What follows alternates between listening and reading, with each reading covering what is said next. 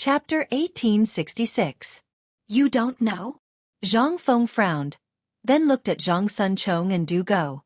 If Cheng Tianyu really didn't know, then it was these two guys who did it. Tell me, did you two do it? It wasn't me. Zhang Sun Chong's face changed, and he quickly waved his hand to get rid of suspicion. When we got on the hot air balloon, we followed your instructions and moved some things up. How would we dare to move this thing that could kill us? Moved some things. Zhang Feng held his chin and began to recall what happened before they got on the hot air balloon. He did ask these guys to move some sandbags to stabilize the hot air balloon, but he didn't ask them to move gunpowder. With these guys' courage, they shouldn't dare to do such a thing privately. After all, this wasn't a joke. Could it be that they accidentally moved it up? He kind of believed this because these people didn't have the courage to joke with their lives. Fortunately, he didn't smoke because he was afraid of hydrogen. Otherwise, he wouldn't know where he became fertilizer. Forget it. Since we've already moved it up, let's not bother about this. Zhang Feng waved his hand, indicating that he was letting them go. Just as he was about to turn around, he suddenly remembered something. He glanced at everyone and said with a serious face, "Now that the gunpowder is on the hot air balloon, you can't play with fire or smoke. Just in case, let me take care of the matches." After saying that, he reached out and asked for the matches from everyone. Everyone didn't hesitate and handed the matches to Zhang Feng. After all, they all knew the power of the gunpowder. If it was ignited, it would be a total annihilation. Zhang Feng put the matches in his waist and glanced at the exposed gunpowder. He said with some worry, "You guys hurry up and pick up the gunpowder. What if something happens? Lao Tzu doesn't want to die." Hearing this, the three of them didn't dare to delay. They quickly wrapped the gunpowder in 3 layers and tore it to make sure there was no problem. Only then did they stop. Zhang Feng nodded with satisfaction, then glanced down and looked back at everyone. "Do you guys know where we are?" The 3 of them were puzzled. Weren't they in Chang'an just now? "You don't recognize me now?" They hurriedly glanced down and looked at the high mountains and hills below. Almost in unison, they said, "This is Shang province." Their fathers were all high-ranking officials in the imperial court.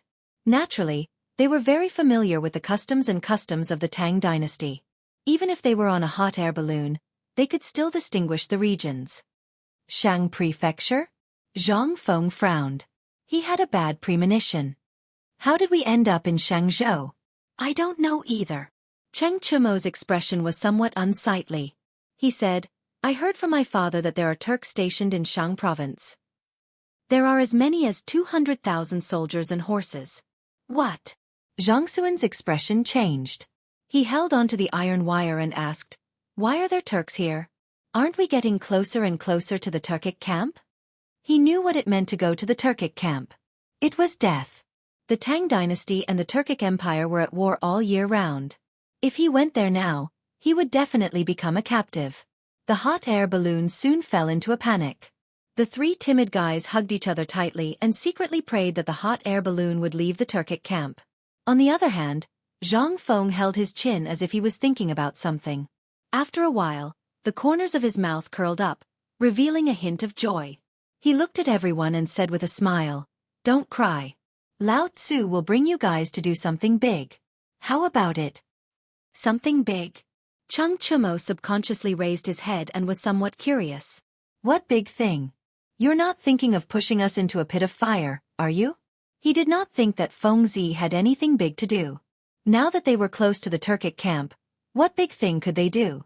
Could it be that they were going to court death? "Yes, Feng Zi. We're all brothers. You can't harm us." Du Go was also worried. His thoughts were similar to Cheng Chumo's. He did not think that Feng Zi could bring them to do anything big. On the contrary, he knew how to play tricks. "Don't worry. It's definitely not a bad thing." Zhang Feng revealed a harmless smile. "I guarantee that you guys will feel that this trip was not in vain." The 3 of them looked at each other. For a moment, they did not know how to answer. This was because they knew that Feng Zi was not a kind person. He said that he was going to do something big, but he did not specify what it was. This caused their hearts to be in a mess. They were afraid that this fellow would leave them to be fed to the Turks if they were not careful. No, they had to ask more clearly. Fengzi, what big thing are you bringing us to do? Can you be a little clearer? Cheng Chumo looked curiously at Zhang Feng. As he spoke, he held tightly onto Zhang Sun, afraid that Zhang Feng would have some improper thoughts about him. That's right, Fengzi. You should have told us earlier so that we would have been prepared. Du Go could not help but interject. His body was trembling, but it was unknown whether it was from the cold or from fear. What's with all this nonsense? Zhang Feng waved his hand impatiently. You guys are used to being wastrels. When you hear that you're going to do something big, you're actually so scared. Lao Tzu originally wanted to do something big this time to wash away your bad reputation. Since you guys are so scared, then don't go. Lao Tzu will go alone. When he comes back, don't drool. Chapter 1867. With that, he crossed his arms, leaving his back to the crowd. He seemed to be unable to restrain his anger, but in fact, he was already overjoyed. He had said those words to provoke these guys. In his heart, he really hoped that they would do it together. After all, he might not be able to do it alone. Sure enough, Cheng Chumo couldn't stand it anymore. He suddenly stood up, as if he couldn't feel the cold anymore. Fengzi, I'll do it with you. With that, he turned around and glanced at Zhang Sun and Du Go. It seemed to be a question, but it also seemed to be a threat. He admitted that what Fengzi said just now was not wrong. He had always been regarded as a dandy, and he had never done anything that would make his family proud. Now that Fengzi said that he was going to do something big, and it didn't seem like he was lying, then he would do it. However, just in case, he had to drag these two guys along. The two of them were startled and hesitated. They looked at each other for a while, then seemed to have made a decision in their hearts. They stood up and said, Fengzi will do it too. Hearing that everyone agreed, Zhang Feng slowly turned around and said with a smile, That's right. I guarantee that you won't make this trip in vain. With that, he narrowed his eyes and looked straight at the crowded heads and tents in the valley in the distance. The corners of his mouth couldn't help but curl up. At the same time, in Chang'an City, the streets that used to be bustling with noise and excitement seemed to be covered with a layer of haze, becoming much more depressing. The Black Tortoise Gate incident made the entire Chang'an City vigilant. Occasionally, traces of blood that had not dried up could be seen on the ground. This was left behind by the stampede at that time. Even though the soldiers had cleaned it up once, it could still be clearly heard. There were many pedestrians on the streets, but most of them were merchants doing business. There were also some peddlers and lonely servants. However, they were different from usual. They could no longer hear the shouts. They seemed to have lost their strength and were listless. In fact, they did not want to come out, but their families had to spend money. There was also a crying baby waiting to be fed. All of this forced them to come out and seek a way to survive. They traveled in groups of 3 or 5. Usually, this kind of situation would not be seen at all. After all, everyone was selling similar things. When the customers saw that there were still people to choose from, naturally, it would be survival of the fittest. There were even some who would bargain. However, it was a little different these days. The storm had not completely passed yet. Traveling together was the best way. It was also a kind of self-protection. There was no other way. In order to survive, they had to do this. After walking for a long time, the group of people was probably tired. Among the crowd, Wuxia proposed to take a break. Seeing that this thing could not be sold, they might as well take a break. Thus they simply agreed. Everyone seemed to have lost their strength and sat down on the steps, complaining incessantly. Old Wang, when do you think this Black Tortoise Gate incident will pass? Wuxia put down the load in his hand and glanced at the white-bearded old man in the crowd. Be careful with your words. The old man called Old Wang glared at Wuxia. He put his finger to his mouth and looked cautious. Then, he glanced at the side of the street. Seeing that there were no soldiers, he slowly looked at Wuxia. You bastard. You really don't know the immensity of heaven and earth. How dare you talk about this kind of thing? Do you want your whole family to be buried with you? He was the oldest in the group. Back then, he was lucky enough to be a study companion of a rich family. He could recognize a few words and could be considered half a cultured person. In the village, he taught the children to read. Thus, everyone called him Old Wang out of respect. Usually, when people did not understand something, they would ask him. However, The things they asked this time seemed to make him a little angry. Huzi seemed to have noticed old Wang's anger, but he did not dare to talk back. He could only take out a steamed bun from the basket and chew it to vent his anger. Old Wang, don't be so angry. Zhu Zi's eyes were sharp. He quickly scooped out a bowl of fermented glutinous rice from the jar and handed it to old Wang. He said with a smile, "Old Wang, brother Huzi was just curious. Don't blame him. Moreover, you can see through our little thoughts." After speaking, Zhu Zi glanced at the crowd. His gaze paused on Huzi for a moment. Finally, he looked at old Wang. "Old Wang, you also know that we rely on selling these steamed buns and fermented glutinous rice to support our family. Now that the imperial court has cut off our livelihood, you have to think of a way." After speaking, he glanced at Huzi and signaled with his eyes. Then, he handed the bowl of fermented glutinous rice to old Wang. Huzi instantly understood. He quickly took out the steamed bun in his mouth and took out a new one from the basket. He handed it to old Wang and smiled. "Old Wang, I said something wrong just now.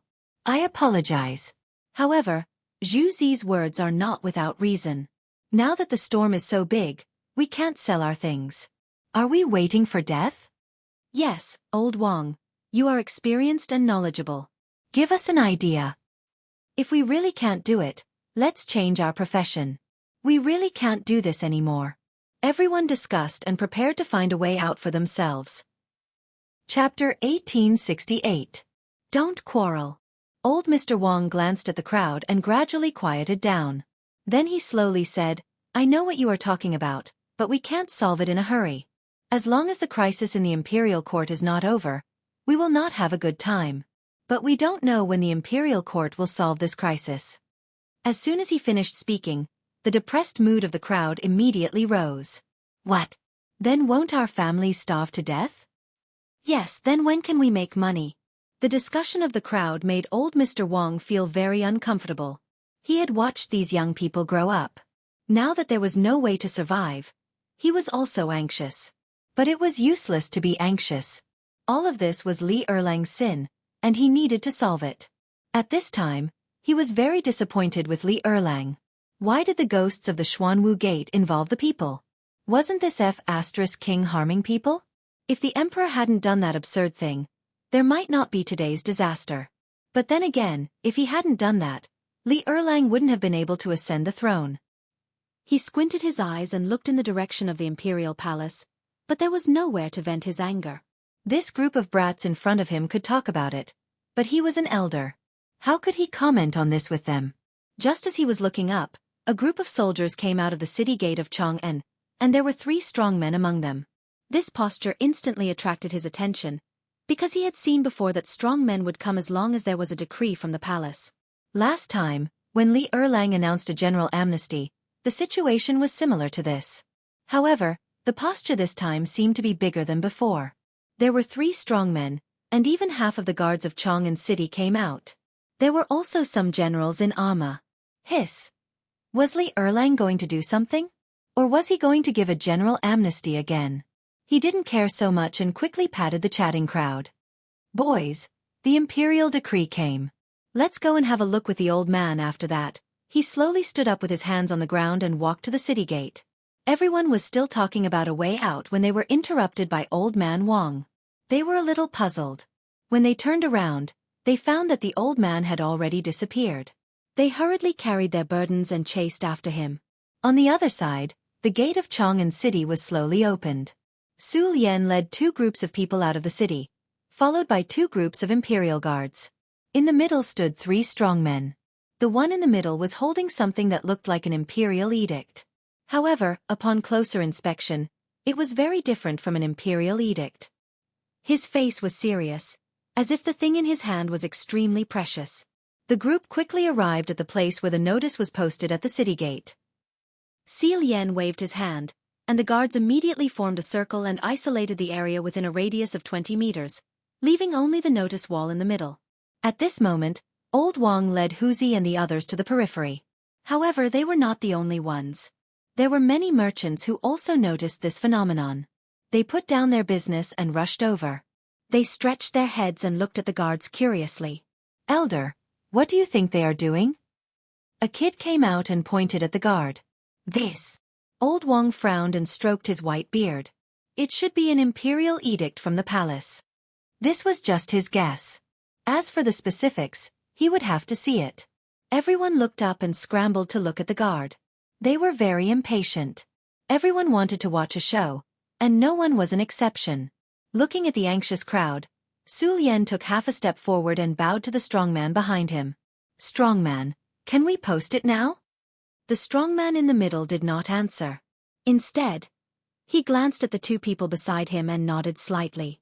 Then, he handed the thing in his hand to Su Lian and said in a sharp voice, "Be careful." Su Lian took it and handed it to Sang Feng. "Sang Feng, post the edict on the notice wall and send 2 soldiers to guard it." "Yes, General." Sang Feng took the edict and picked 2 soldiers at random. Then, he walked directly to the notice wall. The notice wall was where the government usually issued announcements. All the edicts would be posted here for the people to read. After posting the edict, Su Lian waved his hand and ordered the soldiers to withdraw. The guards immediately rushed back into the city and closed the city gates. Seeing that the soldiers had left, everyone rushed forward, wanting to see what the decree was about. Old Wang also slowly squeezed his way forward with the help of Huzi. Someone in the crowd shouted, "Crimes have been decreed." Instantly, it caused an uproar. The entire scene was like a stone thrown into a calm lake, causing an uproar. What? Crimes have been decreed? How could His Majesty decree crimes? That's right. Someone like His Majesty has always thought that his merits surpass the 3 sovereigns and his power surpasses the 5 emperors. How could he decree crimes? He must have seen wrongly. Many people did not even believe that Li Shimin would decree crimes. This was because in everyone's impression, Li Shimin was a murderer who killed his brothers. He had long lost his humanity. How could such a person decree crimes? Chapter 1869. They widened their eyes and craned their necks to see what was going on. Even the merchants behind them tried their best to squeeze forward when they heard the news. For a moment, the notice wall was overcrowded, and there was a stampede. "Stop! Don't make a fuss!" The guards guarding the edict shouted. They were afraid of the stampede, so they had to stop it. After the shout, the crowd quieted down a little, but the noise was still incessant. They pushed each other, trying to get closer. With the help of Huzi, Mr. Wang finally found a position close to the front. He glanced at the notice wall, and his eyes suddenly widened. Was it really an edict? How could it be an edict? When he heard the words just now, he didn't believe it. But now he saw that it was true. An edict was made by an emperor who reflected on his own mistakes. How could Li Erlang make such an edict? Was he reflecting on his own mistakes? No, impossible. How could a bastard like him, who killed his brother, issue an edict? The tragedy in Chang'an City was caused by Li Erlang. How could a person like him issue an edict? Mr. Wang instantly felt that his worldview had been turned upside down. Of course, he was not the only one. Anyone who knew what an edict meant felt that they had been hit. They widened their eyes, unwilling to believe that Li Erlang wrote the edict. Because in their eyes, Li Erlang was already an emperor who brought disaster to the country. Without him, how could there be such a tragedy in Chang'an City? Without him, how could their relatives and friends be disabled and die? Without him, how could the ghosts of the Xuanwu Gate come back to take their lives? However, the truth was right in front of them. The edict was right in front of them. Could it be fake? They didn't dare to think about it, so they could only continue to read with a surprised expression. Since the Xuanwu Gate, I have been unable to sleep at night. I know that I am not virtuous. However, I am guilty, but I can't blame 10,000 people. Mr. Wang couldn't help but tremble when he read this. He didn't expect that Li Erlang would dare to talk about the Xuanwu Gate so openly. Didn't he know that the ghosts in the sky were watching? Or since he had issued an edict, he was not afraid of these. However, in the second half of the sentence, Li Erlang was talking about his own sins. Was Li Erlang really going to repent? Getting rid of the thought in his mind, Old Man Wang continued reading. If I cannot protect my children and grandchildren, Li mean, they will perish. The prosperity of a nation depends on one person. The glory of a nation depends on one person's celebration. If the year is plentiful and the world is at peace, I will remove the calamity from my body and save all nations. That is my wish. I am willing to be unstingy. If I do not give myself to a wasp, I will ask to be stung. As soon as he finished speaking, the crowd started to quarrel again. Your Majesty, are you really counting your sins? His Majesty's crime has been decreed. He speaks very sincerely. Could it be that he is truly repentant? Everyone was bewildered. They couldn't believe that Li Erlang was truly remorseful. However, the letter was written so sincerely that it didn't seem fake at all. How was he going to explain this? Could it be that Li Erlang was using a delaying tactic to temporarily stabilize the hearts of the people? No, that was unlikely. The emperor's reputation was obviously more important than stabilizing the hearts of the people. At least, Li Erlang and the royal family thought so. They would not damage the royal family's dignity for such a matter. That meant that Li Erlang was truly repentant. Even the emperor of a country was repentant. It seemed that the people were still very important to Li Erlang. Everyone's eyes kept glancing at the decreed crime and slowly calmed down. They began to recall Li Erlang's merits. Although this guy killed his brother, even if the dethroned crown prince, Li Jianqing, was still alive, he might not have done better than Li Erlang. Think about it. Li Erlang led the army to war and almost half of the Tang dynasty was conquered by him. Li Jianqing didn't have any outstanding achievements. Instead, he colluded with King Qi. Not only colluded, but the two of them were no match for Li Erlang. What was the use of such an emperor? On the other hand, Li Erlang led the army to quell the chaos of the former Sui dynasty, beheaded the bandits, and bravely dominated the region. After becoming the emperor, he became much more diligent. He never missed a court meeting and reviewed memorials every day. He did not slack off. Not only that, he also appointed talents and was kind and thrifty. There were not many emperors like this in the past. However, they were still complaining here. It was really inappropriate. Everyone lowered their heads. Every time they thought of His Majesty's achievements, they blushed. Since His Majesty has already decreed crime, we should not harp on this matter. After all, His Majesty has also done a lot for the people. Everyone here is a merchant and should have a deep understanding of this. A merchant stood up. He spoke with emotion. In the past, the Sui dynasty was in constant war and business was not good. Now that His Majesty was on the throne, although there was no war, it had reduced a lot. His life was gradually getting better. As soon as this was said, everyone nodded secretly. Most of the people present were merchants and naturally knew the relationship between the two. That's right. Everyone, don't harp on it. Chapter 1870. Old Wang stroked his beard, but soon he frowned again. The crime has been committed, but this matter will not pass so easily. Think about it. The Black Tortoise Gate incident involves the royal family. I'm afraid it won't work if no one can speak up. The retired emperor? A young merchant stepped forward and glanced at the crowd. Only the retired emperor can resolve this matter. I heard that he has reconciled with the emperor. If the retired emperor is willing to speak up, I believe it can be resolved immediately. At the same time, he can shut the mouths of the people and we can do our business smoothly. Old Wang nodded. The only person who could speak up now was the retired emperor. The one who died in the Black Tortoise Gate was his son. It was impossible to say that he did not mind. Everyone in the world knew this.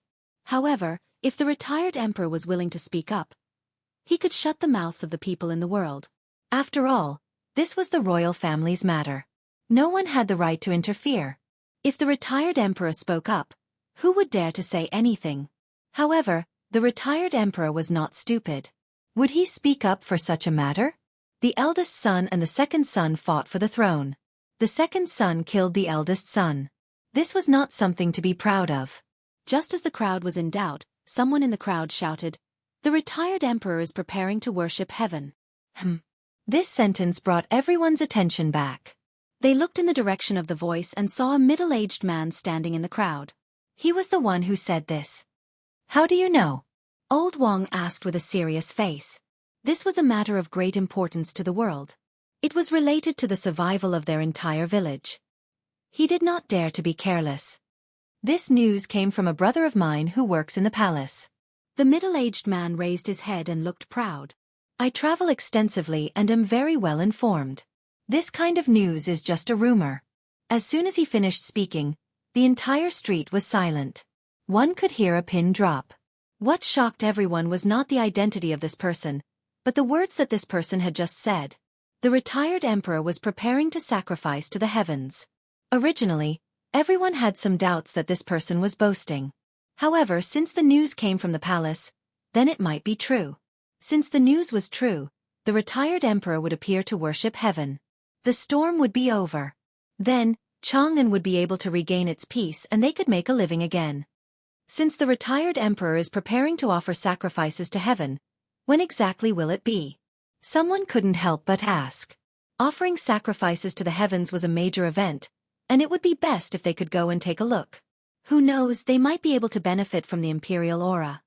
Probably in a few days. The middle-aged merchant frowned, and he seemed to be deep in thought as he said, I wonder if Dean Zhang of White Deer Academy will be participating. It's such a big matter. President Zhang should be involved, right? Most of them had received favors from Zhang Feng, so they still wanted to meet Zhang Feng. Yes, not bad. President Zhang is young and promising. She should attend such a grand event. Old man Wang stroked his beard with a smug look on his face, as if he was talking about a junior. The crowd didn't mind and just nodded vigorously. They all felt that old Wang's words made sense.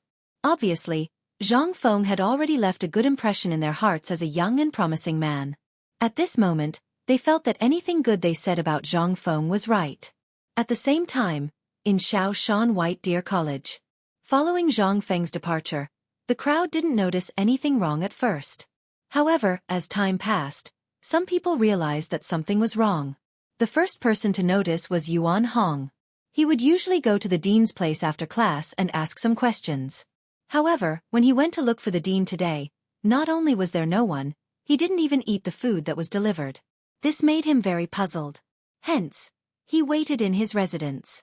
After waiting for about 4 hours, he finally realized that something was wrong. Usually, even if the dean went out, he would be back in 2 to 4 hours at most. However, he wasn't back after so long. There was something wrong.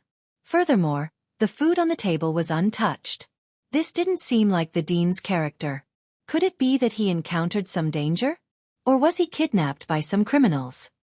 He shuddered and didn't dare to think about it anymore. If he continued to think about it, there wouldn't be a corpse left of the dean. Hence, he hurriedly went to look for Yu Shernan and the rest. Now that the dean wasn't around, only these few teachers could take charge of the situation. After rolling and crawling all the way, Yuan Hong finally arrived at the classroom. Teacher, the dean is missing. He panted heavily and said with a flushed face. Yu Shernan was teaching in the classroom. When he heard the commotion, he wanted to reprimand them.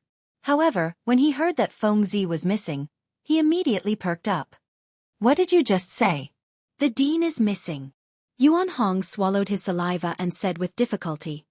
Why is Feng Zi missing? Yu Shernan put down the book in his hand and walked quickly to Yuan Hong. He said with a serious face. Hurry up and explain the matter clearly. He treated Feng Zi as his disciple. Now, this disciple was missing? How could he not be anxious? This student went to look for the dean just now. However, after waiting for 4 hours, I didn't see the dean. At first, I thought that the dean was out, so I waited for a while. However, the more I waited, the more I felt that something was wrong. I realized that the dean didn't even touch his food. Chapter 1871. Yuan Hong had a troubled look on his face. Halfway through his sentence, he realized that Yu Shernan was already preparing to leave. He hurriedly chased after him. Sir, wait for me. Immediately informed Xue Ji, Chu Suiliang, Ouyang Xiao, and the other old men to come over.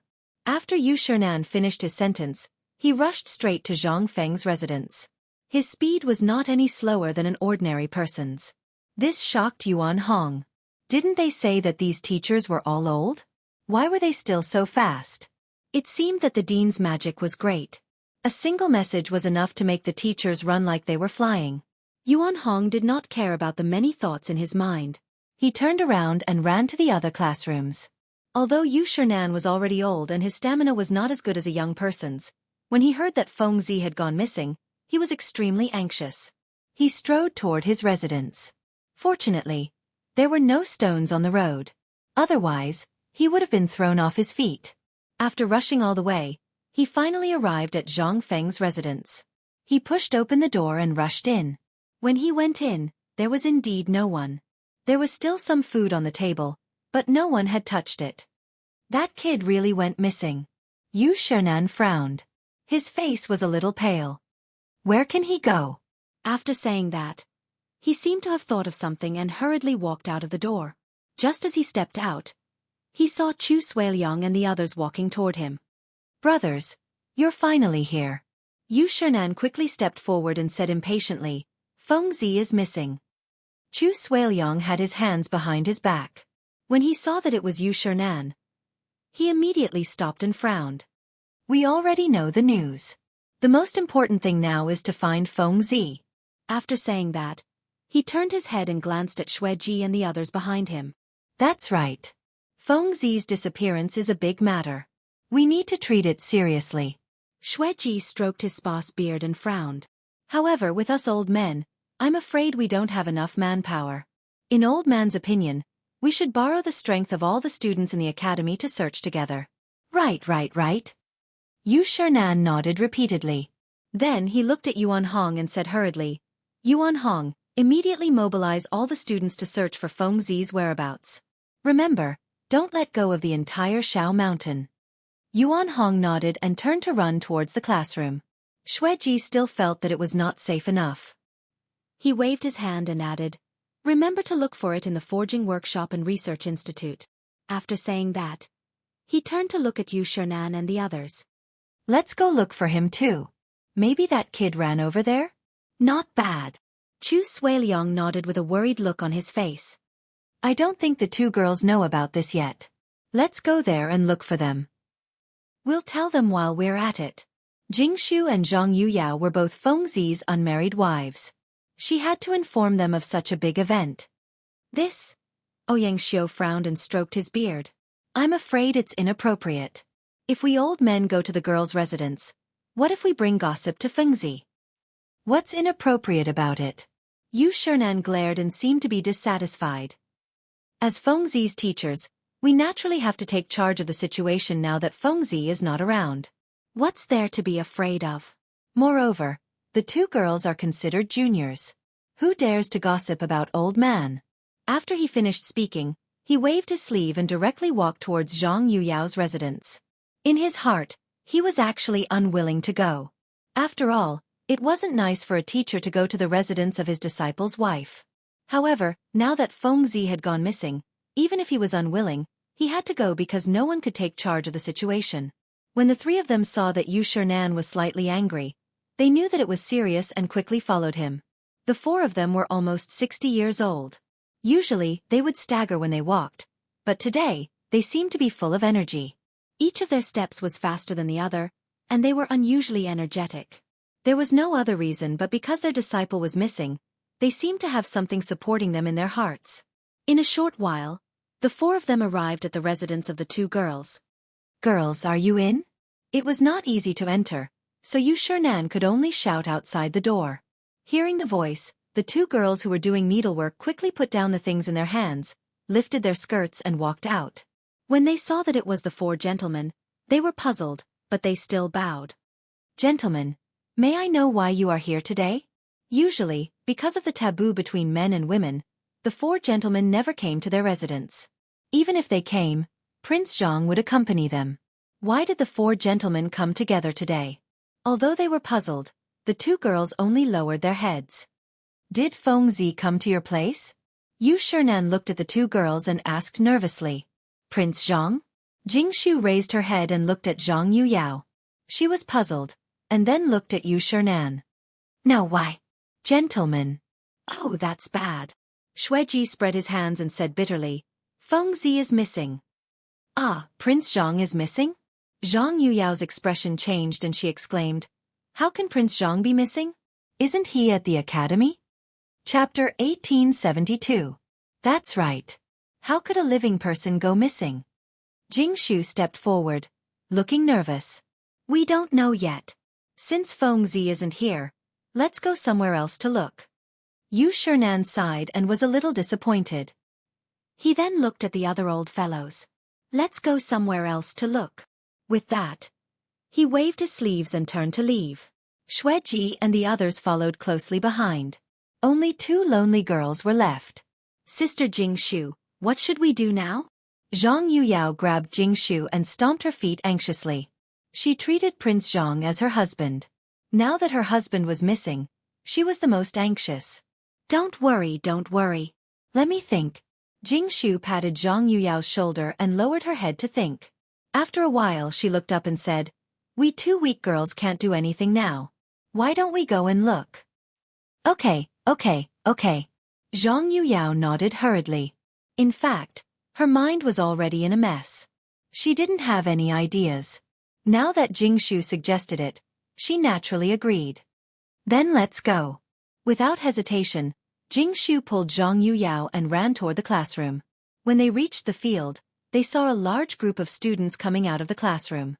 The leader was Yuan Hong. Yuan Hong, how is it? Do you know where Prince Zhang is? Jingshu stopped Yuan Hong and asked anxiously. So it's Miss Jingshu. Yuan Hong stopped and wiped the sweat on his forehead. He said, "We don't know where the dean is yet. I'm going to look for him.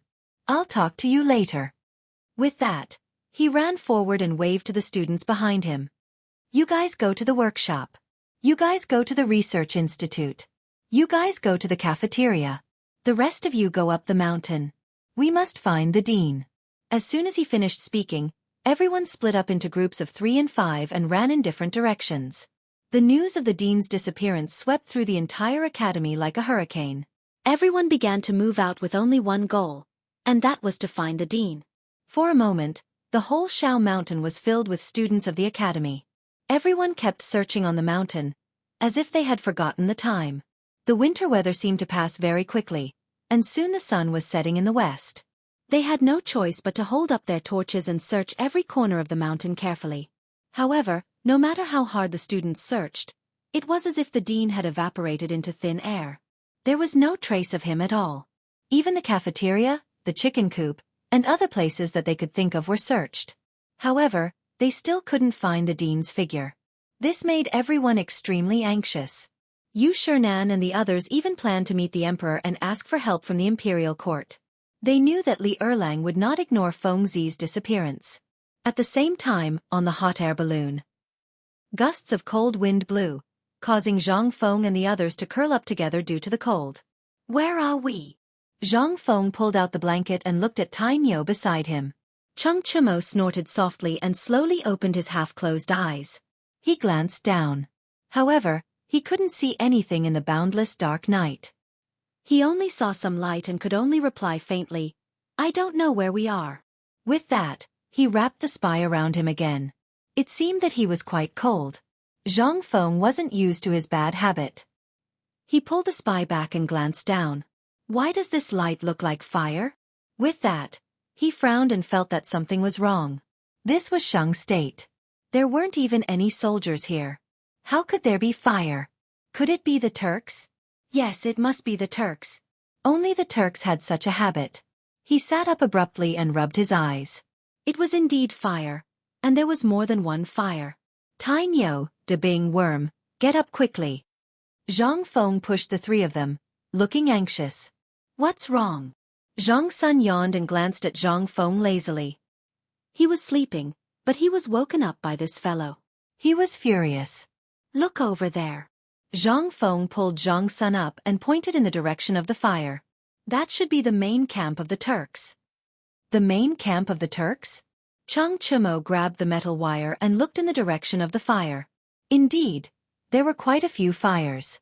It was nighttime, and based on the habits of the Turks, they would light a campfire near their main camp. The main reason was to prevent the ambush of wild beasts, and another reason was to provide warmth. Seeing so many campfires below, it must be the main camp of the Turks. That meant that he was moving toward the main camp of the Turks? What if a hot air balloon landed in the main camp? Wouldn't he become a captive of the Turks? Thinking of this, he shuddered. Fengzi, hurry up and think of a way to return. This is the main camp of the Turks. We'll die if we go there. Chung Chumo grabbed Zhang Feng's shoulders and pleaded. Zhang Sun and Du Go seemed to have understood the severity of the matter. They turned to Zhang Feng and pleaded, "Fengzi, hurry up and think of a way. My family is counting on me to carry on the bloodline. I don't want to die here." Chapter 1873. Why are you all so cowardly? Zhang Feng swung Cheng Chumo's arm. You were the one who said that you wanted to do something big with Lao Tzu? Why are you so cowardly now? He thought that these fellows would have some guts, but he didn't expect them to wet their pants before they even reached the Turkic camp. Fengzi, you can't say that, Du Go said with a sullen face. You only said that you wanted to do something big, but you didn't say what it was. We didn't expect you to come to the Turkic camp. That's right. Fengzi. Didn't you say that you wanted to do something big? Let's go back to Chang'an. Zhang Sun Chong pulled Zhang Feng and tried to change the topic. After saying that, he glanced at Cheng Chumo and signaled him with his eyes. Cheng Chumo immediately understood and pulled Zhang Feng back. Fengzi, let's go. Let's go back to Chang'an. Even if you want to blow up the imperial city, I'll go with you. Wait. Zhang Feng waved his hands and pushed their arms away. He sneered. The big thing I said just now is to blow up the Turkic camp. As soon as he finished speaking, the three of them were stunned. They stared at Zhang Feng as though they were looking at an alien. At this moment, their first reaction was that Fengzi was crazy. He wanted to blow up the Turkic camp with just 4 people? If that wasn't crazy, then what was going on? Fengzi, are you okay? Did you freeze? Cheng Chumo stepped forward and took off his clothes as he spoke. He was very nervous. Come, Fengzi, put on my clothes. Don't talk nonsense. If Fengzi really went crazy, they wouldn't be able to explain themselves when they returned. They could only take off a few clothes to protect this fellow. Zhang Sun Chong and Du Go were also nervous. They hurriedly picked up the blanket in the basket and passed it to Zhang Feng. They were also worried that Fengzi had gone crazy. After all, they were all in the same boat. If this fellow went crazy, how could they get off the pirate ship? Everyone's actions made Zhang Feng a little confused. Damn it, he asked them to blow up the Turkic camp out of goodwill to earn some merit, but these fellows said that Lao Tzu had gone crazy? However, Chang Tiniu was still a loyal fellow. He knew that he had to take off a shirt to protect himself from the cold. It's indeed a little cold. Zhang Feng took the coat and put it on. Then, his expression changed. He shouted, "Do you guys really think that Lao Tzu has gone crazy?" Zhang Sun Chong was stunned. Feng Zi's words didn't sound like something a lunatic would say. Was this fellow fine? So he probed. You're not crazy? Of course Lao Tzu isn't crazy. Zhang Feng straightened his coat and glared at the crowd. You bastards, Lao Tzu brought you to blow up the Turkic camp out of goodwill to earn some merit, and you say that Lao Tzu has gone crazy? If not for the fact that you gave your coat and blanket to Lao Tzu would have kicked you off the ship. The scolding made the three of them shudder. They were now certain that this fellow wasn't crazy. A lunatic wouldn't say so much at once, not to mention Lao Tzu. But why did this fellow want to blow up the Turkic camp? Wasn't he courting death? After all, there were only 4 of them. Even if they went down, they wouldn't even be enough to fill the gaps between their teeth. Fengzi, since you aren't crazy, why did you urge us to blow up the Turkic camp? Cheng Chumo hugged his chest and shivered in the cold wind. The Turkic incident made him forget that his coat was still in Fengzi's hands. Yes, there are only 4 of us. Aren't we courting death if we go? Du Go was also puzzled. His side was so weak. Wouldn't they be courting death if they went? You don't know shit. Zhang Feng glared at the crowd and spat.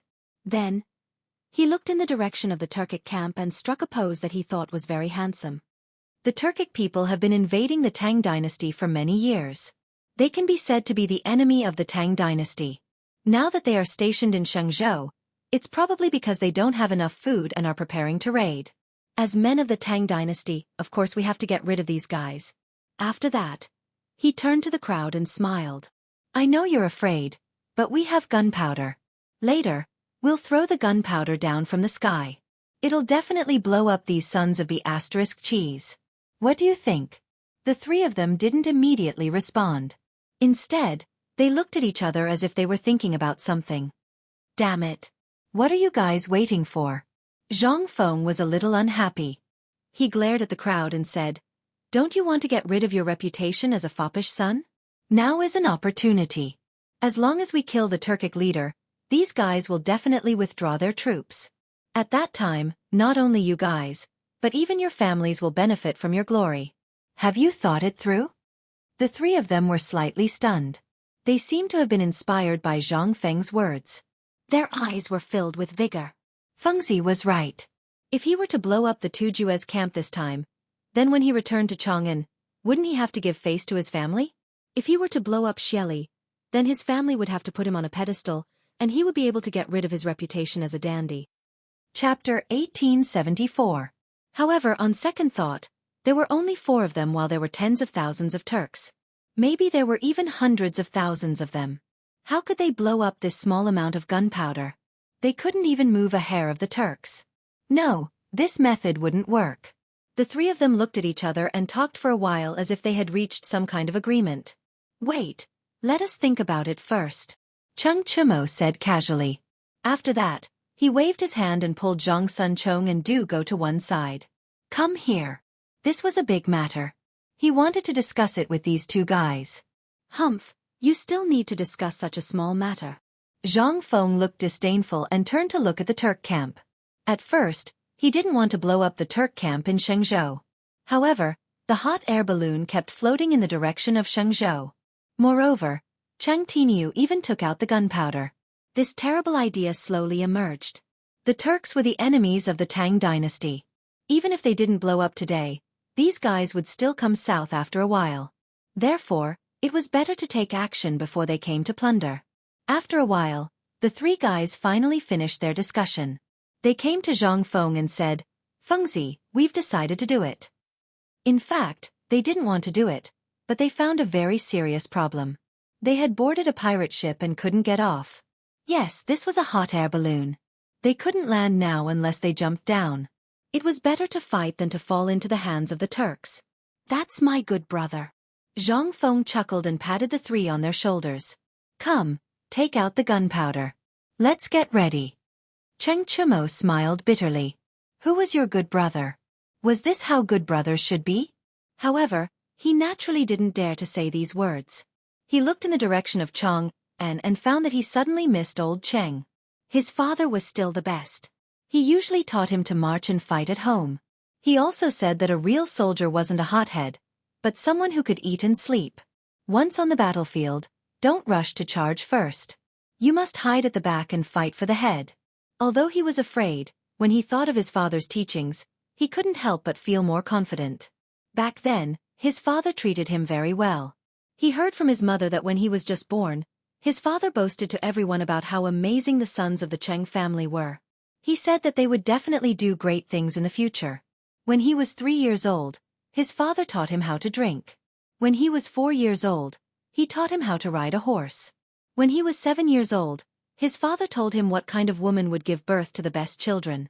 Thinking about it carefully, it would be pretty good if his father didn't beat him often. But now, he was going to accompany this guy to his death. If his father was here, he would definitely be sad. Not only him, but also Zhang Sunchong. His heart was like a bottle of mixed feelings. No matter what, he was still a relative of the royal family and had countless honors. It was not an exaggeration to say that he could do whatever he wanted on the streets of Chang'an. The emperor was his uncle, the empress was his aunt, the crown prince was his cousin, and his father was the Duke of Qi. Who dared to provoke Lao Tzu? But now, he had to throw his life away with this lunatic. It wasn't worth it. However, he had already boarded the pirate ship. There was no room for regret unless he jumped down from here. Glancing at the height of 1,000 feet, he shuddered. If he jumped down, he would probably be smashed to pieces, right? He would also be trampled by the Turks. It was scary just thinking about it. It was better to obediently pack up the gunpowder. Even if he died, he had these guys with him. It was not a loss. Under the reluctant packing of the 3, the gunpowder was finally ready. Hee, with this gunpowder, we can definitely blow these sons of Cheese to death. Zhang Feng looked at the bundled gunpowder in front of him and couldn't help laughing. Then, he glanced at everyone and instructed, "Listen to my orders later. Throw it when I tell you to. Don't throw it randomly. Otherwise, you won't be able to blow Xieli to death." There was only 1,200 caddies of gunpowder, while the Turks had at least 10,000. If they wanted to blow Shelly to death, they had to throw it all into Shelly's main tent. This couldn't be sloppy, so he instructed everyone. Got it. Cheng Chumo reluctantly replied. Right now, he just wanted to end this quickly and return to Chang'an. He didn't want to play with this madman anymore. Every time he played, it was a matter of life and death. He still had to carry on the Cheng family's ancestral line and couldn't bear this kind of torment. Zhang Sun Chong and the other two were silent because their thoughts were similar to Cheng Chumo's. They just wanted to leave this troublesome place as soon as possible. Moreover, they had already discussed earlier that the three of them would advance and retreat together. If Feng Zi was too excessive, then Tai Niu would be the one to resist.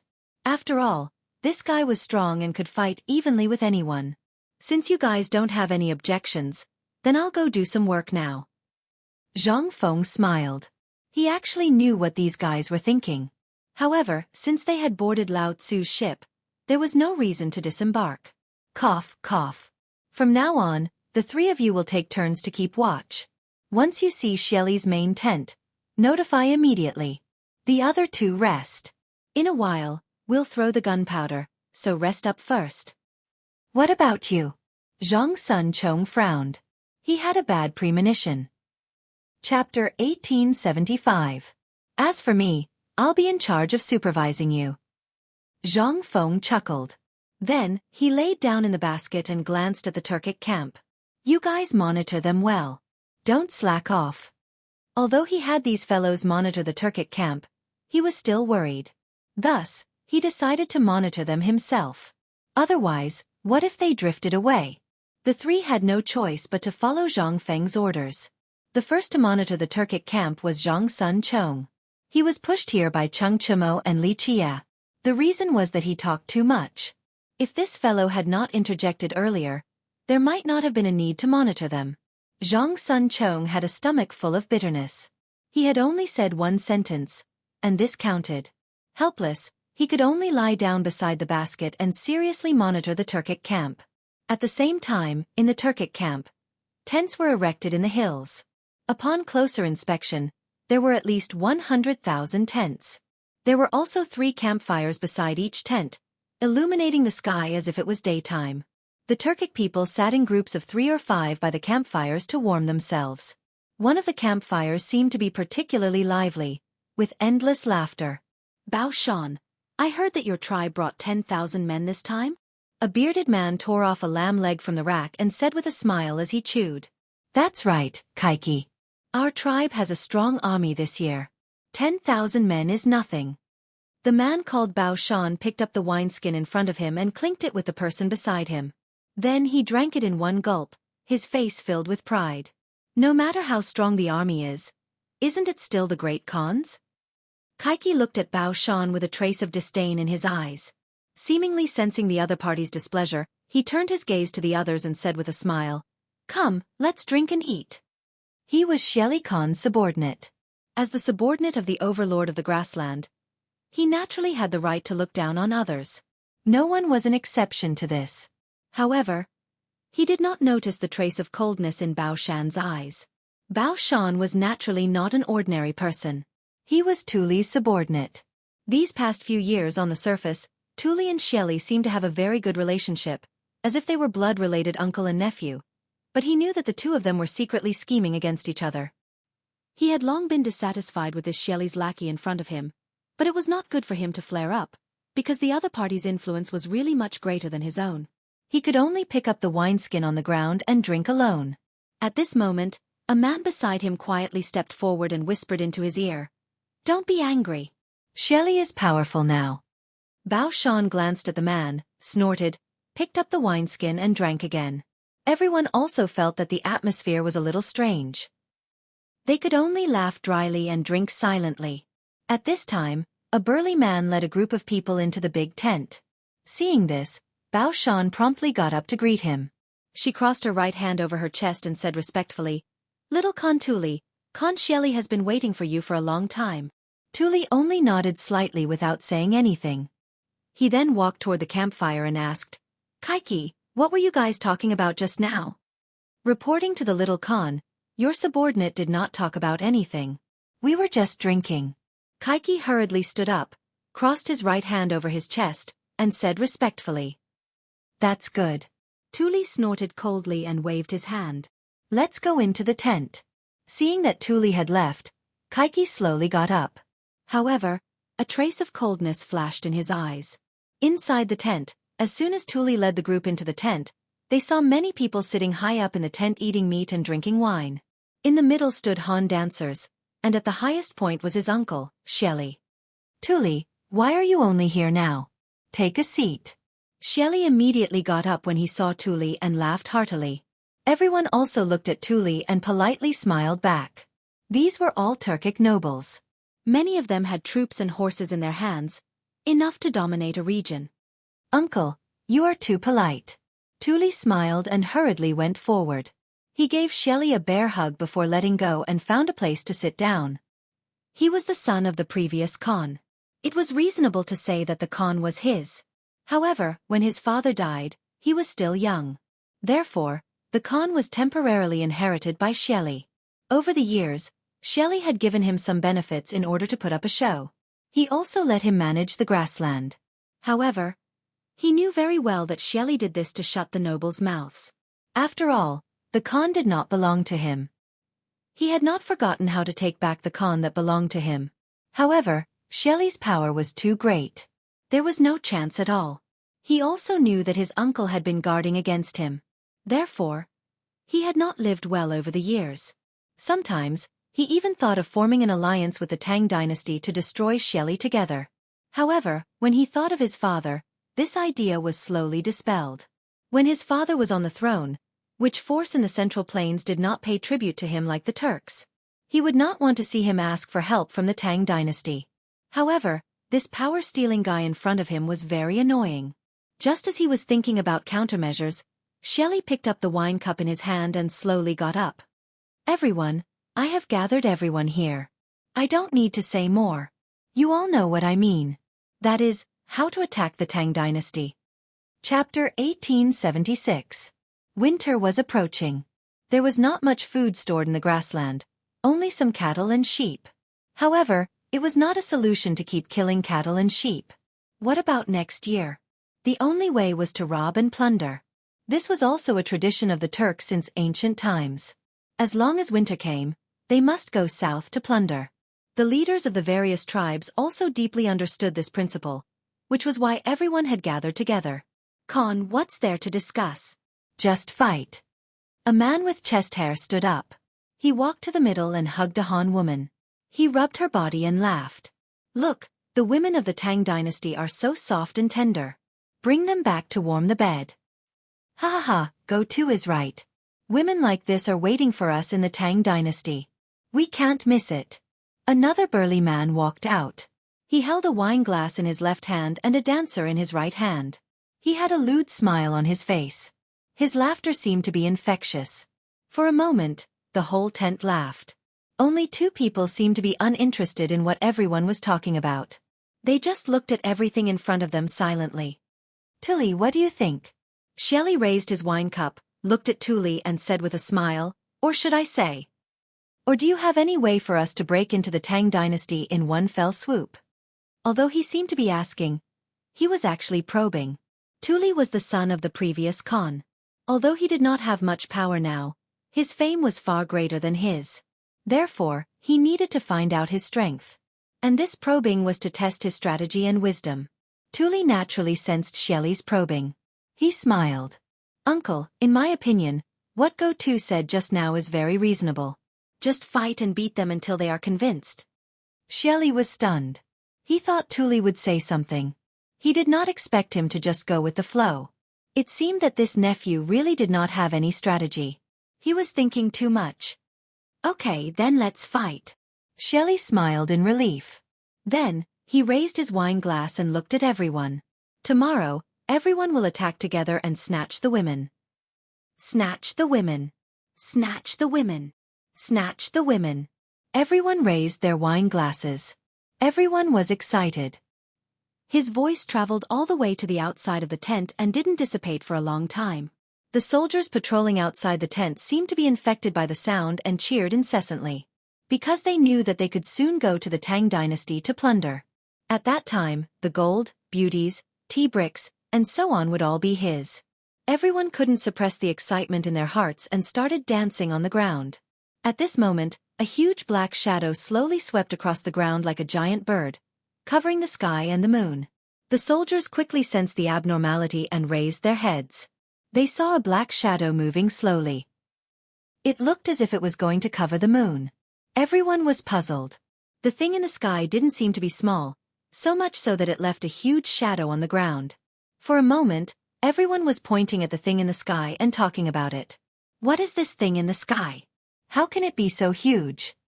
Yeah, and he can even fly in the sky. It's really incredible. He can fly? Could it be the heavenly wolf god? As soon as these words were spoken, it instantly caused a great commotion. Everyone's discussion became louder, and even their emotions were stirred up. They kept circling around the tent.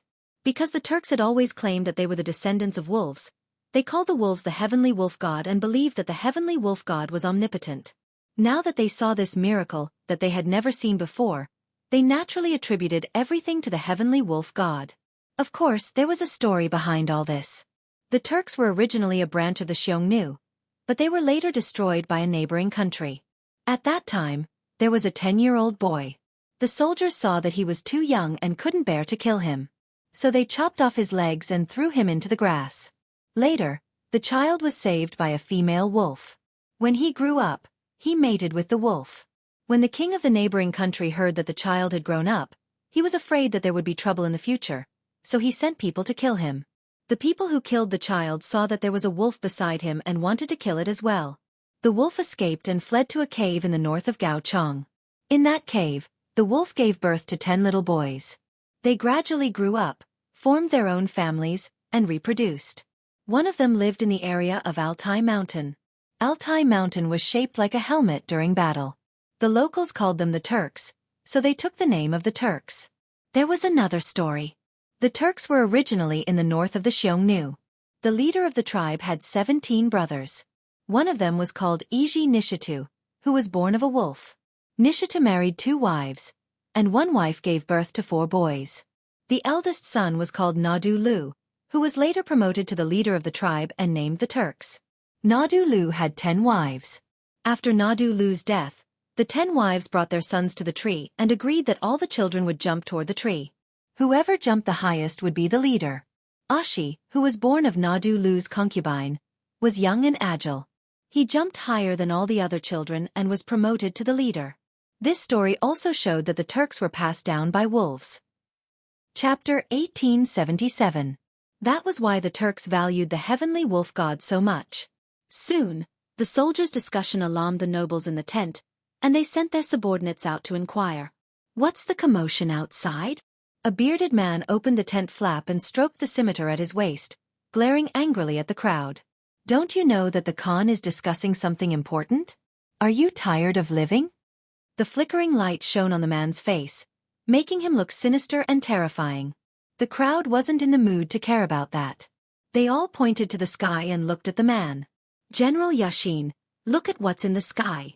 Everyone is saying that the heavenly wolf god is here? Take a look. Heavenly wolf god? Yashin frowned. He was also a Turk and also believed in the heavenly wolf god, but he had never seen it before. Now, the heavenly wolf god had actually appeared? He couldn't hold back his curiosity and glanced at the sky. With just one glance, he felt like his world was about to collapse. Something was flying in the sky? And it wasn't small either? Could it really be the heavenly wolf god? Yes, it had to be the heavenly wolf god.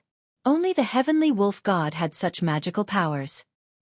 He could no longer suppress the joy in his heart and scrambled into the tent. Because he was too excited, he almost stumbled. Fortunately, he steadied himself in time and hurriedly prostrated himself on the ground, shouting, "Great Khan Sheli, the heavenly wolf god has appeared outside."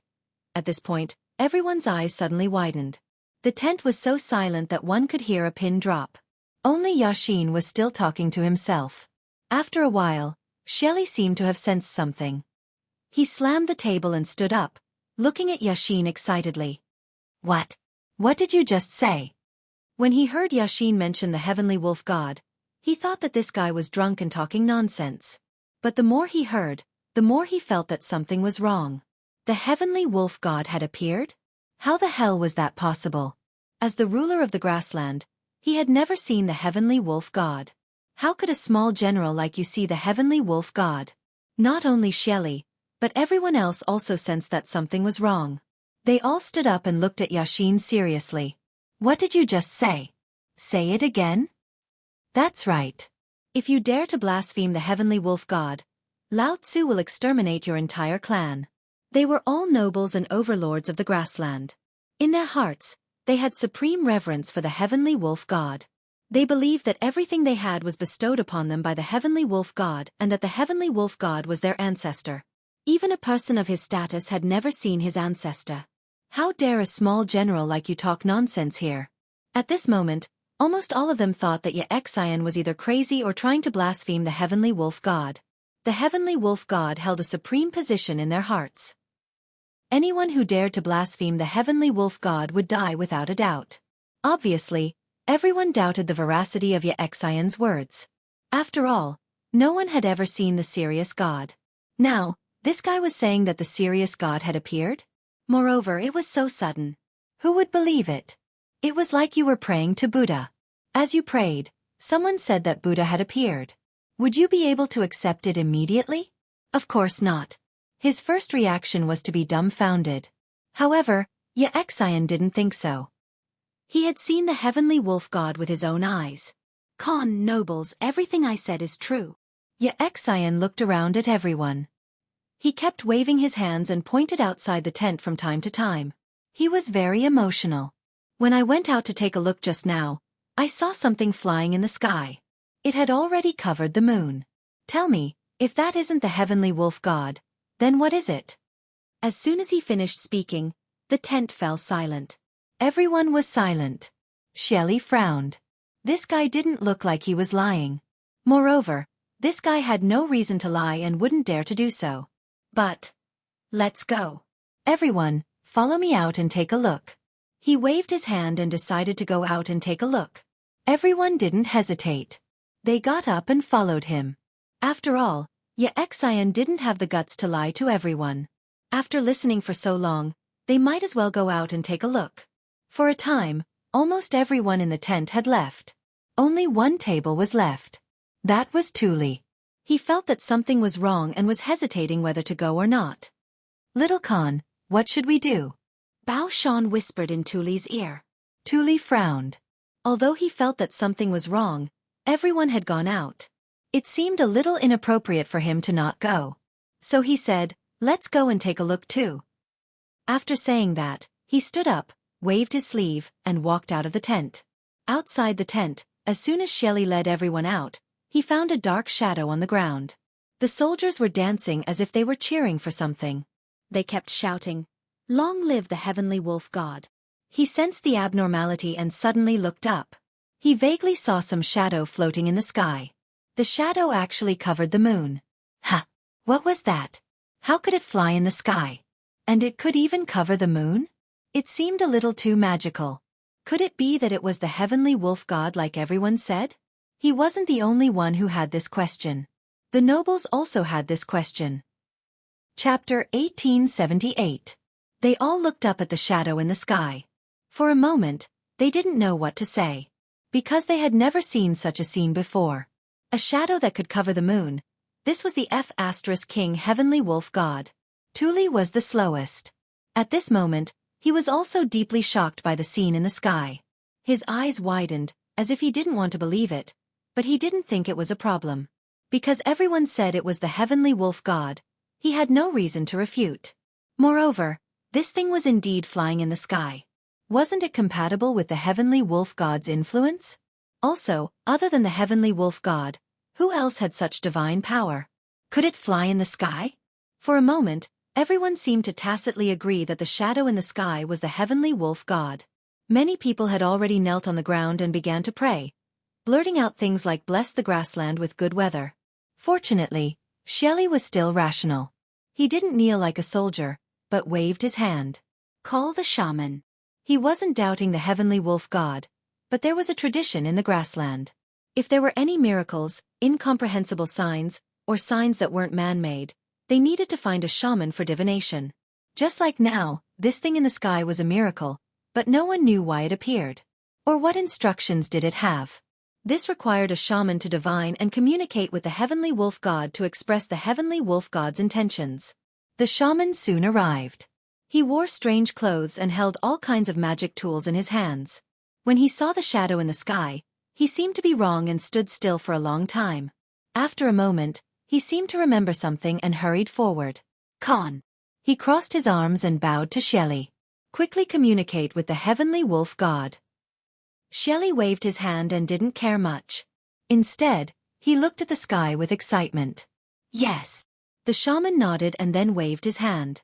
Two people stood behind him. They were holding a skeleton, which looked like a wolf skeleton. It had been air-dried and was embedded with all kinds of gems. When the wolf skeleton was carried out, everyone present seemed to have changed into another person. Facing the wolf skeleton, they crossed their arms across their chests. Even Shelly and Tuli were no exception. Tungri. Their faces were solemn as they cheered loudly. Tungri was the Turkic people's word for blessings. The general idea was that the god of heaven was protecting them. In this case, it was the heavenly wolf god protecting them. After praying for blessings, the wizard began to perform the ritual. He danced around the wolf bone, shaking his magic weapon and muttering, Tungri, Tengri, please bless the people of the grassland to never go hungry. Tengri, please bless the invincible warriors of the grassland. Tengri, please bless the underground Khan ever victorious. Everyone looked at the magus and for a moment, tears welled up in their eyes. At this moment, they seemed to be resonating with each other. Everyone began to dance with joy. After about 15 minutes, the shaman's prayer finally stopped. He crossed his right hand over his chest and looked at Shelly with a sincere face. My most respected Khan Shelly, the Sky Wolf God told me that the grassland warriors will definitely win this war. Hearing this, Shelly could not help but tear up. His right hand crossed over his chest as he looked at the hot air balloon in the sky. He said emotionally, Thank you, Heavenly Wolf God. How many years had it been? Back then, at the end of the Sui dynasty, the Turks were so powerful. Didn't those aristocratic brothers in the Central Plains scramble to give them big gifts? The Turks even dominated a region. What could they not get? Did they want to go there? However, with the establishment of the Tang dynasty, these guys became more and more arrogant. Were they not willing to pay tribute? In addition, the weather on the grassland was changeable. Once winter came, the herdsman could not survive at all. He did not pity the herdsman. It was just that the herdsman did not have cattle and sheep to graze. What could they eat? Therefore, he decided to go south and teach Li Shimin, this arrogant guy, a good lesson. He would rob all the treasures of the Tang dynasty, take all the women of the Tang dynasty to the grassland, and turn all the men of the Tang dynasty into slaves to graze for him. Only in this way could he vent the hatred in his heart. He was not the only one who had this idea. Basically, all the nobles present had the same idea. Each of them had troops and horses under their command, enough to dominate a region. It was just that Shelly had more troops and horses, and he had smoothly ascended the throne. Otherwise, they would have rebelled and established themselves as kings. However, there was no harm in following Shelly this time. At least they could go to the Tang dynasty and plunder. In this way, their troops could be replenished, and this damn winter could pass peacefully. The public's thoughts always went with the flow, but there were always others who had different thoughts. As the son of the previous Khan, Tuli had been eyeing Shelly's Khan position for a long time. Because this position was originally his. It was only because he was young at that time that Shelly took it. Watching Shelly govern the grassland, he was unconvinced. However, he could only suppress this unwillingness in his heart and did not dare to say it out loud. Shelly's troops were the largest in the grassland. As long as he showed a trace of disobedience, this guy would kill him. Therefore, he had been very careful. Chapter 1879. Until now, the wizard actually said that Shelly would lead the grassland to win this war? This was undoubtedly a blow to him.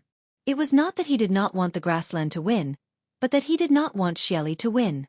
Once Shelly won, this guy's reputation in the grassland would be higher, and the hope of his revival would be even slimmer. Thinking of this, Tuli felt as if a thorn had pierced his heart, and the pain was unbearable. He glanced at the cheering Shelly, and resentment grew in his heart. Xieli knew all this, but at this time, he was not in the mood to care about this. Instead, he opened his arms and looked at the hot air balloon with a sincere face, trying to accept the blessing of the serious god. This was the wizard's method. As long as he looked at the serious god sincerely, the serious god would bring courage, force, wisdom, and blessings to this land. And he would lead countless grassland warriors to rush into the Tang dynasty and take away the wealth and women of the Tang dynasty. He would let this group of lowly Han people remember that the land under their feet was a gift from the serious god. Once the serious god was angry, the grassland warriors would raise their butcher's knife again and use the blood of all the people of the Tang dynasty to worship the serious god. At the same time on the hot air balloon, Zhang Feng patted Cheng Chumo, who was half asleep, and said angrily, "Wake up, we have arrived at the Turks' camp." He did not even blink just now, for fear of missing the Turks' camp, but Cheng Tiniu could fall asleep as soon as he lay down. He really did not know if he was a pig in his previous life. "Fengzi, why did you disturb me again?" Cheng Chumo slowly opened his eyes and rubbed them. Then, as if he had realized something, his face changed as if he had been frightened. "Fengzi, what did you just say? We have arrived at the Turks' camp? Where? Where?" As he spoke, he suddenly got up and leaned against the basket. He looked down and only saw a dense crowd. "Oh my God, so many people? What? Are you scared?" Zhang Feng crossed his arms and sneered. "If you are scared, I will throw you down now. Then it will be fine." "How could that be?" Cheng Chumo hurriedly turned his head to look at Zhang Feng, revealing a fawning smile, as if he was afraid that the other party would really throw him down. Seeing that the other party did not speak, he said, "Fengzi, what do we do now?" In truth, he was very afraid, but now that he was in the Turkic camp, there was no point in being afraid. Even if he jumped down, he wouldn't have an intact corpse. Besides, the Turks shouldn't be able to do anything to him while he was in the sky, right? Thinking of this, he didn't know where his courage came from, but it was as if he wasn't afraid anymore. Zhang Feng saw that this guy had finally regained some of his manliness, so he didn't pursue the matter any further. He turned to Zhang Sun, Chong, and Du Go. "You guys should be fine as well, right?" Then, without waiting for the two to answer, he said, "Since there are no problems, let's begin the preparations." Zhang Sun was furious with Du Go. Originally, the two of them wanted to say that they were scared and let Iron Bull throw them. In the end, this guy didn't even give him a chance to speak. They could only curse in their hearts that Fengzi's son wouldn't have any eyes in the future. Cursing was one thing, but work still had to be done. The two of them reluctantly began to prepare the gunpowder. Seeing that Zhang Feng didn't call him, Cheng Chumo leaned on the basket and enjoyed the scenery. However, good things didn't last long. Zhang Feng shouted again. "Cheng Tiniu, do you want to die? Do you think that you won't work if Lao Tzu doesn't call you? Hurry up and prepare." Hearing this, Cheng Chumo hurriedly covered his head and scurried away. He worked with Zhang Sun, Chong, and the others to prepare the gunpowder. At this time, Zhang Feng's anger finally subsided. He looked at the crowd and said, "Wait a moment. When I give the order, throw the gunpowder. Don't be confused." After saying that, he walked to the basket and observed the situation again. He was very curious. Why were so many Turks gathered together? Furthermore, they were all looking at him with their heads raised. Could it be that these fellows liked hot air balloons? However, this was a good thing. The more people there were, the more destructive the gunpowder would be. Originally, he wanted to look for Xieli's tent. Now, it seemed that Xieli might be among them. Then he would blow this place up. After making up his mind, Zhang Feng turned his head and waved his hand behind him, indicating for the people to bring the gunpowder up. The three of them understood. Each of them hugged 2 bundles of large explosives and slowly walked forward. "Look over there. When I tell you to throw it, throw it." Zhang Feng glanced at the crowd with a serious face. He didn't know how many times he had reminded them. He was really worried that these fellows would ruin things. "Oh, I know. You've said it 800 times. Cheng Chumo rolled his eyes at Zhang Feng impatiently. Then, he glanced down and was somewhat puzzled. "Ah, why are these dogs all gathered together? What are they doing? Isn't it obvious?" Zhang Sun curled his lips as if he understood very well. "They are looking down on us. We brought so much gunpowder and they didn't even dodge. They are looking down on us. Yes, they are looking down on us. Chapter 1880. Du Go nodded. It seemed like he agreed with this point. Zhang Feng was speechless. He only felt that these three fellows were drama queens. The Turks gathered together to look down on them? What kind of logic was that? Besides, the Turks didn't know that they were holding gunpowder in their hands. He suddenly felt that there was no way to communicate with these inhumane fellows. Otherwise he would be led astray. Just as he was about to explain, Cheng Chimo spoke. His eyes widened as he took out a match from his waist and coldly said, "Mother Fastress Cur, you dare to look down on me?" After which, he threw the match onto the fuse. In an instant, the fuse crackled. Seeing that Cheng Chimo had lit the fuse, Zhang Sunchong and Du Go followed suit and lit the fuse. Originally, this wasn't a big deal. Zhang Feng didn't have the mood to blame these fellows for secretly lighting the fuse. However, he didn't expect that not only did these fellows not throw it, they even imitated the 5 warriors of Wolf Ivory Mountain. After lighting the fuse, they even held it in their hands and glared at the Turks below, trying to kill them with their eyes. This scared Zhang Feng to death. He threw a slap over and said angrily, "Mother Fastress Cur, hurry up and throw it away." Hurry up and throw it. It'll be too late. Only then did the three of them react. They hurriedly threw the gunpowder in their hands down. After throwing it, they still didn't seem to be satisfied. They hurriedly threw it. Zhang Feng could only watch from the side, afraid that the hot air balloon would explode.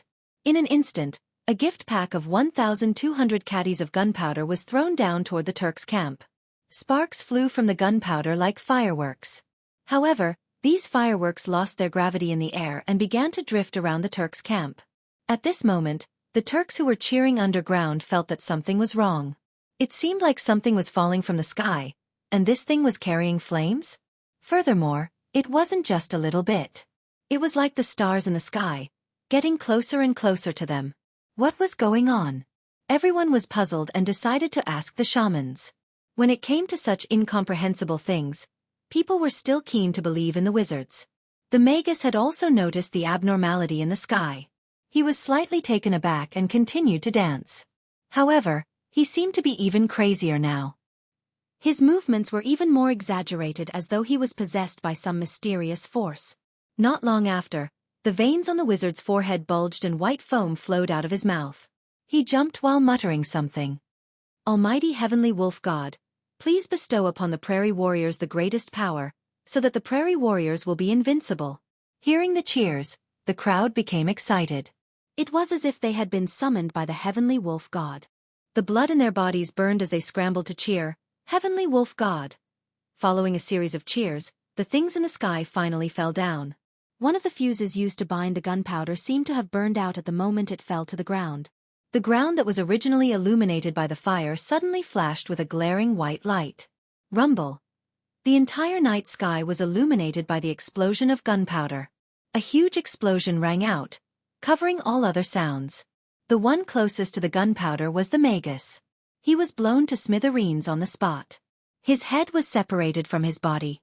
Minced flesh began to roll in the sky and could be seen everywhere on the ground.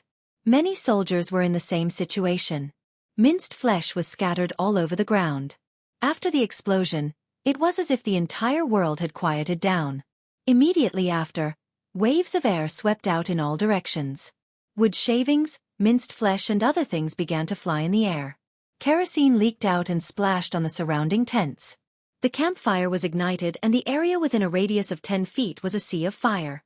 Before Shelly could react, he felt a wave of air attack and pushed him far away. Even his ears were buzzing. At this moment, he was half lying on the torn tent.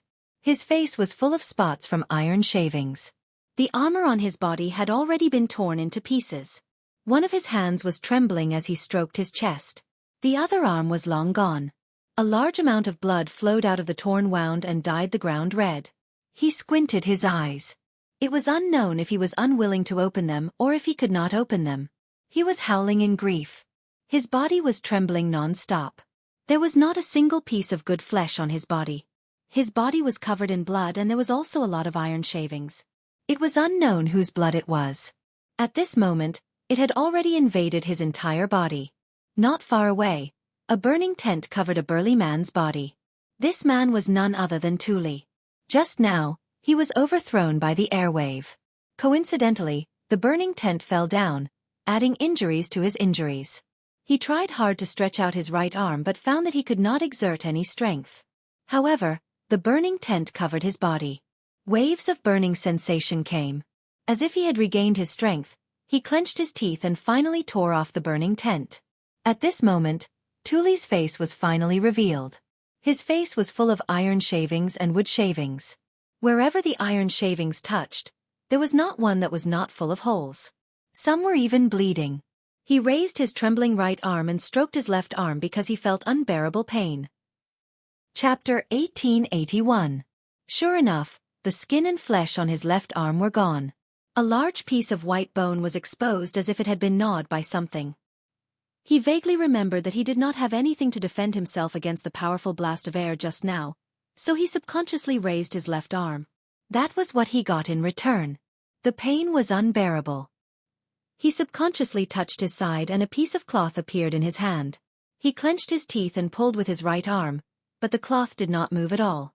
He had no choice but to use more strength. Although he was injured, the grassland men had always been brave. This problem did not stop him. The cloth was slowly pulled apart, and an ear-piercing sound was heard. If it was under normal circumstances, he might have found it pleasant to hear. After all, he had once pulled the clothes of a Han woman like this. But now, he felt that it was ear-piercing. The cloth was finally pulled apart. He tried hard to open his burned eyes, trying to find his injured left arm. However, all he saw was a gray sky. Around him were minced meat, corpses, wood chips, fire, and so on. The smell of death flowed into his body through the tip of his nose. The unpleasant smell made him cough twice. However, these two coughs caused him to cough up blood and foam. He could not care less. He turned his head and bit the cloth. His right arm was twisted back and forth. Waves of pain came and he kept howling. Finally, after twisting for a long time, he was done. He clenched his teeth and tried to sit up with his right hand on the ground. However, waves of pain came from his abdomen, making him feel as if he was being torn apart. In the end he gave up. He could only lie down and glance at the surroundings. With just one glance, he saw death, blood, and sacrifice. The whole camp was razed to the ground. Fire, burning tents, and minced meat were everywhere. He felt a little nauseous. However, there was nothing in his stomach. He could not vomit, so he could only dry heave. Waves of wailing came from not far away. It sounded like the screams of ghosts from hell, but also like the cries of people who were about to die. The whole Shang prefecture was shrouded in panic.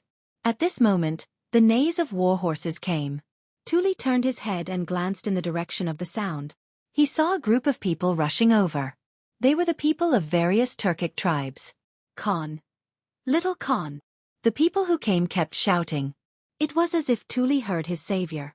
With great difficulty, he raised his right arm to signal for help. Those sharp-eyed men and horses quickly realized what was going on. They hastily stepped forward to support Tuli. Little Khan, how are you?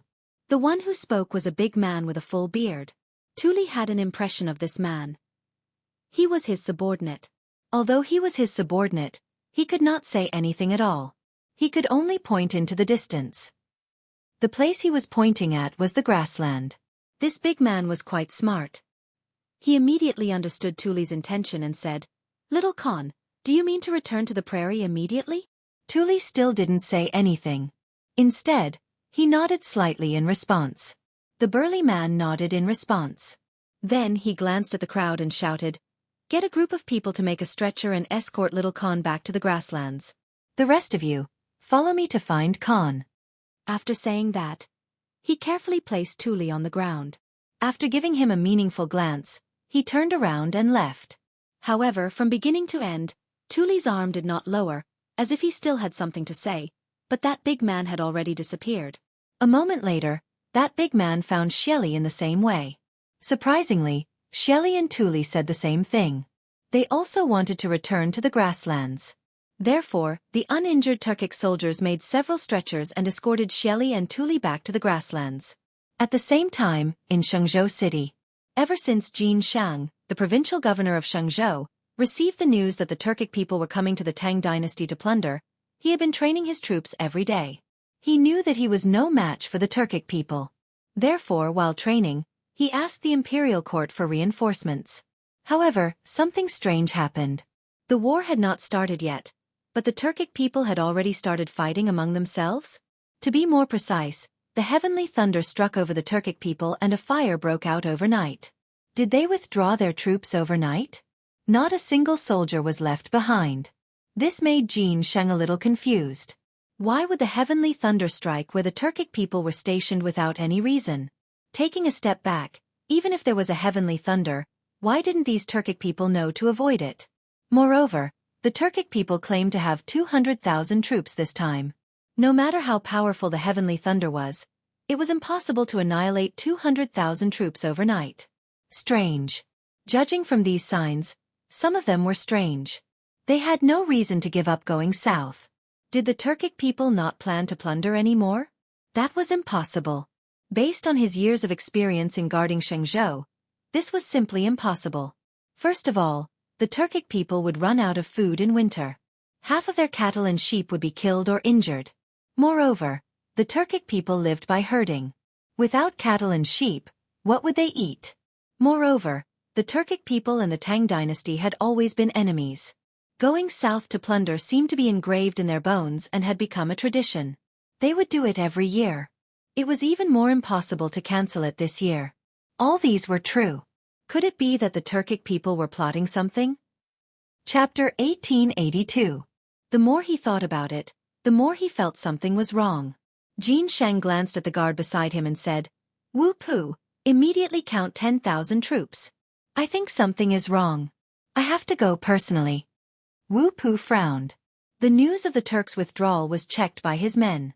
He did not believe it at first. He ordered people to check it 5 times before he could confirm it. After telling the general did not believe it even more. He had already sent 5 groups of people to check. Now he wants to check again? He wanted to refuse, but thinking that the general wanted to go personally, he cupped his hands and said, "Yes, general." After that, he turned around and began to select the troops. After a while, the troops were finally counted. Wu Pu cupped his hands and said, "General, the troops have been counted. There are 10,000 people in total." "General, please check." "Okay." Xianxia turned his head and glanced.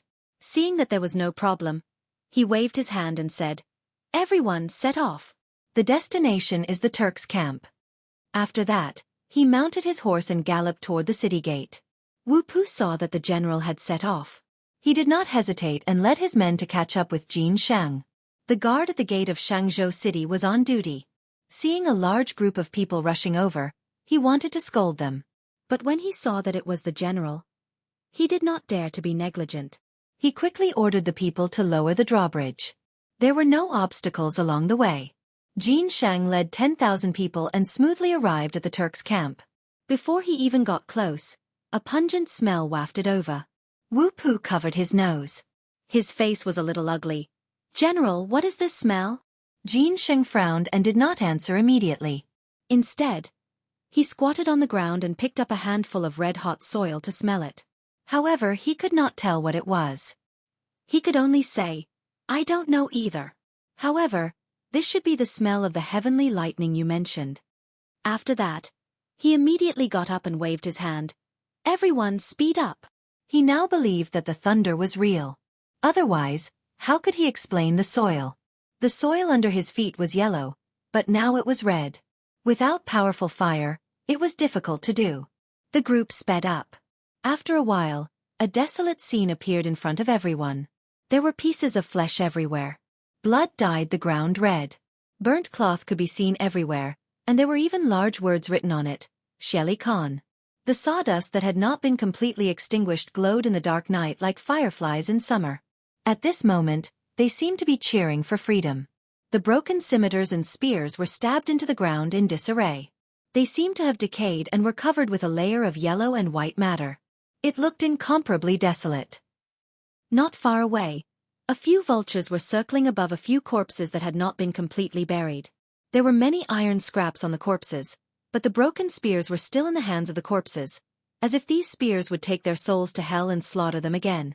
There was also a pack of wild wolves that had come to look for food. They were gnawing on a fragmented corpse, and their cold-blooded eyes emitted a dim light. They were like the soul reaper of hell, terrifying and horrifying. Looking at the crowd that was getting closer and closer, the wild wolf became more alert. It put down the pieces of meat in its mouth and opened its bloody mouth, revealing its fangs. Halt!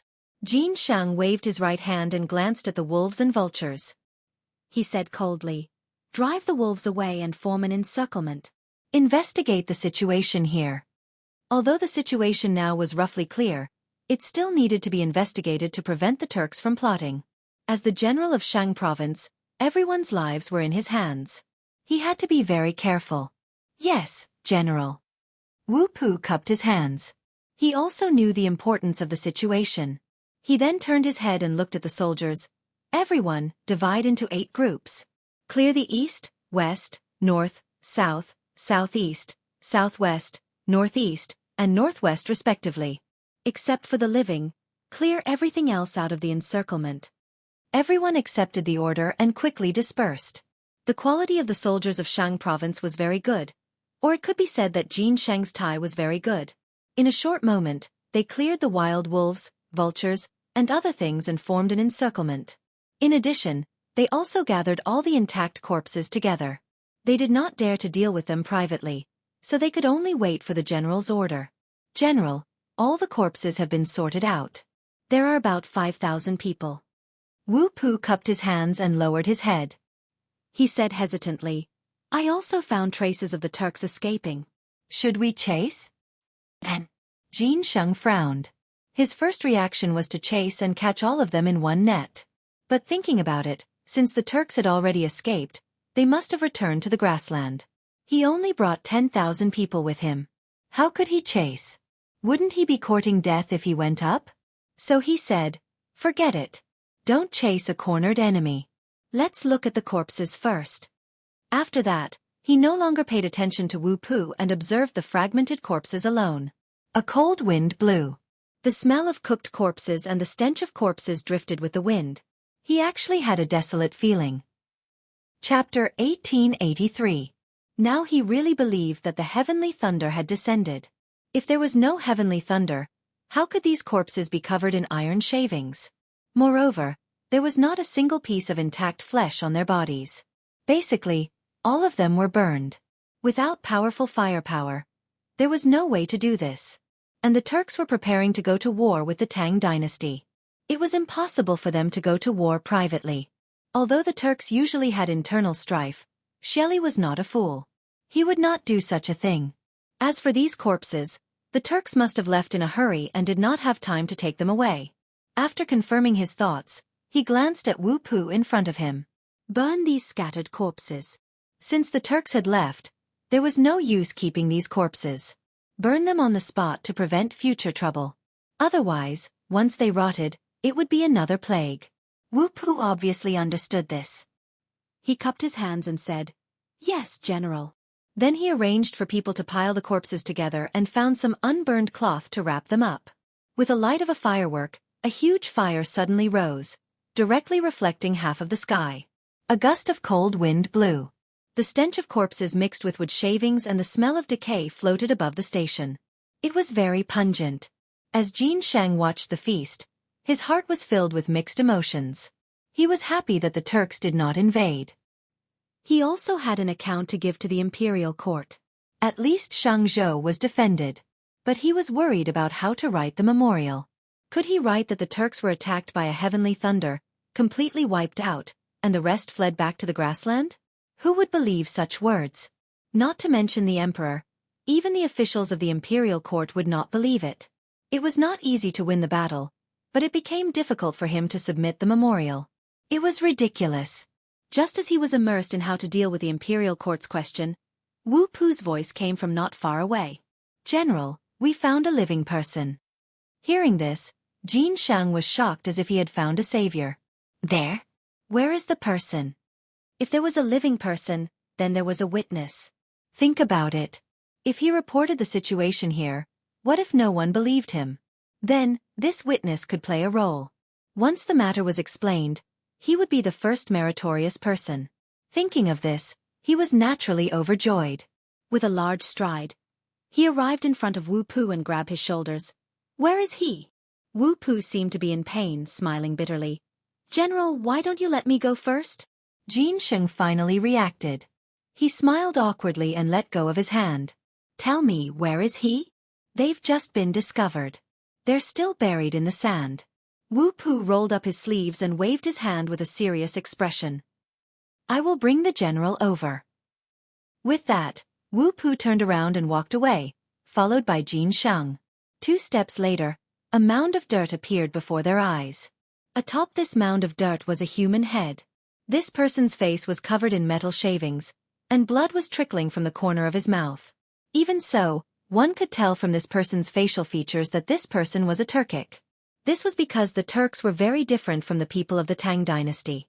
The former had a high nose bridge and large bones, while the latter had a flat nose bridge, thin bones, and smaller bodies. Since it was confirmed that this person was a Turkic, Jianghu did not dare to hesitate for fear that this guy would die. He hurriedly said, "Quickly dig this person out." After that, he seemed to feel that something was wrong, so he added, "Don't kill him. Later, we'll need to get information from him." Now, this guy was the only surviving Turkic, which was of great significance to him. Not only could he be a witness, but more importantly, he could get some information about the Turks from him. Of course, this was all after he was rescued. However, the soldiers didn't think so. They glared coldly at the Turk, wishing they could skin him alive right now. One must know that the Turkic and the Tang dynasty had always been mortal enemies. Almost every year, the Turkic would go south to pillage. As long as one was a person of the Tang dynasty, who would not hate these beasts to the bone? Not to mention these soldiers. Some of their fathers were killed by the Turkic, some of their sons were killed by the Turkic, and even more tragically, their entire families were killed by the Turkic. It was because of these reasons that they joined the army. Now, they were actually asked to save a Turkic? How was this possible? Everyone was a little unconvinced. Soon, someone stood up and said, "General, you can ask me to kill the Turkic, but it's impossible to save him." "That's right. These beasts killed my father. I can't wait to kill him now." More and more people began to shout. They raised their right arms high, and their eyes were bloodshot. Jianghu had already expected such a situation. Who here did not have a deep grudge against the Turks? However, personal hatred was greater than national hatred. Only by saving the Turkic could they better understand the situation. After thinking for a while, he said earnestly, "I know what everyone is thinking. It's nothing more than killing this Turkic to vent your hatred, right?" "Yes." Chapter 1884. Everyone answered in unison. Their voices seemed to be able to break the sky. But have you ever thought about it? What's the point of killing a Turk? Will the Turks not come after you kill him? Jianghu glanced at everyone and said indifferently, "Right now the most important thing for us is to figure out what happened. Also, we need to understand the Turks' way of life so that we can take revenge in the future. Right now, this Turk is our best tool. If you kill him, how are we going to get information?" Everyone was speechless. Some lowered their heads, some stared at the Turk, but no one spoke. Because they all knew that what the general said made sense. Only by knowing yourself and your enemy could you win 100 battles. It was indeed inappropriate to kill this Turk rashly before they figured out the situation. Moreover, this Turk might have some important information. Once they got it, it would be beneficial to the Tang dynasty. Although they all understood the reason, they did not stand up because their hatred for the Turks had been deeply rooted in their bones. It was impossible for them to pull it out, let alone take the initiative to save a Turk. Jianghu seemed to see through them and did not care about their rudeness. He just smiled and said, "Since everyone has no problem, let's start. It's fine as long as he doesn't die." He knew that they were unwilling to lower their heads. Since his subordinates were unwilling to lower their heads, he, as the general, naturally had to give them a way out. Moreover, his words were very vague. It was fine as long as he didn't die. The implication was that as long as he didn't die, they could do whatever they wanted. Everyone looked at each other. Obviously they understood. They nodded and then began to dig the soil with their swords and knives. After digging for a while, the Turk's upper body was exposed. "Give him some water," Wu Pu glanced at the crowd with a serious face. Only then did the soldiers react. They picked up the water bag and poured it into the Turk. Maybe these guys wanted revenge, or maybe they really wanted to kill this Turk. Perhaps it was because the Turk had choked on the water or because he had regained his vitality. He slowly opened his eyes and scanned the crowd before him. Suddenly, he shuddered and began to mutter something under his breath. However, his voice was too soft, so it was hard to make out what he was saying. However, Xianxia did not have time to care about this now. He hurriedly said, "Continue to dig. Use your hands." He was afraid that if he continued to use swords and knives, he would hurt this guy. What if he suddenly died? It was safer to use his hands. Everyone nodded, threw away the swords in their hands, and really started digging with their hands. However, as they dug, they were still cursing something. "Turk dog, don't die so quickly. Lao Tzu still wants your life." After he tells us what happened just now, Lao Tzu wants to pry open his head and see what's in his head. Cursing was cursing, but this was just a way to vent. Who wouldn't hate an enemy in front of them? Not to mention these hot-blooded soldiers. Their hands and feet never stopped moving. After all, if they wanted to kill him, they had to wait until he came out. After a while, the Turk's lower body was finally dug out. His left leg was long gone, and there was a piece of wood as thick as a forearm stuck in his right leg. It looked like a flagpole. Blood flowed down the wound and dyed the yellow ground red. It looked a bit horrifying. "Military doctor. Where's the military doctor?" Xianxia turned around and shouted behind him. This guy's life was in danger. If he wasn't treated, he would be gone. As his voice spread, an old man carrying a medicine box slowly walked forward. "General, I'm here." Xianxia glanced at the person and then pointed at the Turk on the ground. "Treat this guy immediately. At the very least, he has to be able to speak. He has important information on him." The military doctor looked in the direction Xianxia was pointing at and frowned. "Turk? How could it be a Turk?" The old man was a military doctor. How could he treat a Turk? How many people did the Turks kill in Jianghu back then? His biological parents died tragically in the hands of these bastards. Now, he was actually asking him to treat a Turk? Thinking of this, he didn't know where he got the strength. He suddenly straightened his back and said sternly, "General, please find someone else. This old man's medical skills are not good. I'm afraid I can't treat this person." After that, he glanced at the Turk on the ground with an inexplicable disgust. In fact, his words were already very tactful. It was up to the general to understand. Xianxia smiled. How could he not know that this old fox was making excuses? He still put on a serious look. "Dr. Wang, I know you have a deep hatred for the Turks. However, this Turk in front of us is very important to our army. He has very important information. As long as we treat him, we can know what happened just now. Maybe we can even know important information about the Turks. Think about it carefully." This, Physician Wang stroked his beard and shifted his gaze back to the Turk. Chapter 1885. In fact, he also knew a little about what happened just now. He heard that the heavenly thunder killed many Turks. However, he didn't see it with his own eyes, so he found it hard to believe. According to the general, the Turk in front of him seemed to be the only survivor after the disaster. If he cured this person, he might really get something about the heavenly thunder. This will only be beneficial to my great Tang, and there will be no harm. At most, he would give this dog a dose of medicine to kill him. After making up his mind, he looked at Xianxia and sighed. "Well, old man, let's save this dog." After that, he patted the medicine box and walked toward the Turk. However, he seemed to think of something and added, "General, you have to promise the old man that when this guy is no longer valuable, let the old man poke 100 holes in him." This sudden valiance stunned Xianxia. He didn't expect that Dr. Wang, who usually didn't show his strength, had this side. However, on second thought, who hadn't been young before? So he said, "Don't worry. As long as you don't kill him, you can even give him to your family for breeding." As soon as this was said, the people around couldn't help but laugh. Ha ha ha. The general really knows how to make fun of Dr. Wang. Everyone laughed as if they were laughing at the Turk for being a pig. Dr. Wang didn't care about the ridicule of the crowd. He just thought that they were laughing at the Turk, but he was still dissatisfied. He thought to himself, breeding this thing for a pig? Even a pig would despise it.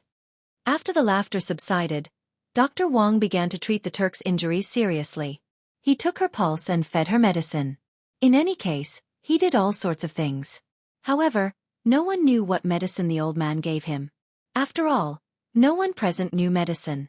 After about a quarter of an hour, the Turk finally woke up. He opened his blood-red eyes and looked into the distance. His hand was half raised and his mouth was muttering something. Xianxia frowned and was a little dissatisfied. King, speak louder. As soon as his voice fell, he felt something was wrong. It seemed that he hadn't asked, so he said, "What's your name? What happened just now?" It was unknown whether the Turk didn't understand or was deliberately not replying. He turned his head and slowly lowered his hand, pretending to be a dead dog. Wu Pu couldn't stand it anymore and scolded him.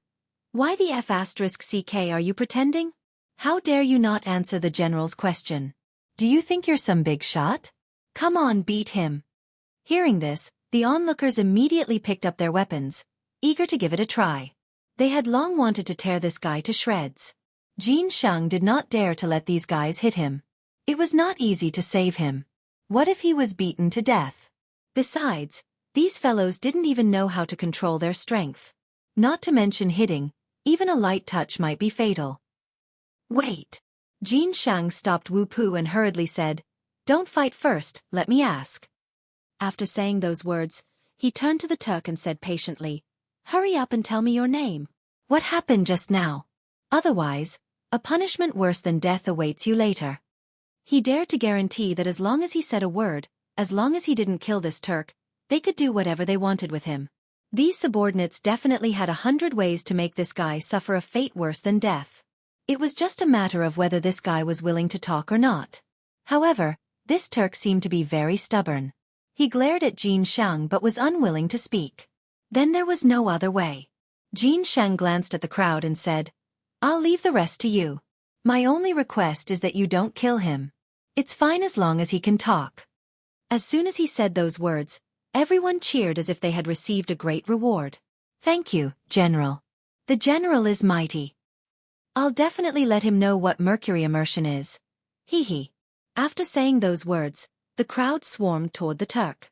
In a moment, screams came from the crowd. Listening carefully, there were not only the Turk but also many soldiers. Xianxia couldn't be bothered. After all, it was impossible for so many people to not be able to do anything to a Turk. The screams came from some fellow accidentally injuring his companions. Such situations happened often, so there was nothing strange about it. About half an hour later, the screams finally stopped. A shirtless man ran to Xianxia excitedly and said, "General, this dog is willing to talk." "Huh?" Xianxia looked at the shirtless man in front of him and was a little puzzled. What kind of method did he use? He was willing to talk in less than half an hour? Lao Tzu estimated that it would take half an hour. After all, this dog was quite stubborn. Forget it, he didn't want to think about it. He shook his head and said, "Let's go and take a look." After saying that, he waved his sleeves and walked toward the crowd. The soldiers were also very tactful. When they saw the general coming, they all made way. However, what the hell was with these guys all topless? Some of them were even naked. What was going on? Chapter 1886. What was more infuriating was that these guys didn't seem to feel ashamed. Instead, they looked satisfied. Instantly, he felt unwell all over. Did these guys have special fetishes? He didn't dare to think about it and quickened his pace. The Turk was half lying on the ground. He was also naked. Tears were still flowing from his eyes as if he had suffered a great grievance. Cough, cough. Xianxia deliberately coughed twice and glanced at the Turk. "Are you willing to talk now?" He purposely ignored these soldiers so that he wouldn't embarrass himself later. Unexpectedly, this Turk seemed to have changed into a different person. When he saw Xianxia, it was as if he had seen his savior. He wiped his tears and sobbed. "General, your soldiers are not human. Cut the crap. Hurry up and talk." Xianxia's face darkened. He was a little impatient. He naturally didn't want to listen to others talk about his soldiers, especially a Turk. However, what did these guys do to make people angry? Why did they make a Turk who was originally very strong-willed become like this? It seemed that he had to teach these guys a lesson when he went back. Otherwise, Shang's state would be in chaos. Thinking of this, he glanced at the people around him and pretended to be angry. However, these guys didn't seem to see it. They stared at the Turk and kept laughing. At this moment the Turk spoke. "General, I was an archer under Xieli Khan. Just now, a shadow appeared in the sky. That guy directly covered the moon." Covered the moon? Jin Shang couldn't help but interrupt. He was a little suspicious of what the Turk said. What kind of thing could go to the sky? Damn it! Cover the moon? How was this possible? However, a few days ago, news came from Chong, and that the vengeful spirit of the Xuanwu Gate had come to the world, which also covered the sun.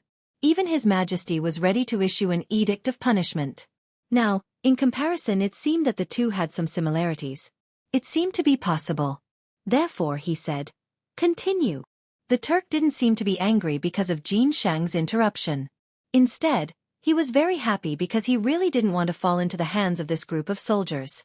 Damn it, they were not human. They actually... Sigh, forget it, I'll just endure it. Thus, he continued, "General, that thing floated in the air for a while. It was fine at first, but then it stopped in Khan Xieli's tent. We thought it was the celestial wolf god, so we cheered. Khan Xieli also thought it was the celestial wolf god, so he sent wizards to divine, but halfway through." At this point, tears actually fell from the corners of his eyes. Because he thought of his family. His eldest brother and second brother had been blasted into minced meat just now. He had seen all of this with his own eyes, but he had no way to stop it. He hated it. He hated himself and hated the thing in the sky. There was even a hint of hatred for Khan Xieli. If not for Xieli Khan, no Xieli, if not for Xieli, perhaps his brothers would not have died. It was Xieli who wanted to go south. If he had not gone south, perhaps nothing would have happened. This was the heavenly wolf deity's punishment for the grasslands. Human emotions were changeable and unpredictable. Once a disaster happened, they would often push the blame onto others. Human emotions were also interconnected. Everyone was born selfish. They often liked to take other people's things for themselves. The more power one had, the more obsessed they were with this nature. But the funny thing was that such selfish people often cared more about their blood relatives. Just like the Turk in front of him. He was thinking about how to go south and plunder, and how to climb higher. His blood relatives were dispensable to him. Because the grasslands were a place where only strength mattered. As long as you had strength, you would be in charge, you would be king. But once you lost your strength, millions of people would come to enslave you, millions of people would come to trample on you, millions of people would come to kill you. He had understood these principles since birth, and now it had been engraved into his bones. So, facing Jin Shang's interrogation, he could be considered to be feigning civility. Jin Shang did not know these. Seeing that the Turk in front of him was crying, he thought this guy had been abused. After all, he did not have a good impression of the Turk. So he continued, "Don't stop, continue." The Turk nodded, wiped his tears and continued. When the shaman was halfway through the divination, he suddenly found sparks falling from the sky, and there was more than one person. There were many. Everyone was cheering, and the shaman became even crazier, thinking that this was the wealth sent by the heavenly wolf deity. In the end, these sparks suddenly exploded, and everyone was injured. It seemed that many people died. In a daze, I heard that someone had retreated. Retreated? Jin Shang was not surprised by this news. He had heard it once just now. This time, he just wanted to confirm it. Xieli had suffered so many casualties this time, it was impossible not to retreat. However, Xieli's life was a big matter. So he asked again, "What about Xieli and Tuli? Did they die?" Chapter 1887. Khan Xieli. Speaking of this, the Turk seemed to realize something was wrong and hurriedly corrected himself. "When I was in a coma just now, I vaguely heard Xieli's voice and little Khan Tuli's voice. They seemed to have withdrawn together." Jin Shang held his chin with his hand and smiled. He felt that this Turk was a bit interesting. Just now he called Xieli Khan. Why did he suddenly call him Xieli? Also, why did this guy only call Xieli by his real name and still be very respectful to Tuli? Did he want to please him? But that was impossible. The Tang dynasty and the Turks were feuds. Even if he wanted to please him, he would not let him go. What was this guy thinking? No, he had to ask. So he said again, "Why did you call Xieli by his real name? Isn't he your Khan? Also, since you already called Xieli by his real name, why did you call Tuli Little Khan?"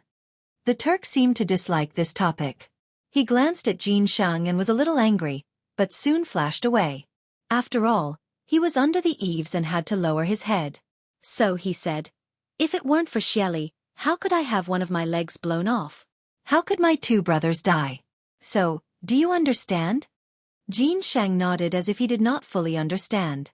It seemed like this guy had placed all the blame for the heavenly thunder on Xieli, which could also be considered a good thing. Perhaps he could make use of it in the future. After a short pause, he asked again, "Then why did you call Tuli Little Khan?" "Little Khan Tuli is different from Xieli." The Turk raised his head, and a smug look flashed in his eyes. Little Khan Tuli is the son of the previous Khan, and he was originally the successor. It was only because he was too young that he was taken away by Xieli. If Little Khan can lead the grassland, we will definitely fight our way into the Tang Empire. Speaking of this, he seemed to realize something and quickly corrected himself. "No, I mean it was not Little Khan Tuli's idea to come to the Tang dynasty this time. He even opposed it a little." Xianxia raised his eyebrows. Unexpectedly, there was an unexpected gain. Tuli opposed to coming to the Tang dynasty to plunder. Could it be that this guy wanted to show goodwill to the Tang dynasty? Thinking of this, he quickly asked, "Why did Tuli oppose it?" "This?" The Turk frowned, clearly thinking about something. After a while he said, "I don't know." He wasn't wrong. He really didn't know. As for why Tuli opposed the abduction of the Tang dynasty, the fundamental reason was that he did not want Xieli to grow bigger and bigger. Because Tuli was wholeheartedly thinking about how to succeed the Khan's position, if this time Xieli succeeded in the abduction, his prestige would be even greater. How could he still play around? How could a mounted archer like him know about such matters? Xianxia didn't blame him. After all, this was no small matter. He said, "Forget it, let's leave it at that." After that, he glanced at Wu Pu behind him and said seriously, "Take this guy back. Remember, lock him up alone. No one is allowed to get close." As he spoke, he intentionally or unintentionally glanced at the shirtless soldiers around him. These fellows had tormented this Turk to the brink of death. If he were to fall into the hands of these fellows, he would most likely die.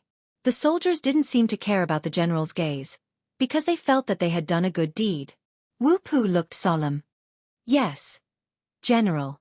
After that, he waved his hand and shouted, "Go back to the city." Xianxia wasn't in the mood to care about these trivial matters. He jumped on the horse and rushed to Jianghu city. Everyone tidied up, extinguished the bonfire, and prepared to go back to the city with the Turk. The next day, the sky was already bright. A group of soldiers riding tall horses galloped on a country road. They were dusty, their faces were full of dust, and their lips were dry and cracked, as if they were about to faint. However, their strong military consciousness still made them struggle. They held the reins tightly and didn't want to give up. However, horses were different from people. They didn't have strong willpower. After a long journey, many of them began to foam at the mouth, as if they would fall to the ground at any time. Finally, a horse seemed to be unable to hold on. Its front hooves were stuck in the pothole. Its body suddenly leaned forward and fell heavily to the ground. Its whole body twitched, and at the same time, the soldier on it was thrown to the ground. The soldier was completely unprepared for this sudden turn of events. He rolled to the ground and fell unconscious. Of course, the matter was far from over. The collapse of the first horse immediately affected the second, and the third. Soon, a large number of horses behind him lost their front hooves and fell to the ground one after another. They foamed at the mouth and panted heavily, as if they were struggling for their lives. The soldier in front heard the sound and immediately reined in his horse. He glanced back and then turned pale. He shouted to the front, "General, something happened in the rear." The leader was Li Jing. He was ordered by the emperor to search for Zhang Feng. He rushed all the way and didn't dare to neglect. He didn't even rest on the way. He was about to reach Jianghu, but now something happened? How could he not be anxious? Chapter 1888. However, the soldier could not ignore it. Thus, he reined in his horse and turned it around. He squeezed the horse's belly and glanced at the people who had fallen. The horses were twitching. They were probably too tired. The soldiers kept wailing. However, they had only suffered some superficial wounds. There was not much of a problem. Thus he said, "Military officer, call the doctor to treat them. At the same time, count the horses of the injured people and the horses of the uninjured people. Present them one by one." After speaking, he looked around at everyone. "Take advantage of the time when the military officer is counting.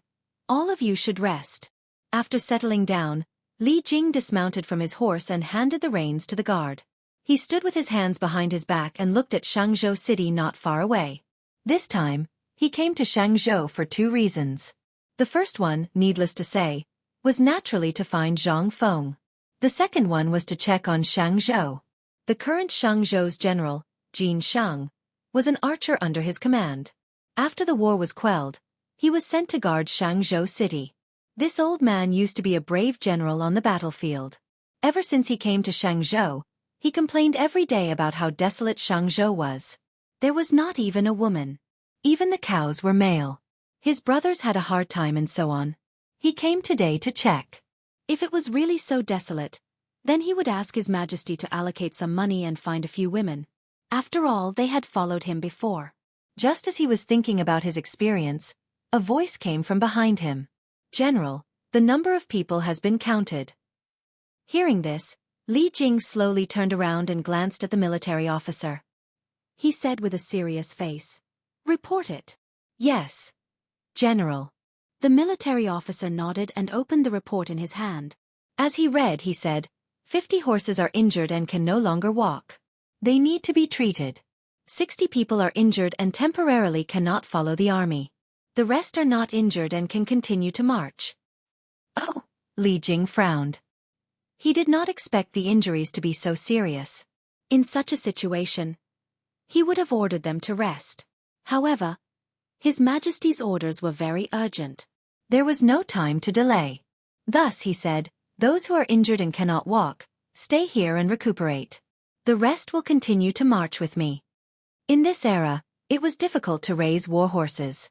The money spent on fodder could provide a family with food and clothing for a year. Thus it was very precious. Moreover, a good war horse could often decide the outcome of a battle. Therefore, even if it was injured, it had to be treated.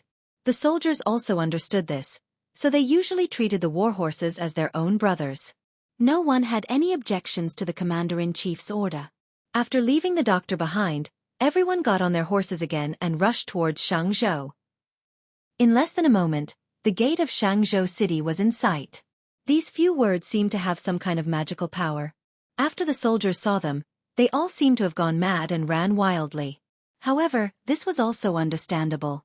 After all, they had been traveling for a few days and hadn't eaten much. Now that they finally saw people, how could they not be excited? Li Jing did not stop him. He took the lead and ran ahead. Soon, he arrived at the city gate. Huff! Li Jing reined in his horse and looked up at the city gate. Then, he looked at the guard beside him and said, "Go call the city gate." The guard accepted the order and waved his gilded banner, as if he was afraid that the people on the city gate couldn't see it. This was understandable. If you were going to call for the people on the city gate, you naturally had to reveal your identity first. "The people upstairs, listen up. The Minister of War, Li Jing, is here. Quickly open the city gate." The banner swayed in the air. The gilded Li word was incomparably eye-catching. Upstairs, the patrolling soldiers heard the roar and hurriedly lowered their heads to take a look. They saw a large banner swaying in the air with the word, Li written on it. This frightened everyone. One had to know that Li was the national surname. Wasn't that person with the surname Li someone who could cover the sky with one hand? And now the Minister of War, Li Jing, was downstairs. That was their immediate superior. How could they dare to be negligent? They all panicked. They informed General Jin Shang and prepared things to welcome Li Jing. Jin Shang, who was in the residence, quickly received the news. His first reaction was excitement. Why? Firstly, he was a soldier under Li Jing. Now that his superior had come, he naturally thought highly of him. Secondly, the Turks had just been attacked by the heavenly lightning and had already retreated. That would mean that he had contributed greatly. However, he quickly realized that something was wrong. Why did General Li come just as the Turks were attacked? Could it be that General Li knew something? Or could it be that the heavenly lightning this time had something to do with General Li? It was possible. It was very possible. Back then, General Li had destroyed Xiao Liang and Wang Shichong, who had proclaimed himself as the emperor in Luoyang. He had also destroyed the largest separatist force in Jiangnan, Nanliang. There was also Pa Fu, who had taken the lead and destroyed Feng Huiliang, killing more than 10,000 rebels and drowning people. Wasn't that an unparalleled feat? Perhaps the heavenly lightning had specially descended because General Li was coming. In that case, General Li was the main contributor this time. Thinking of this, Jianghu shuddered and quickly walked out of the residence. Chapter 1889. He wanted to greet General Li personally. Even if General Li was not his superior, he had to greet the heavenly thunder. He ran all the way and finally arrived at the city gate. At this time, the city gate had been opened. Seeing the neat and strict team, Jianghu hurried forward. "General, I'm late. Please forgive me." He cupped his hands and looked at Li Jing with admiration in his eyes. Li Jing looked indifferent. In fact, he had a good impression of this subordinate. After all, he guarded a place and worked hard even if he did not contribute. So he said, "Get up and follow me into the city." After that, he squeezed the horse's belly and slowly walked into the city. The soldiers followed closely behind, raising a cloud of dust. The big banner swayed in the wind, looking solemn and solemn.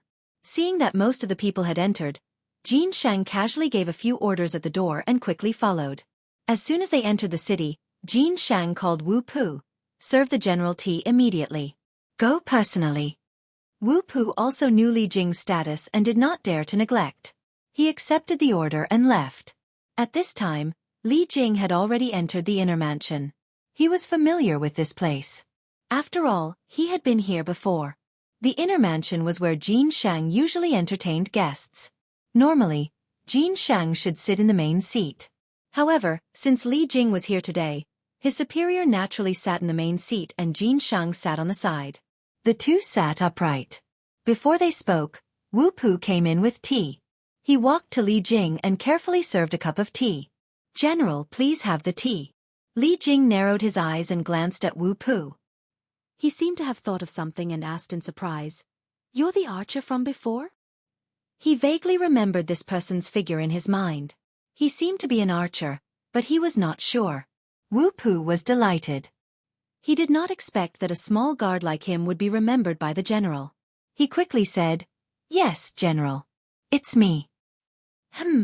Li Jing glanced at Wu Pu, but this time he valued him more. "Good. Since you're in Shenzhou, assist Jianghu well. You won't have followed me in vain." Wu Pu did not dare to say anything. It was the greatest grace to be valued by the general. He nodded repeatedly. Seeing that the general did not say anything more, he could only serve another cup of tea to Jianghu and left in a hurry. Only Li Jing and Jianghu were left in the entire inner mansion. The atmosphere was solemn.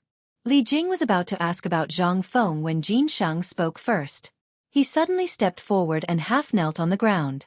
He said excitedly, "Thank you, General, for sending down the heavenly lightning." "Wait," Li Jing hurriedly interrupted. He was a little confused. What did he mean by sending down the heavenly lightning? Was he really that capable? Confused, he could only ask, "What did you mean by that? What lightning?" "You don't know." Jianghu was stunned because he had always thought that this was the general's doing. Now, the general didn't know? Was it not the general's doing? Impossible? Other than the general, who else could summon the heavenly lightning?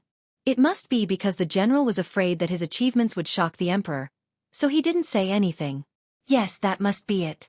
Therefore he cupped his hands and continued, "General, last night, heavenly lightning struck down and killed the Turks who were stationed outside Xiangzhou city.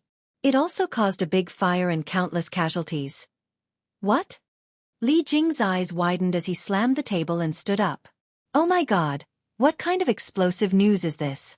Heavenly thunder descending? And even caused a huge fire? Countless Turks were killed? How could this be? How could such a thing happen?" He instantly felt that his brain was not enough. Frowning, he paced in the hall with his hands behind his back.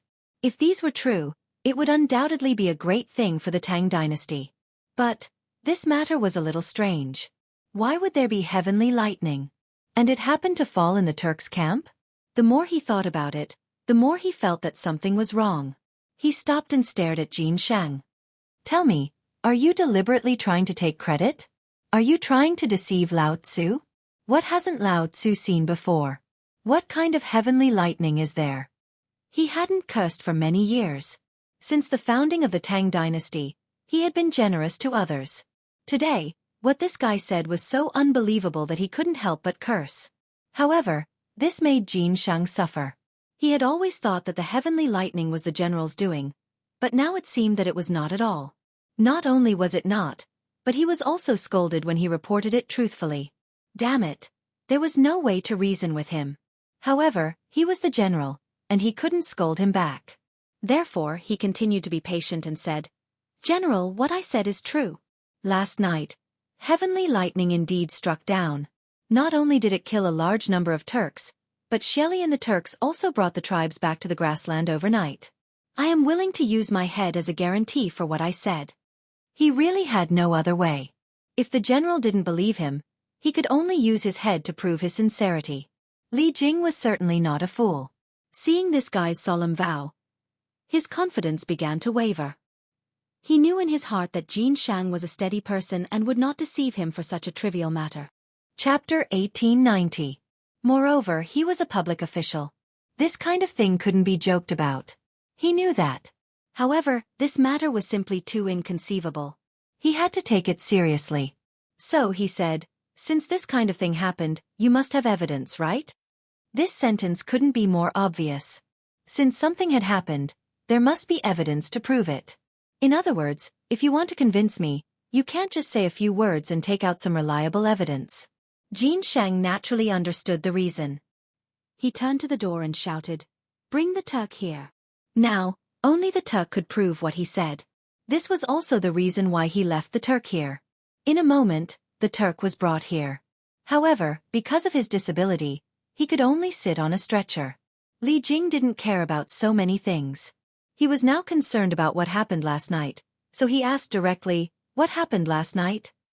The Turk didn't know the identity of the person in front of him, but he knew Xianxia's identity. When he saw how respectful Xianxia was, he quickly told him what happened last night. As he spoke, he cried as if he had suffered a great grievance. In fact, he was also a victim. However, he was considered lucky. At least he was alive. It was unknown whether he was trying to please Li Jing or he was resentful in his heart. When he spoke, he didn't forget to curse Xianxia. His voice was extremely mournful. After listening, Li Jing finally knew the whole story. He waved his hand to signal the Turk to leave. Then, he sat on the chair and carefully digested everything just now. The amount of information that the Turk said just now was too much. First, a big thing covered the moon. Then, lightning struck and the Turk camp was in a sea of fire. There were countless casualties. Then, Xianxia and Tuli returned to the grassland with the army. Wait, what could fly to the sky? And it even attracted lightning?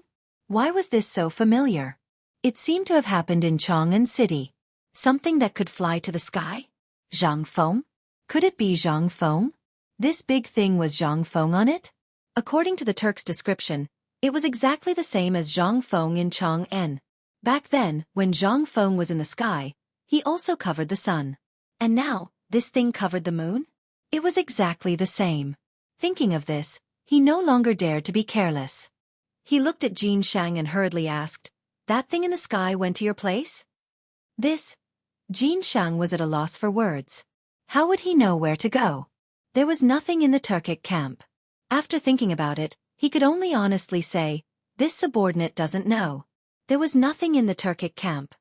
Li Jing frowned and thought to himself, "Oh no! If it was really Jianghu last night, he might be in danger now that a night had passed." Now that he was here on the emperor's orders to find this fellow, if something were to happen to him, it would be hard for him to explain himself. What should he do? His heart was burning with anxiety. He paced a few steps in the hall, then looked at Xianxia. Immediately send someone to find that thing from last night. After saying that, he seemed to have thought of something and added, "Prepare brush and ink for this general immediately." He had to report this matter to His Majesty. Zhang Feng's disappearance and the retreat of the Turks were no small matter. It was just that Zhang Feng, this dog, really knew how to hurt people. If not for him, would this general have accepted this troublesome task? How unlucky. At the same time on Mount Shao. Because of Zhang Feng's disappearance, the entire academy was so anxious that their feet didn't touch the ground.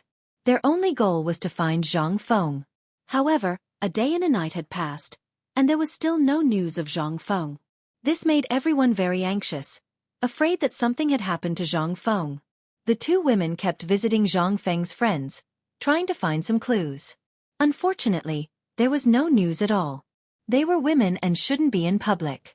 However, their husband was missing, so how could they not be anxious? So they didn't care too much. Unfortunately, the heavens didn't fulfill their wishes. In fact, the most anxious were Yu Shernan and the other old men. In their hearts, they regarded Zhang Feng as their disciple. Now that their disciple was missing, they were also very anxious. Even though they were old, they spared no effort to visit everywhere. However, Zhang Feng seemed to have deliberately hidden himself. They couldn't find any trace of him. After a discussion, these old men decided to enter the palace to meet His Majesty. This was because they knew that Li Shimin would definitely not leave this matter alone. As soon as Yu Shernan and the others returned from the palace, they were blocked by a group of students at the door. Mr. Bo Sure, what did His Majesty say? Are you willing to help? Mr. Say something. The students were all talking at once, looking anxious. However, Yu Shernan and the others didn't seem to be in a good mood. He frowned and waved his hand. Everyone disperse. We will think of a way to find Feng Zi. You kids don't have to get involved. After saying that, Yu Shernan waved his sleeves and walked back to his residence with his head lowered. Before he could take 2 steps, 2 figures blocked his path. I've already told you. Yu Shernan looked up impatiently. However, halfway through his words, he realized that it wasn't the students who came, but Jingshu and Zhang Yuyao. His expression finally softened. 2 girls, why are you here? Chapter 1891. This question was unnecessary. He knew that the 2 girls were worried about Feng Zi's whereabouts, so they waited for him here. However, he didn't know how to reply to them. Zhang Yuyao didn't care too much. Instead, she asked directly, Sir, is His Majesty willing to help find him? This, Yu Shernan frowned. He seemed to have something to say. He glanced at the students walking around and said softly, This matter is more complicated. You 2 girls don't worry about it. After that, he lowered his head and was about to walk back to his residence. Jingshu spoke again. Sir, why don't you come to our place to have some tea? Prince Zhang isn't here now. We sisters should do our duty as disciples. After that she even bowed. It wasn't that she didn't care about Zhang Feng's whereabouts. She just noticed that Sir seemed to have something to say. It was probably because there were too many students here, so she had to come up with this plan. Yu Shernan stopped and frowned. He seemed to be thinking about something. At this moment, Chu Suiliang and the others walked up. Bashi, since the 2 girls invited you, why don't you go? Greetings to the 3 gentlemen. Jingshu bowed. Her original intention was to invite the 4 gentlemen over. She mainly wanted to ask about Prince Zhang's whereabouts. The 4 gentlemen were the great scholars of this generation. Naturally, they were more well-informed than a weak girl like her. Since Sir had agreed, she quickly said, Gentlemen, please. We sisters will go back and prepare some fragrant tea. After that, Jingshu pulled Zhang Yuyao and left. Yu Shernan didn't say a word during the whole process. However, it didn't mean that he didn't know anything. Instead, his heart was as clear as a mirror. Looking at the back of the leaving figure, he smiled. This girl may become Feng Zi's good wife in the future. That's right. Chu Suiliang stroked his beard and looked at Yu Shernan. He changed the topic. We have to talk about Feng Zi sooner or later. Since these 2 are so anxious, let's go and have a seat. Yu Shernan narrowed his eyes and nodded thoughtfully. In fact, he had seen through Jingshu's thoughts at a glance just now. As the saying goes, the older you get, the wiser you become. However, he was also happy in his heart. After all, it was a good thing that there was another person who cared about Feng Zi. Let's go and see how this girl's tea tastes. He waved his sleeves and walked straight to the 2 women's residence. Everyone smiled and shook their heads. Without saying a word, they followed behind him. Not long after, the four of them arrived at the residence of the two women. Sirs, please be seated. Zhang Yuyao greeted the four people while fiddling with the stool. The four of them smiled and found a place to sit down. Yu Shinan looked at the tea in front of him and took a sip. He went straight to the point and said, "Girl, you want to know what happened when we entered the palace, right?" Zhang Yuyao nodded. She did not expect Mr. to be so straightforward. He was not willing to say it just now, but now he was so proactive. She quickly said, "Yes, please tell us." Jingshu also nodded. She knew Li Shimon's identity. At the same time, she also knew that he would not sit back and do nothing. That was why she invited Yu Shinan and the others just now. She was sure that Li Shimon must know something. "Girl, Fengzi is actually not in any danger. It's just that." Yu Shinan looked at the two women opposite him with a calm expression. When they entered the palace just now, Li Shimon said that Fengzi was not in danger. It was just that they did not know where she was now. If he told this to the two women, they would be worried. After thinking about it, he changed the topic and said, "It's just that she won't be back for a while." When Chu Suiliang and the others heard Yu Shernan's words, they did not think much of it at first. However, towards the end, it became more and more strange. This was different from what Li Erlang said. Li Erlang only said that Fengzi was not in danger. It was just that they did not know where she was. Now, from Bo Shi's mouth, how did it become that she would not be able to come back for a while? However, on second thought, this old guy should have said this because he was afraid that the two women would be worried. Well, it should be. However, what they did not know was that Li Shimon had also lied to them. In fact, he himself did not know whether Fengzi was in danger or not. He only said that she was not in danger to appease the four people. The funny thing was that the four people took it seriously because they felt that Li Shimon would not lie to them. All of this, the two women did not know. Zhang Yuyao only felt that God had blessed Prince Zhang. She bowed to the four people and said, "Thank you, sir. Thank you, sir." "You can't do that." Yu Shinan hurriedly helped Zhang Yuyao up. His face was a little red. After all, he was the one who lied. A great scholar like him was strict with himself every day. Today he actually lied. It was really embarrassing. However, when he thought that it was for his disciple, his back seemed to straighten up and said, "Girl, you don't have to do this. Fengzi is a good person. Nothing will happen to her." These words made him feel guilty. After all, he did not know what was going on. Jingshu seemed to have noticed something. She picked up the teapot and filled Yu Shernan's cup. She smiled and said, "Since Prince Zhang is not in danger, when will he be back?" Chapter 1892. This. Yu Shinan frowned. This question stumped him. He really didn't know when Fengzi would come back. Even the emperor didn't know. How would he know? Xueji saw that the situation was slightly deadlocked and quickly interrupted. "Girl, Fengzi is someone who is going to do big things. We don't need to care about this." His words were more pertinent, and there was a double meaning in his words. The first meaning was that Fengzi was now doing big things. As for what big things, they didn't know. The second meaning was that Fengzi's matter was related to Li Erlang. Everyone shouldn't make wild guesses and shouldn't care about it. Of course, Zhang Yuyao couldn't understand these words because she didn't know who Li Erlang was. But Jingshu was different. Not only did she know who Li Shimon was, but she also knew everything about Li Shimon. Now the words of the four gentlemen were very obvious. They were meant for her to hear. Jingshu frowned as if she understood something. She smiled and said, "Thank you for your guidance." "You're welcome." Xueji waved his hand and then looked at the other three. "Everyone, let's go." Since the matter had been settled, there was no need to stay any longer to avoid attracting gossip. The other three obviously understood this. They slowly got up and prepared to walk out of the door. Seeing that the gentlemen were about to leave, as the future wives and concubines of the disciple, the two women naturally couldn't stay. They both got up and stood at the door. "Gentlemen, please take care." The four men waved their hands, indicating that they didn't need to send them off. After a while, they disappeared from the sight of the two women. Seeing that the gentlemen had gone far, the two women returned to their seats. Zhang Yuyao was actually a little puzzled by what the gentleman said just now, but it wasn't appropriate for her to ask directly. Now that there was no one around, she looked at Jingshu and asked, "Sister, Why do I feel that there is a hidden meaning in what the gentleman said just now? Sister, you don't have to be like this. Jianghu smiled. She put her hand on Zhang Yuyao's hand and comforted her. Since the gentleman heard from His Majesty that Prince Zhang is not in danger, it must be true. You don't need to worry too much. The stone in her heart had already been lifted. After all, she knew what kind of person Li Shimin was. However, she couldn't tell Zhang Yuyao about all this. Otherwise, with the other's temperament, the whole city would know about it the next day. However, Zhang Yuyao didn't know that. She couldn't help but worry.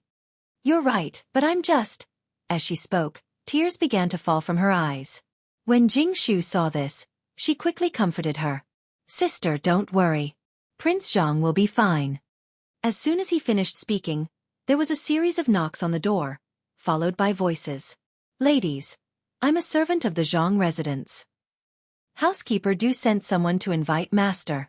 Hearing this, Jianghu quickly took out a handkerchief from her waist and passed it to Zhang Yuyao. With a concerned look she said, Sister, wipe your tears. I'll go out and take a look. Saying this, she stood up and walked out of the door. There were two men standing outside the door. One was fat and the other was thin. The striking word Zhang on their clothes made Jianghu certain that these two were servants of the Zhang residence. Because no other residence would dress like this. Jianghu glanced at the two of them and frowned. Why are the two of you here? Did something happen to the Zhang residence? In her impression, the servants of the Zhang residence rarely went to the academy. Because there was Du Ziting, the housekeeper, in the residence. He would take care of everything. Unless there was something big that couldn't be solved, otherwise they would not easily disturb Prince Zhang. Think about it, if every trivial matter had to be reported, then how could Prince Zhang live? However, it was obvious that something big had happened this time. The two servants frowned and seemed to be thinking about something. Jianghu couldn't wait and hurriedly urged, Hurry up and say it. Now that Prince Zhang is not here, I can take care of it. The two servants looked at each other and hesitated. Because before they came, Housekeeper Du said that he would personally tell the matter to the old master. In the end, the two of them searched half of Shao Mountain but couldn't find him. So they came here, thinking that the old master should be here. But when they came here, there was still no trace of the old master. And Housekeeper Du said that this matter was more important and must be decided by the old master.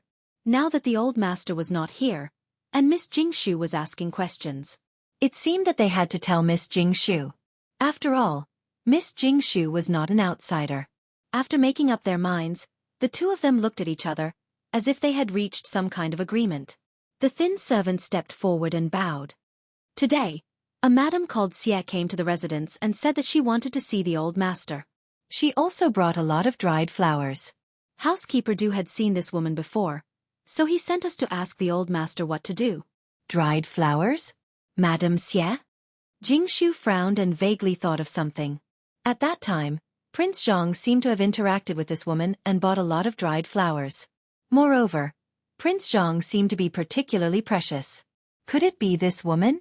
No matter whether it was or not, she hadn't returned to the Zhang residence for a long time. She could take this opportunity to go back and have a look. Chapter 1893. In any case, Prince Zhang wouldn't be back anytime soon. Moreover, this Madame Xie might really be the same woman from before.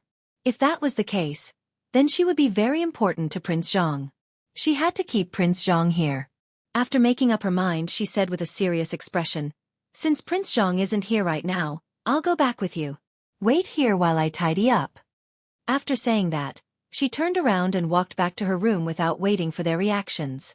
When Zhang Yuyao saw Jianghu coming back, she quickly wiped the corners of her eyes and stood up to ask, Younger sister Jianghu, what's going on outside? Jianghu smiled and stepped forward to hold Zhang Yuyao's hand. Older sister Yuyao, a servant from the Zhang estate just came to report that a Madame Xie is looking for Prince Zhang. Madame Xie? Zhang Yuyao's beautiful eyes turned as if she remembered something. I remember that a Madame Xie came to look for Prince Zhang before. She even brought a batch of dried flowers. Could it be this Madame Xie? She clearly remembered that when this Madame Xie brought a batch of dried flowers, Prince Zhang said that he wanted to do business with her, to make some perfume. Of course, Jianghu also remembered this and smiled. Older sister Yuyao is right. The one who came this time should be this Madame Xie. However, since Prince Zhang isn't here, I think that we should go back and meet this Madame Xie so that we won't be impolite. Zhang Yuyao couldn't help but nod. Younger sister Jingshu is right. Now that Prince Zhang isn't here, we should go back.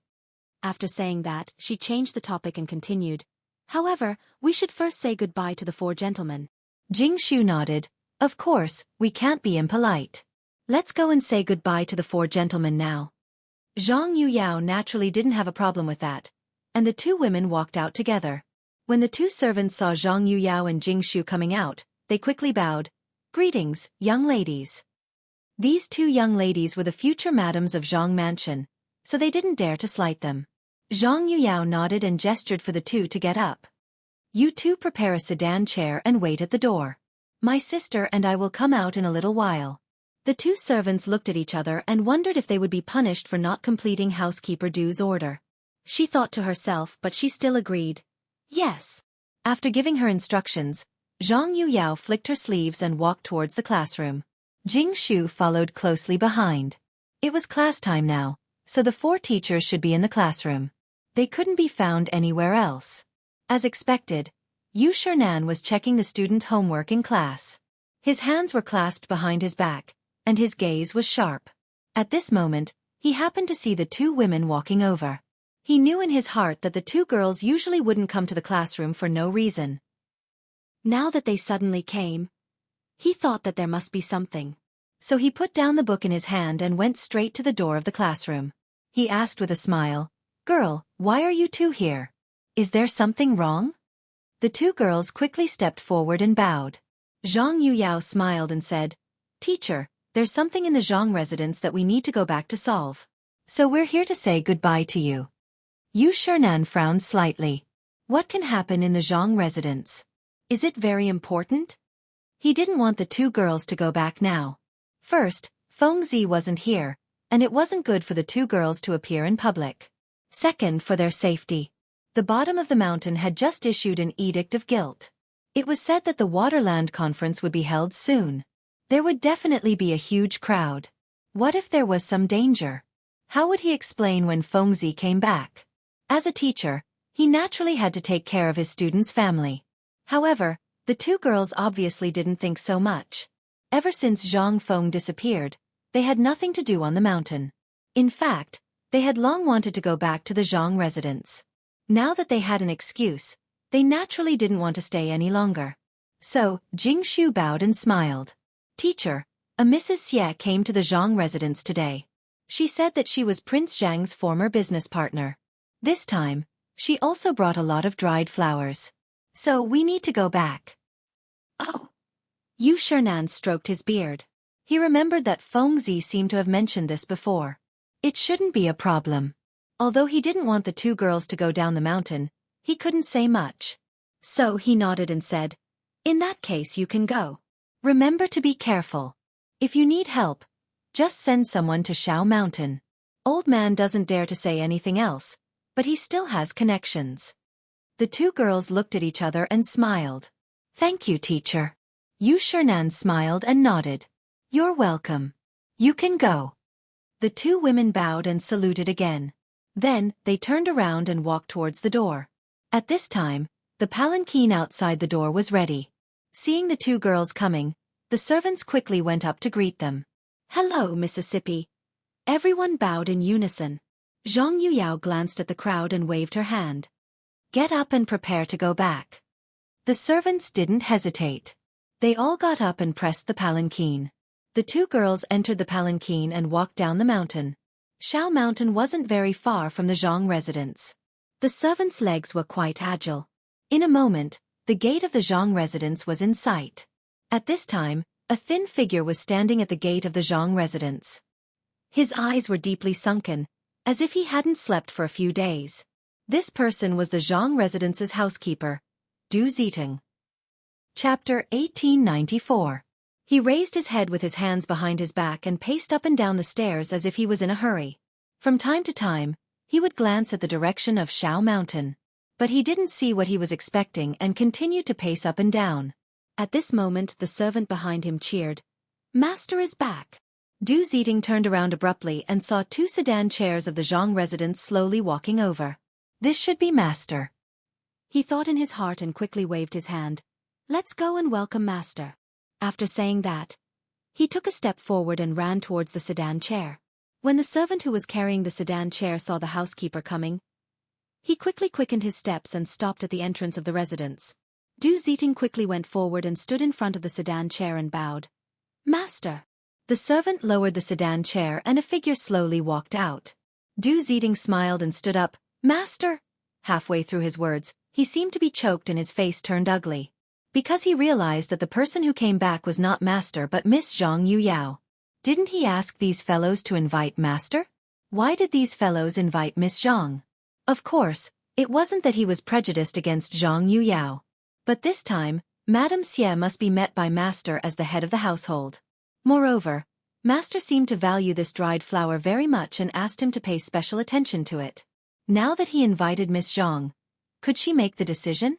Taking a step back, even if Miss Zhang could make the decision, if something went wrong and master came back, wouldn't he be blamed?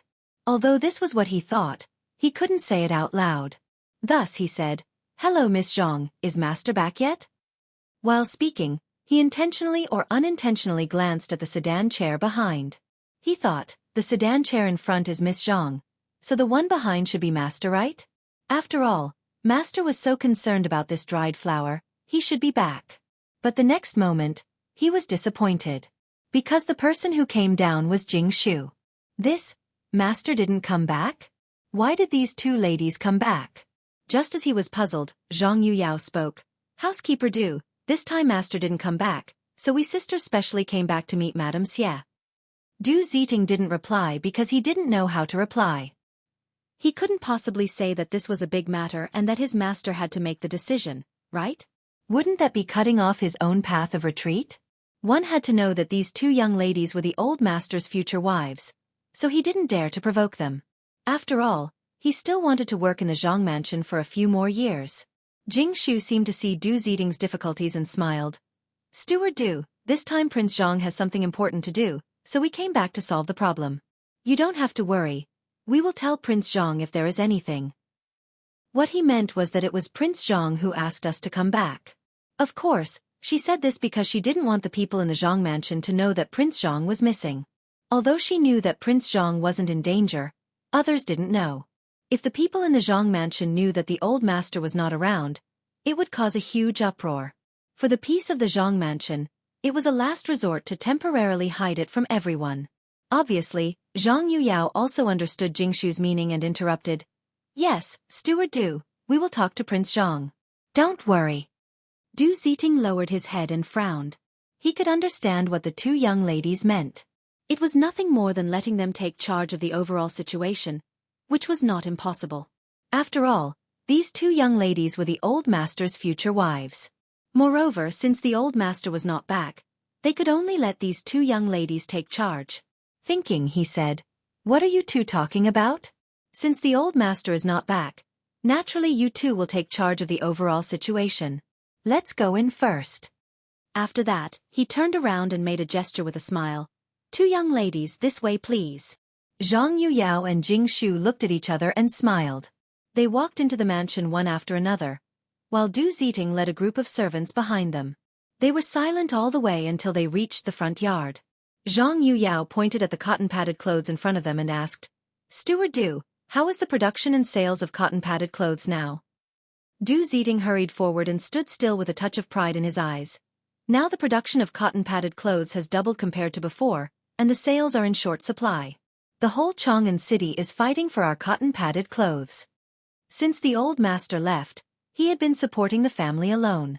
Coupled with the miscellaneous matters in the mansion and the cotton-padded clothes, it could be said that he was exhausted and had not slept well for several nights. Of course, he was not tired of these things and thought that working for the old master was not tiring at all. The two young ladies were well aware of all these. Looking at Steward Du's panda eyes, they naturally understood. Therefore, Zhang Yuyao said with concern, Steward Du, you have been working hard recently. When Prince Zhang comes back, he will definitely reward you. It's not hard, it's not hard. Du Ziting waved his hand and smiled. How can it be hard to work for the old master? There are not many kind-hearted and charitable people like the old master. It is my blessing to work in the Zhang mansion. Chapter 1895. The two girls smiled and nodded. They understood Du Ziting's loyalty and did not say anything else. However, a pile of dried flowers in the corner attracted their attention. Jingshu glanced at the dried flowers, then looked at Du Ziting. Housekeeper Du, are these dried flowers sent by Madame Xie? Yes. Du Ziting nodded and glanced at the main hall. Last time, Madame Xie sent some dried flowers. Master treasured them and reached an agreement with Madame Xie. This time, she sent some again. Jingshu looked at Zhang Yuyao and nodded. They were now certain that this Madame Xie was the one who visited Prince Zhang last time. These dried flowers were used by Prince Zhang to make perfume. Since she was already here, they naturally had to meet her. Thus, she looked at Du Ziting. Housekeeper Du, prepare the tea. We will go and meet Madame Xie. Du Ziting nodded slightly and waved her hand to signal the servants to prepare. She then said, "This way, Madame Xie is in the main hall." The two girls nodded, brushed their sleeves, and walked to the main hall. Passing through the corridor, a group of servants playing with cotton appeared in front of the two girls. However, they were not in the mood to care about this. They walked straight to the main hall. As soon as they entered the main hall, they saw a woman sitting in the main hall. It was Madame Xie. Madame Xie. The two girls went up to her. Although they only met Madame Xie once or twice, they remembered her clearly. It was not because she was outstanding, but because she was polite and graceful no matter what she did. This was not something an ordinary woman could do. When Madame Xie heard someone calling her, she glanced at the door. Seeing that it was not Zhang Feng, a hint of disappointment flashed in her eyes. However, it disappeared quickly. She then stood up and said, "Hello, ladies." She naturally had some influence on the two girls in front of her. Ever since her family declined, she sold flowers for a living and trained a pair of good eyes. Zhang Yuyao stepped forward and smiled. Madame Xie has a good memory. You still remember us? Of course. Madame Xie nodded slightly and smiled. Both of you are beautiful and dignified. You and Prince Zhang are talented and beautiful. How could this old woman not remember you? These words made the two women happy in their hearts. They were Zhang Feng's future wives. This matter was basically known to everyone in Quan En. However, they couldn't help but feel happy after being praised like this. Zhang Yuyao smiled and said, "Madam, you're too polite. Come take a seat." As she spoke, she gestured for him to take a seat. "Thank you, ladies." Madame Xie straightened her skirt and sat down. Then she thought of something and asked, "Why don't I see Prince Zhang?" This time, she came to see Prince Zhang. At the same time, she also wanted to talk to Prince Zhang about the dried flowers. If she didn't have the right person, how could she continue with this business deal? Jingshu seemed to have seen through Madame Xie's thoughts. Just as she was about to reply, a servant came over with tea. She smiled and said, "Madame Xie, don't be anxious. Have a cup of tea to warm your body." As she spoke, she stroked the rim of Madame Xie's teacup. "Your tea is already cold. Let the servant change it to a hot one." The servant was quick-witted. When he heard this, he quickly removed the teacup and served 3 new cups of tea. Jingshu picked up the teacup and looked at Madame Xie. She smiled and said, "Madame Xie, please have some tea." Madame Xie originally wanted to discuss the matter as soon as possible. However, seeing that the two in front of her weren't anxious at all and were polite, she couldn't refuse. She picked up the teacup and took a sip. "Thank you, ladies." Zhang Yuyao put down the teacup and smiled at Madame Xie. "Madame Xie, how many dried flowers did you bring this time?" Madame Xie frowned and didn't answer immediately. This was because she was here to discuss business with Prince Zhang. Why did these two ladies come out? Could it be that Prince Zhang didn't want to do business anymore and wanted these two girls to send her away? However, thinking about it, it was impossible. Even if he wanted to send her away, why would these two girls be so polite to her? After thinking for a while, she still couldn't figure it out. Therefore, she asked in confusion, "Ladies, please forgive this old woman's impoliteness for asking, but why hasn't young Master Zhang come out? Hasn't he always been in charge of this matter?" The two girls looked at each other as if they were sending a message. After a while, Jingshu smiled and said, "Madame Xie, Prince Zhang has something important to deal with at the academy and can't leave the mountain. Thus, This matter was temporarily left to us sisters. I see. Madame Xie nodded. Now she could understand why Prince Zhang didn't appear. It turned out that he had left this matter to these two ladies. Although it was a little abrupt, Prince Zhang must have his own matters to attend to. Thinking about it, she said, "In that case, let's go out and check the goods. The dried flowers are in the front yard. I'm sure you've seen it." Since someone had already made the decision, finding Prince Zhang didn't matter. As long as they checked the goods and there were no problems, it was fine. Chapter 1896. All right. Jingshu nodded and glanced at Zhang Yuyao. Seeing that the latter had no objections, she said, "Madam, please." The dried flowers were something that Prince Zhang had instructed them to do. Although they did not know much about it, they still had to check the goods. After that, the three of them stood up and walked towards the front yard. In a short while, the three of them arrived. Madame Xie pointed at the pile of dried flowers in front of her and smiled. "Ladies, there are a total of 30 stones here. Please check them." Zhang Yuyao glanced at the dried flowers on the ground. She didn't know much about these things, so she had to find someone familiar. Thus, she glanced at Du Ziting, who was not far away. "Steward Du, come and count these dried flowers." There are a total of 30 stones. Du Ziting nodded and followed the order. Then, he brought a few servants to check.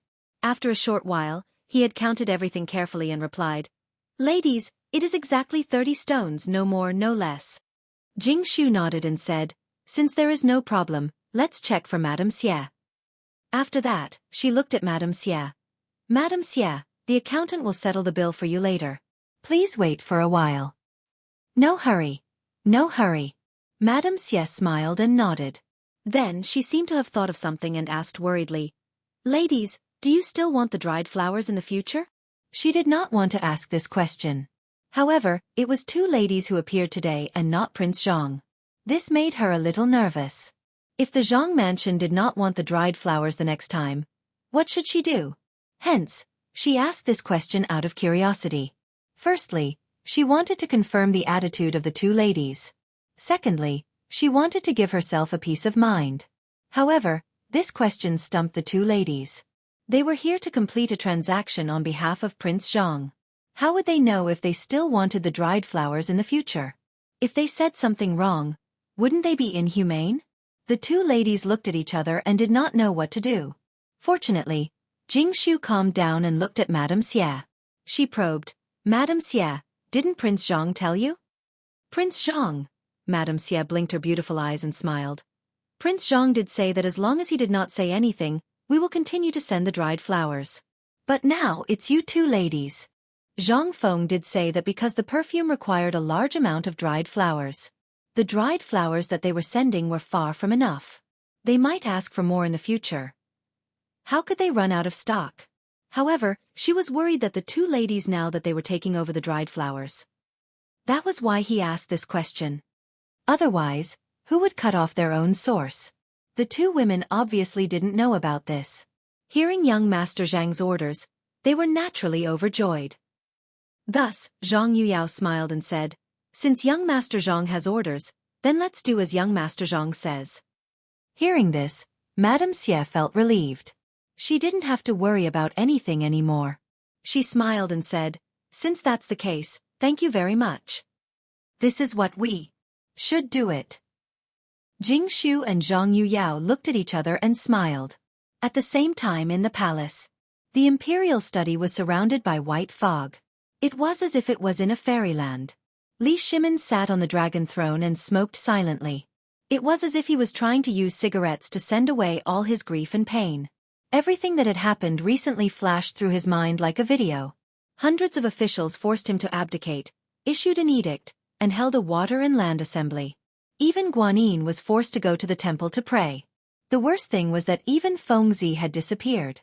There was no news from him until now. He even doubted if he had the hearts of the people.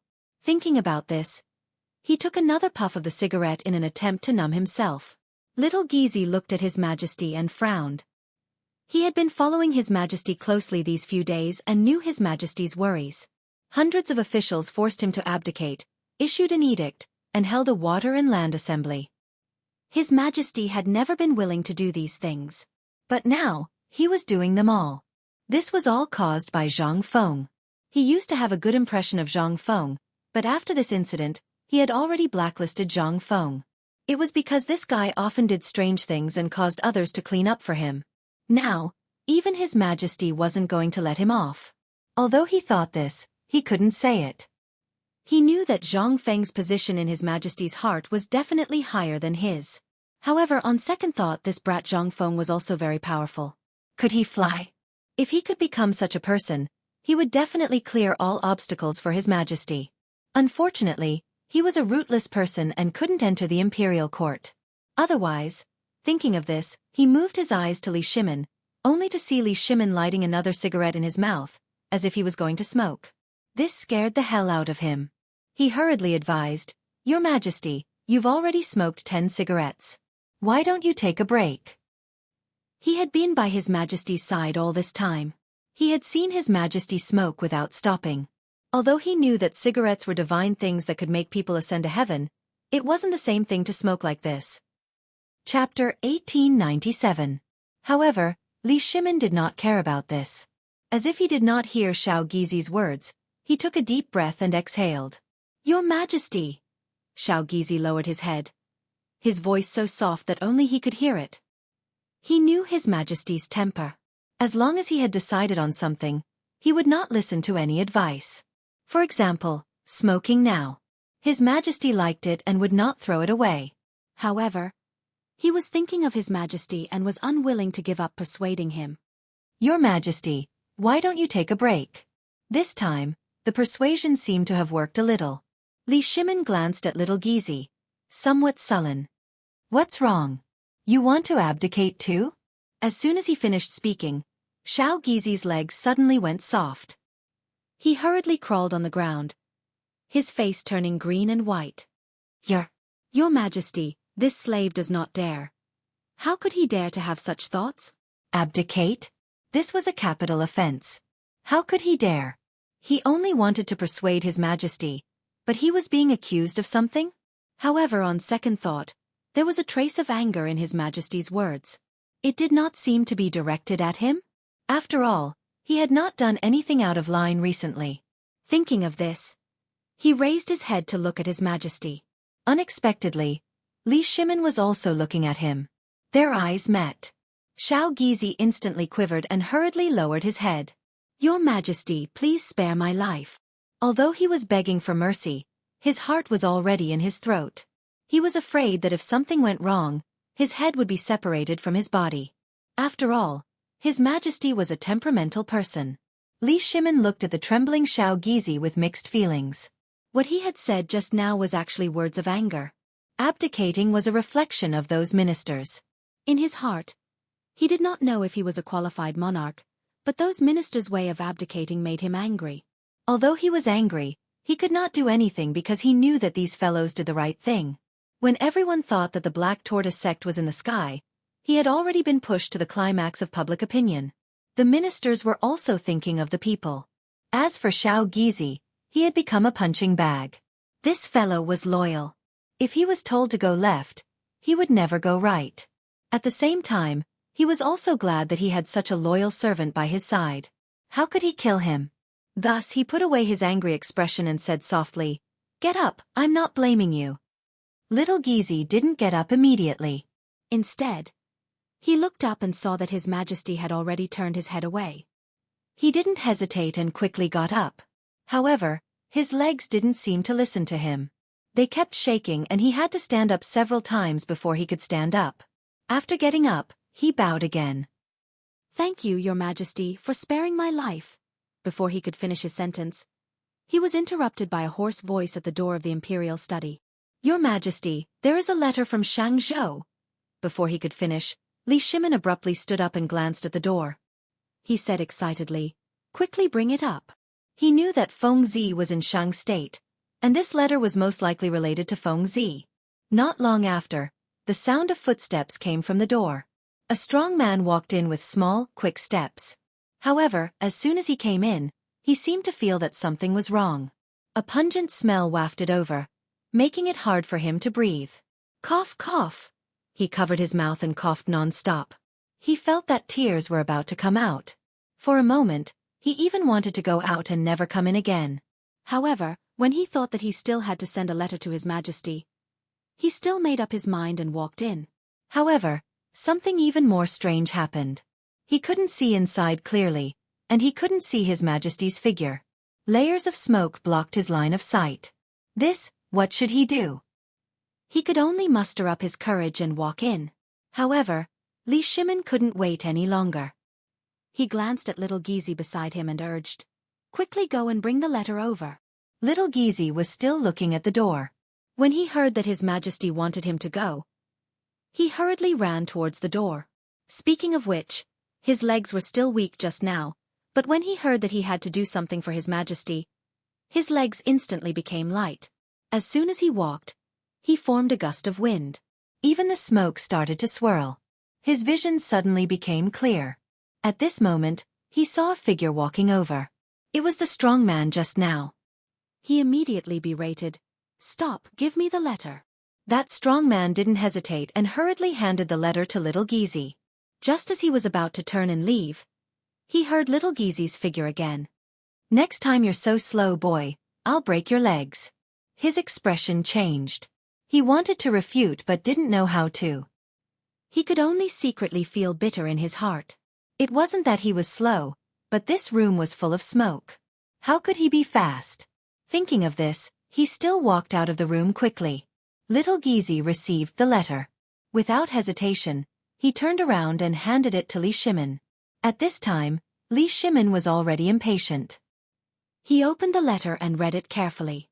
"Your Majesty, since leaving Chang'an, I have chased after Zhang Feng all the way to Xingzhou. I have not seen any trace of him." When he saw this, his expression changed and he slapped the table. Chapter 1898. This frightened little Gizi. He stumbled and fell to the ground. He quickly knelt down. "Your Majesty, please calm down." However, Li Shimin ignored him. He leaned on the table and stared angrily in the direction of Xianxia, as if he was thinking about something. He had always regarded Feng Zi as one of the most important people by his side. This time, he had even mobilized troops to search for him. As for Li Jing, as the Minister of War, he had never disappointed me. However, this time, this fellow had chased him all the way to Xiangzhou and still hadn't seen him. This was ridiculous. I thought so highly of him, but he couldn't even catch one person. What's the use? If Feng Zi is in danger, what should I do? However, on second thought, Yu Qigong had also chased after Feng Zi. There should be news, right? After thinking for a while, he suppressed the anger in his heart and read again. Unexpectedly, I learned that the various Turkic tribes had been attacked by heavenly lightning. There were countless casualties. When he saw this, he suddenly trembled. His eyes suddenly widened. He even rubbed them, suspecting that he had seen wrongly. However, after reading it a few times, it was still the same words. Finally, he could no longer contain the shock in his heart.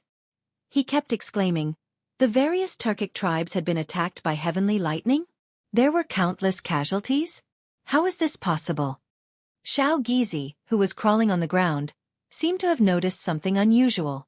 He quickly raised his head, only to see Li Shimin constantly crying out in alarm. His feet seemed to be somewhat unstable, and he was about to fall down the steps. He was so scared that he quickly got up, strode forward, hugged Li Shimin, and exclaimed, "Your Majesty, be careful."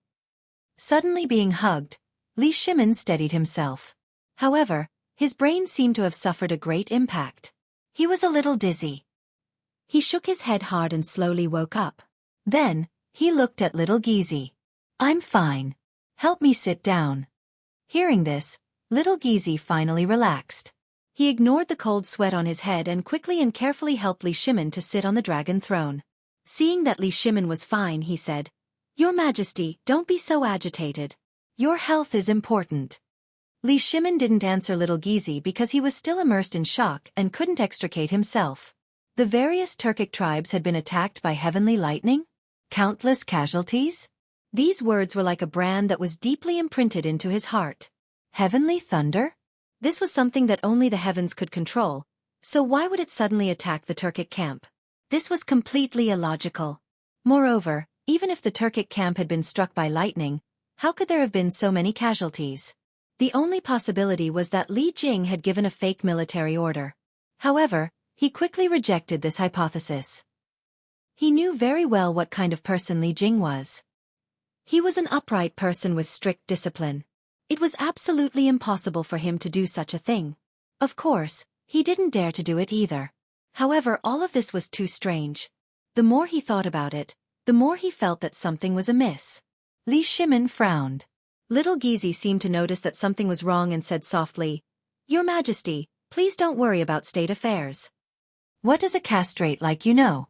Li Shimin glanced at Little Gizi with some dissatisfaction. "This is a huge matter for the Turks." Halfway through his words, he felt that something was wrong and immediately changed his tone. Forget it, forget it. What's the use of saying so much to a eunuch like you?" After that, he read the letter again. "This heavenly thunder incident is very strange. I suspect that it has something to do with Zhang Feng." "Fengzi?" Li Shimin frowned, somewhat puzzled. "Didn't I ask Li Jing to track down Fengzi's traces? How could the heavenly thunder have anything to do with Fengzi? Could it be that the heavenly thunder was summoned by Fengzi? It shouldn't be possible." With doubts in his mind, he continued to read. According to the survivors, a round object appeared in the sky that night, covering the sky and the moon. Then, countless things with sparks were thrown down, causing countless casualties in the Turkic camp. The specific number of casualties is unknown. Li Shimin put down the letter and frowned even more. This description was exactly the same as the thing in Chang'an City. In that case it was Fengzi. However, why would this guy go to Xianghu and blow up the Turkic camp? Could it be premeditated? Whether it was premeditated or not, it was still a good thing for the Tang dynasty. However, now this guy should still be in Xianghu. Would he be in danger? Thinking of this, Li Shimin was a little uneasy. He glanced at Xiao Gizi and said seriously, "Immediately send someone to Xianghu to pass on my order. You must let Li Jing find Zhang Feng and bring him back smoothly." After that, he seemed to think of something and added, "In addition, tell Wei Zhang, Du Ruhui, Fang Xianling, Zhang Sun Wuji, and others to come to see me." "Yes, Your Majesty." Xiao Gizi bowed and turned to walk out of the door. After instructing everything, Li Shimin sat on the dragon throne again, picked up a cigarette from the desk, put it in his mouth, lit it, and slowly smoked. At this time, he had mixed feelings. On one hand, he was happy about the bombing of the Turkic camp, but on the other hand, he was worried about Zhang Feng's safety. The Turkic people had always been a thorn in the heart of the Tang dynasty. Almost every year, they would come to the Tang dynasty to burn, kill, and loot. The people of the Tang dynasty hated them to the bone, but they could do nothing because they lived in the grassland and could not be killed. Chapter 1899. However, the blow this time was undoubtedly huge to the Turkic headquarters. Although it was impossible to know whether Xieli and Tuli were dead or alive, it could definitely stop the other party from going south. And Zhang Feng had really made a great contribution this time. However, he had been missing, which made him very vexed. Just as he was feeling vexed, footsteps came from outside the door. Then, Little Gizi walked in and bowed. "Your Majesty, the verbal order has been sent. Duke Wei and the others are also waiting outside. Should we summon them?" "Summon them." Li Shimin waved his hand. Little Gizi accepted the order and turned to leave the room. After a while, he walked in with Wei Zhang. Wei Zhang and the others followed Little Gizi's footsteps into the imperial study and smelled a pungent smell of smoke. Although they usually smoked a little, it was only when they had nothing to do. In addition, they were generally old. How could they smell such a strong smell? They immediately coughed. Cough, cough, cough. This smell. Everyone covered their noses and coughed. Seeing this, Little Gizi hurriedly comforted them. "Sirs, please bear with it. His Majesty is waiting." Hearing this, everyone did not complain anymore. After all, His Majesty had already issued an edict and admitted his mistake. Strictly speaking, he was a good emperor. Besides, the thing in the sky was not the vengeful spirit of the Xuanwu Gate.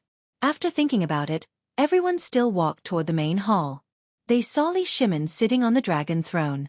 Everyone came forward and bowed together. "Your Majesty." Li Shimin was already impatient. He waved his hand casually. "Rise. Everyone. Sit. After he finished speaking, he handed the letter on the table to Xiaogizi and said, "Pass the letter to the officials." Letter? Everyone looked at the letter in Li Shimon's hand in confusion and guessed. Could it be that there was something wrong with that place? Or did something happen at the border? With doubts, they looked at Li Shimon but could not see any joy, anger, sorrow or joy.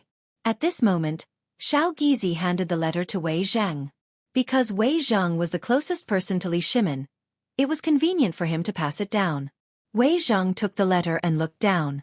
Two big words appeared in front of his eyes. Li Jing. Wasn't Li Jing sent by His Majesty to find Feng Zi? Could there be news of Feng Zi? Delighted, he immediately tore open the letter and read it. The officials sitting around felt as if their hearts were being scratched by a cat, itching unbearably. They also wanted to read the letter because they knew that the letter that His Majesty allowed everyone to read was definitely a matter of national importance. As the backbone of the imperial court, they all wanted to read it in advance. However, this little Gizi had already given the letter to Wei Zhang. They couldn't possibly snatch it away, right? Therefore, everyone looked at Wei Zhang curiously, trying to get some information. At first, Wei Zhang's expression was normal and even had a hint of a smile. However, slowly, his eyes widened and his mouth opened wide as if he had seen something unbelievable. In the end, he stood up abruptly and kept exclaiming that it was impossible. Seeing this, everyone knew that the matter was definitely not simple. They quickly went forward and snatched the letter from Wei Zhang's hand and gathered to read it.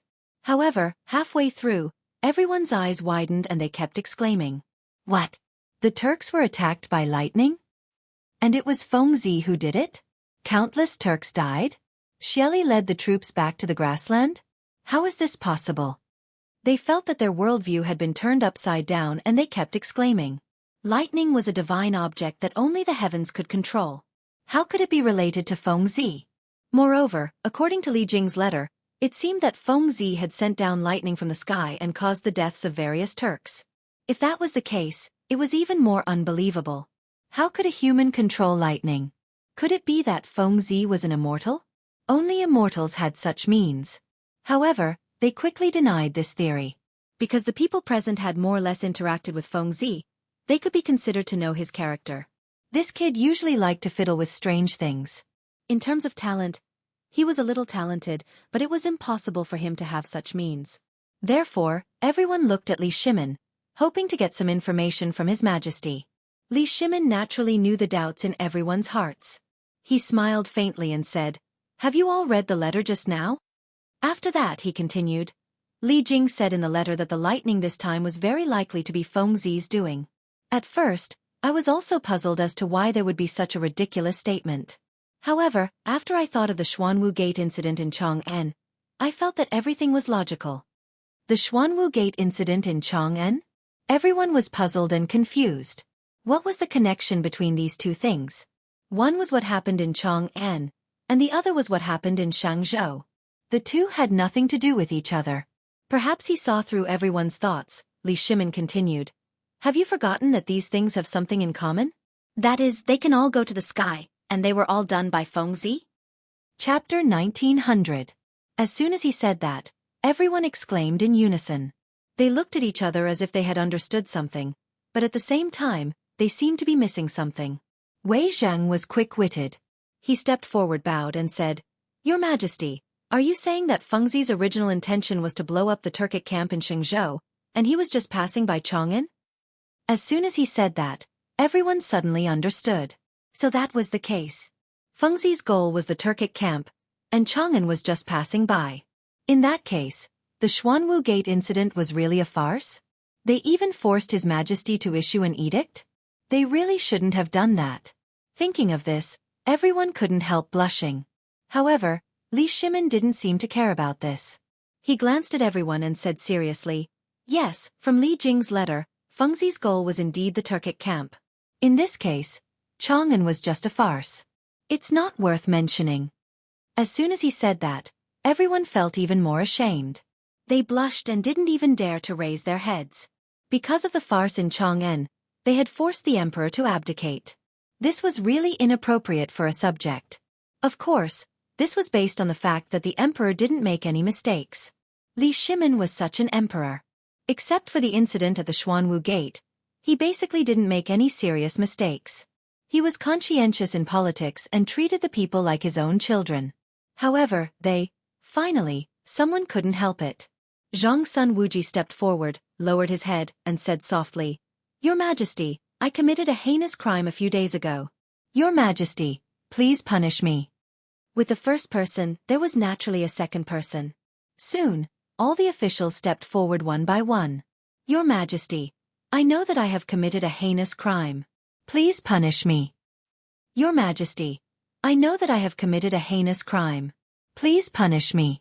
"Your Majesty, I know that I have committed a heinous crime. Please punish me." They bowed together, lowered their heads, and blushed. Li Shimin looked at them meaningfully. In fact, he was still a little angry. Just a few days ago, he even wanted to punish these old fellows for their crimes. However, when he thought of everyone's contributions to the Tang dynasty, he silently endured it. Take Wei Zheng for example. Although this guy had a bad temper, he was indeed a pillar of the country. He was upright and plain-spoken, and as an official, his sleeves were clean. There's also Zhang Wuji. He's been with me since before I became a cavalry. Although he's not as good at strategy as Feng Xianling, and he's not as good as Wei Zheng, he's still my brother-in-law. How could such a person be punished? Moreover, they had all admitted their mistakes today, so it was even more impossible to punish them. Thus, he revealed a trace of a smile and waved his hand. "Everyone, rise." This emperor has never taken it to heart. Everyone looked at each other in disbelief. Since when did His Majesty become so generous? It wasn't like this in the past. However, thinking about it was just thinking. Naturally, he couldn't say it out loud. However, they couldn't help but feel a little guilty and a little worried. They were worried that His Majesty still hadn't vented his anger. Therefore, Zhang Wuji looked up and saw that His Majesty wasn't angry, so he said, "Your Majesty, since it's not the ghosts of the Xuanwu Gate, why don't we withdraw the edict in the Water and Land Assembly?" He had his reasons for saying so. The edict was an edict issued to state the sins of the current emperor. It was bound to be recorded in history. If it was passed down, it would definitely cause damage to Li Shimin's reputation. At that time, if future generations scolded Li Shimin, they might implicate Zhang Wugo. As his brother-in-law, he didn't want that to happen. Of course, Li Shimin also had the same idea. However, he was the emperor of a country. How could he withdraw the edict so easily? Moreover, the Water and Land Assembly and the heaven-worshipping ceremony were almost ready. If he withdrew them, where would his prestige be in the future? After thinking about it, it was better not to withdraw them. Therefore he said, "Forget it. The edict has already been issued. Moreover, the Water and Land Assembly and the heaven-worshipping ceremony have already been put on the agenda. How can we withdraw them? Where would my prestige be in the future?" But Zhang Wuji was obviously unwilling to give up. He wanted to continue persuading, but he was interrupted by Li Shimin halfway. "No buts." Li Shimin waved his hand to stop Zhang Wuji. Then he scanned the crowd and said seriously, "This time, I called you all here to discuss the matters of Xiang State. Would you all like to express your views on the current situation of Xiang State?" Everyone looked at each other and didn't immediately answer. Instead, they all began to think in their hearts. Xiang State could be said to have won a great battle. Although the Turks didn't take the initiative to attack, they dealt a heavy blow. There shouldn't be any danger. However, His Majesty didn't seem very happy. Everyone was a little cautious, afraid that they would make His Majesty unhappy, so they didn't step forward to answer. The imperial study slowly fell into silence. Finally, after 15 minutes, Wei Zhang stepped forward and said, "Your Majesty, the Turkic tribes were struck by lightning and suffered countless casualties. In the next few years, they probably won't go south to pillage. Our dynasty should strengthen the defense of the border, and even train the soldiers to strengthen our own defenses." Chapter 1901. Li Shimin nodded his head and praised. Wei Qing's words hit the nail on the head. "What you said is correct. This time the Tujue have suffered heavy casualties. It should be the best time to exterminate them. But right now the Battle of Chotzi City is still ongoing. We cannot spare too many troops and horses for the time being. Otherwise, Zhen would personally lead the troops to exterminate these animals." "Your Majesty, There's no need to be so angry.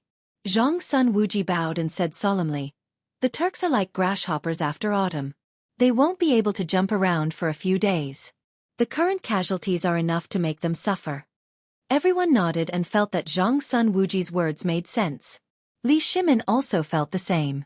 He smiled faintly and said, you're right. This matter can't be rushed. After saying that, he changed the topic and said with a frown, however, we haven't found any traces of Feng Zi. I don't know how he is. As soon as he said that, everyone frowned. Zhang Feng and the others were very familiar with him. In the past, they often drank and chatted together. If there was something they didn't know, they would ask this kid for advice. Now that he suddenly disappeared, they were not used to it. Especially Du Ruhui and Zhang Sun Wuji. They knew that their son and Feng Zi hung out all day. Moreover, when they found out that their son was missing, they felt as if they had lost their souls. They sent people to look for him every day and finally found out that these guys went with Feng Zi. This caused the two of them to be extremely anxious. If something were to happen to their son, what would they do? Thinking of this, they felt as if their hearts were blocked, and they felt very uncomfortable. Li Shimin seemed to have seen through their thoughts and comforted them. Minister Zhang Sun, Minister Du, don't be sad. Your son will definitely return safely. The two wiped the corners of their eyes and said in unison, thank you, Your Majesty, for your kind words. As soon as they said that, there was a rush of footsteps outside the door. Then, a strong man walked in and quickly walked in front of Li Shimin. He bowed and said, Your Majesty, the Emperor invites you. The Emperor? Li Shimin was stunned. Father usually doesn't see me if there's nothing important? Could it be that something happened this time? With doubts, he glanced at the strong man and asked, Why does the Emperor want to see me? I don't know. The strong man shook his head, then glanced at the officials present and added, However, the Emperor said that if the officials want to go, it's fine. Li Shimin frowned and had a bad premonition. Usually, even if the Emperor wants to see me, he will never bring the officials. Because he has long ago stopped caring for the Emperor, why does he want to see the officials today? Moreover, these words were very metaphorical. If the officials wanted to go, it was also possible. That means, the Emperor knows the officials to be Li is? To the Emperor, the Emperor's is. The Emperor's the Emperor to go Z to make A. By right, the previous Emperor had already abdicated and no longer cared about politics. B's S's twos. Except twos. To go. Yes, with doubts in their minds, everyone looked at Li Shimin. But at this moment, Li Shimin also looked over, he said with a solemn face. Since it's the Emperor's request, then everyone should go and take a look. Maybe the Emperor has something important to say. Everyone naturally didn't dare to refuse and agreed. Thus, Li Shimin led everyone to Li Yuan's residence. In less than a moment, the group arrived. Li Shimin was the first to be led into the main hall by Li Shi. Just as he entered the door, he saw Li Yuan sitting on a chair, drinking alone to drown his sorrows. He did not seem to be too happy. He hurriedly stepped forward and bowed. Greetings, Imperial Father. Li Yuan raised his sleepy eyes and glanced at Li Shimin, waving his hand. Get up, Erlang. Then he seemed to feel something was wrong and asked, Erlang, the officials didn't come? They came, but they're waiting outside. Li Shimin smiled, then looked outside and said to the strong man, Let them in. As soon as his voice fell, everyone walked in and bowed in unison. Greetings, Your Majesty. No need to be polite, sit. Li Yuan glanced at everyone, then looked at Li Shimin and pointed to a chair beside him. Erlang, sit. Everyone didn't stand on ceremony and took their seats. However, they seemed a little reserved, because they didn't come to this place many times, so they were naturally not used to it. Seeing that everyone had taken their seats, Li Yuan opened his mouth. Erlang, I heard that there's a letter from Xianxia State?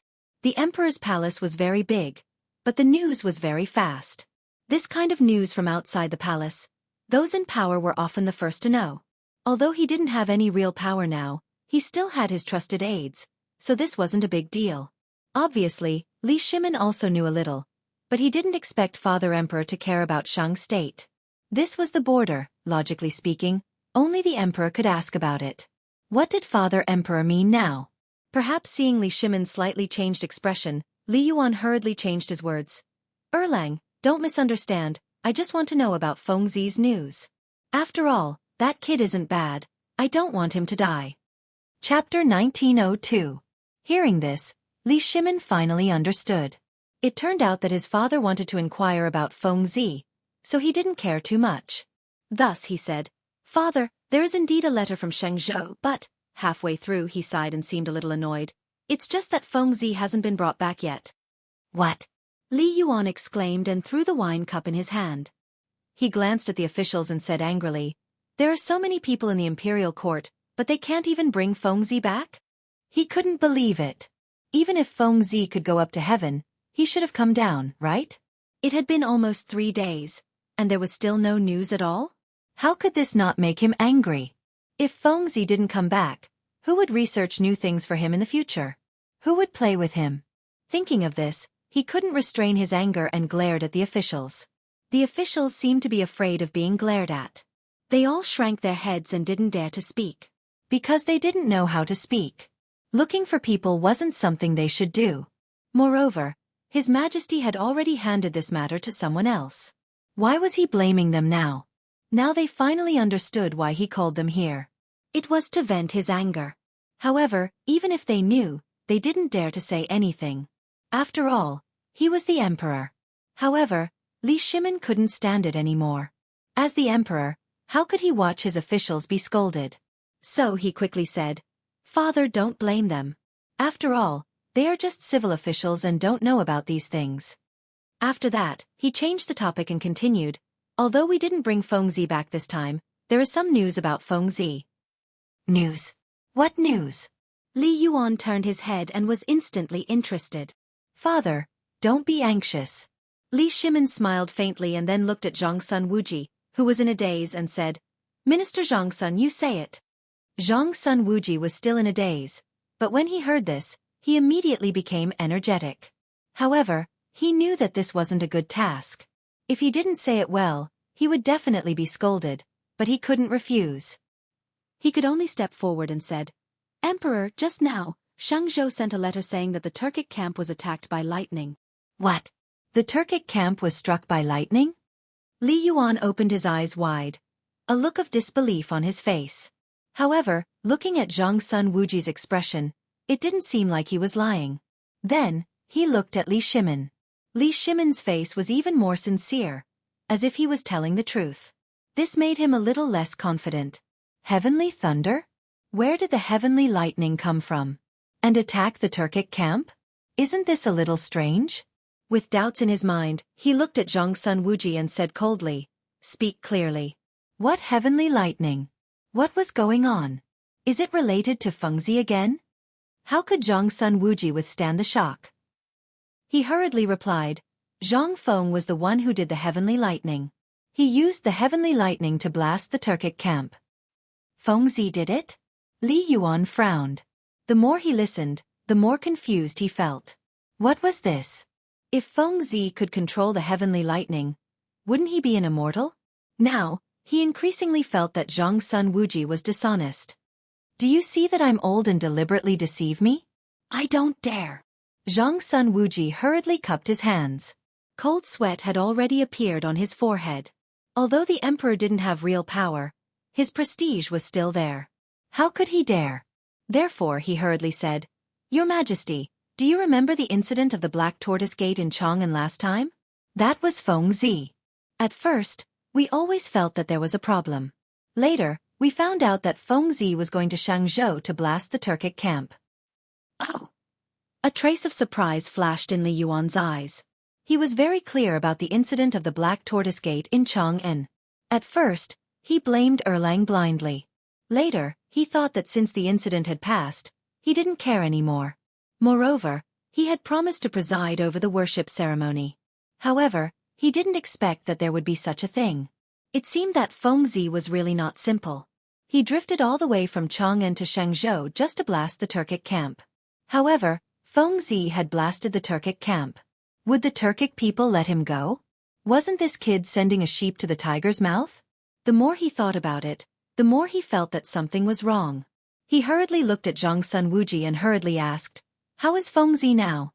Is he dead or alive?" Zhangsun Wuji lowered his head tightly. For a moment, he didn't know how to answer. Because he didn't know. Li Jing's letter only mentioned the Turkic and Xiangzhou. There was no news of Fengzi at all. Or rather, he hadn't been found yet. How could he answer this? Although he had his own difficulties, Li Yuan didn't care. He hurriedly asked, "How is Fengzi?" He still didn't get a reply. Therefore he turned to Li Shimin and hurriedly said, "Erlang, tell me, what happened to Fengzi?" Li Shimin paused. He didn't want to answer at first. However, when he saw his father's worried expression, he said patiently, "Father, there is no news of Fengzi for the time being. Do you know where he is?" "What?" Li Yuan suddenly stood up. He glanced at everyone and said angrily, "Xiangzhou is such a big place. You can't even find a person?" Chapter 1903. Li Shimin could understand Li Yuan's feelings. He was also anxious about Fengzi's disappearance, but what was the use of being anxious? Right now, Li Jing had already gone to Xiangzhou, and Yu Qigong and the others had also rushed over. They were all trying their best to search for him, so it was not the fault of the officials that they could not find him. Thinking about it, he hurriedly advised, "Father, I have already sent people to Xiangzhou to handle this matter, but there are not enough people. However, I believe that the results will be out soon." Li Yuan glanced at Li Shimin, but at this moment, he was furious, because he knew that Erlang had already done his best. Thus he looked at the officials, his eyes somewhat gloomy. "Since there are not enough people, then let the clan send out some people." As soon as these words were spoken, the entire hall was in an uproar. Li Shimin looked at Li Yuan with a bewildered expression. Although he really wanted to touch the clan, he knew in his heart that the clan had a deep foundation and could not be eradicated overnight. Therefore, he had always buried this thought in his heart and had never said it out loud. But today, his father had personally said it out loud. Although it was said very tactfully, but he could still hear his father's hatred for the clan. On this point, Imperial Father and I happened to agree. However, could the officials agree? Thinking about it, he shifted his gaze to the officials. In fact, the officials were no longer calm, because many of them were also in the ranks of the clans. The emperor's words just now meant that he was prepared to let the clans search for Zhang Feng. Although they were also worried about Zhang Feng, they did not plan to use the people of their clans. If they touched the people of the clan, it would definitely cause damage to the clan. Thus, everyone hurriedly stepped forward. "Your Majesty, please show mercy. The clan cannot be touched." Li Yuan glanced at the crowd, his face could not help but flush red, the veins on his forehead bulged, and he roared, "Not using the clan? Then who can I count on?" As he spoke, he walked in front of everyone, stretched out his finger, and pointed angrily. "It's you? Or you? Is it still you?"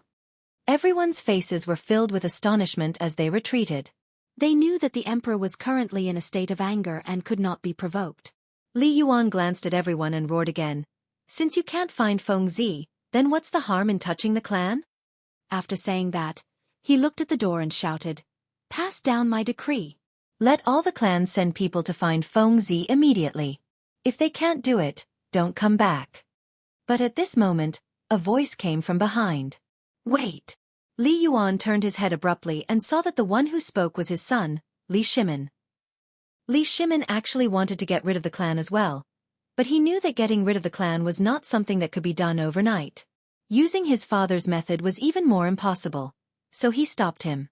At this moment, facing his father's bewildered gaze, he could only step forward and comfort him. "Father, this matter cannot be rushed. Li Jing, Yu Qigong, and the others have already sent people to search for Fengzi. I believe there will be a result very soon. Moreover, if we let the people of the clan move out now, they will definitely be unwilling, and at that time, it will inevitably cause some twists and turns." Hearing this, Li Yuan was somewhat moved, but he couldn't help being somewhat worried in his heart. Thus he said, "Then what about Fengzi's safety?"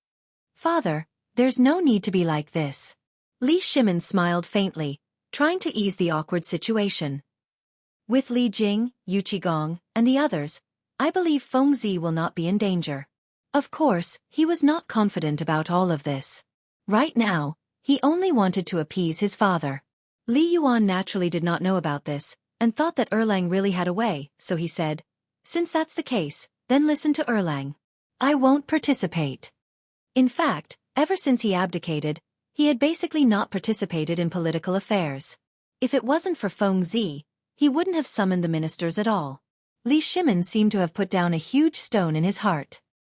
He let out a long breath and smiled. "Thank you for your understanding, father." After he finished speaking, he swept his gaze across the crowd of officials. "Since there's nothing else, all of you may leave." Everyone looked at each other and did not leave immediately. It was as if they had something to say. A moment later, Zhang's son Wuji stepped forward and bowed. "Reporting to Your Majesty, Emperor, the heaven worship ceremony and the water and land assembly will be held in a few days. When the time comes," speaking to hear, he raised his head and glanced at Li Shimin and Li Yuan. However, he did not continue speaking because the heaven worship ceremony and the water and land assembly were originally ordered to be held by His Majesty.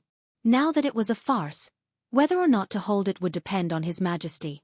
Moreover, the Emperor had originally agreed to attend the heaven worship ceremony, and His Majesty had also agreed to attend the water and land assembly. Now that the ceremony and assembly were almost ready, they had to confirm whether or not to attend. Li Shimin naturally knew what everyone was thinking. He did not plan to cancel the heaven worship ceremony and the water and land assembly. In fact, he was prepared to attend. Of course, all of this was built on the basis that he was the emperor. There was also a portion that came from personal feelings. After all, he was brothers with Xianxia and the others. They were already dead. Holding a few ceremonies was something that should be done. It was just that he didn't know what father was thinking. With doubtful thoughts, he looked towards Li Yuan. Chapter 1904. Li Yuan furrowed his brows tightly, as if recalling some kind of sad matter. He picked up the wine cup on the table and gulped it down. Looking at everyone, he said, "Since the preparations are almost complete, then let's hold it as scheduled. Don't worry, I will definitely preside over it." This heaven worship ceremony and water and land assembly was to send his two sons to the afterlife. Even if no one asked, he would still participate. Li Shimin seemed to be able to feel Li Yuan's feelings. He nodded emotionally. "That's right, I will also participate at that time. Everyone, if there is nothing else, you may leave."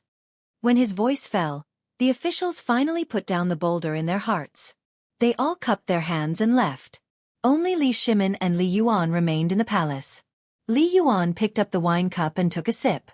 Then, he looked at Li Shimin and said softly, "Erlang, I'll have to trouble you for this water and land assembly." "Father Emperor, what are you saying?" Li Shimin lowered his head. He was a bit ashamed.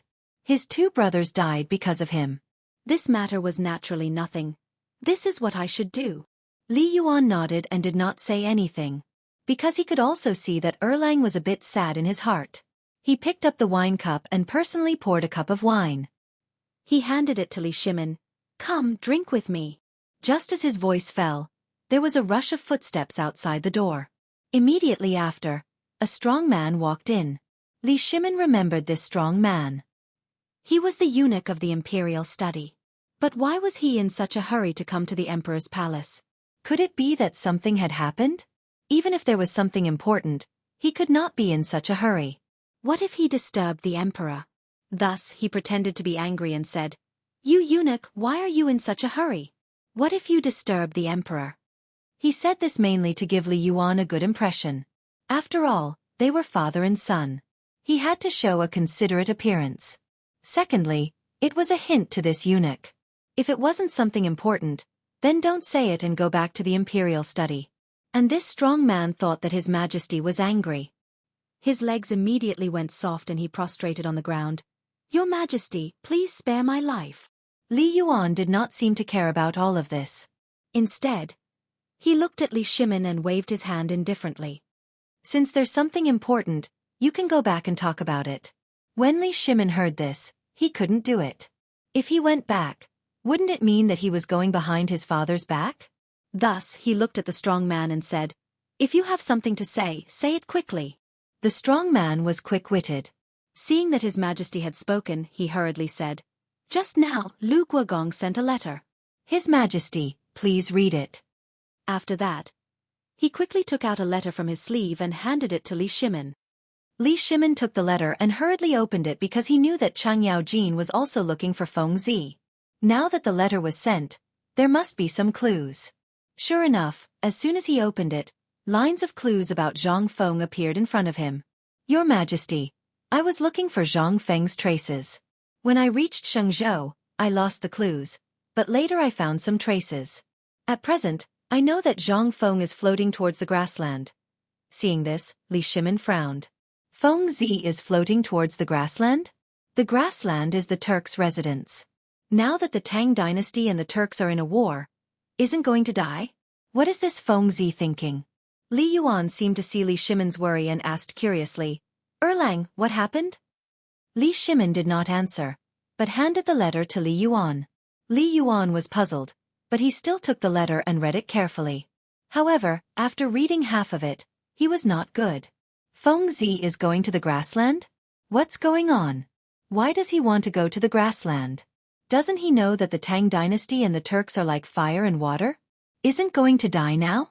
He felt bad. After thinking for a long time, he still could not understand why Feng Zi wants to go to the grassland. Therefore he looked at Li Shimin nervously and asked, Erlang, why do you think Feng Zi wants to go to the grassland? Isn't this going to die? Li Shimin naturally did not know, but facing his father's question, it was not good to not answer, so he could only frown and say, I don't know, maybe Feng Zi is unwilling to let Shelly go? He himself did not believe what he said. Could it be that those people wanted to attack the grassland? It was impossible. However, he really could not think of any other reason in his heart. Li Yuan was not stupid. Naturally, he would not believe this nonsensical answer.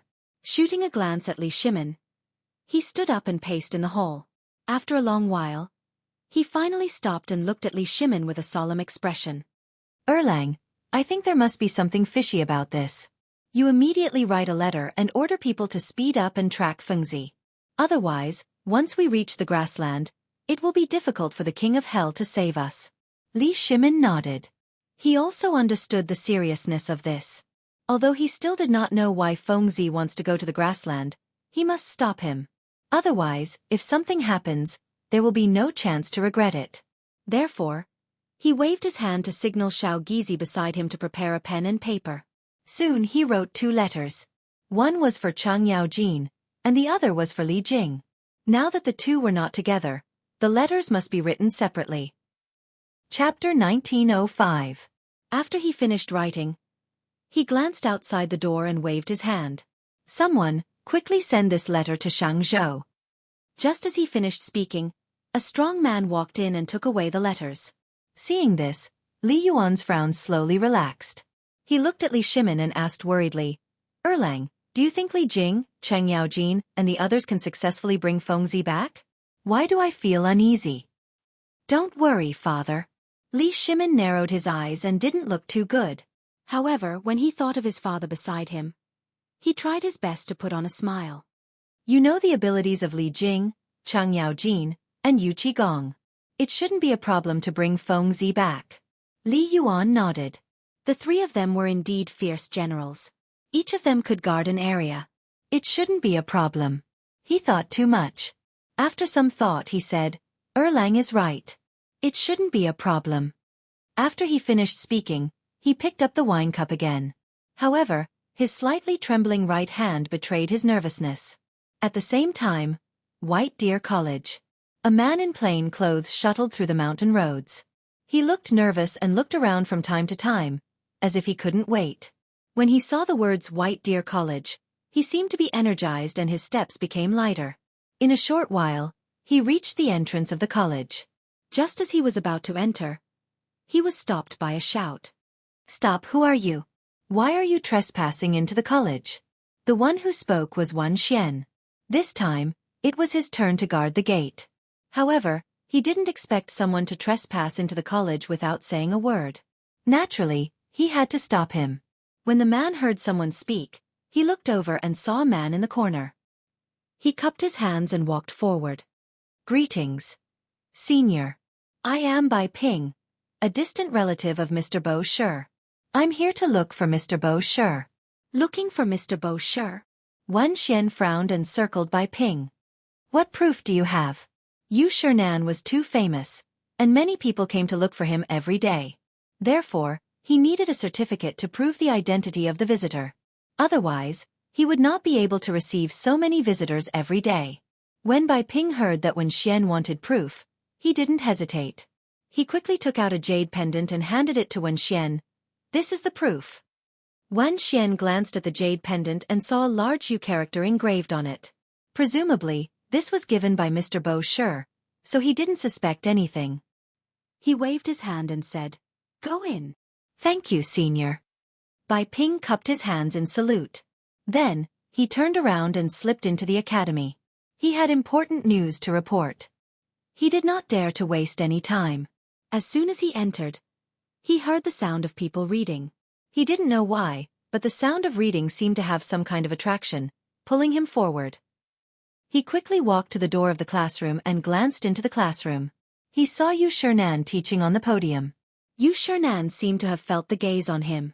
He glanced into the classroom. With just one glance, his expression changed. He casually said a few words in the classroom, then turned and walked out.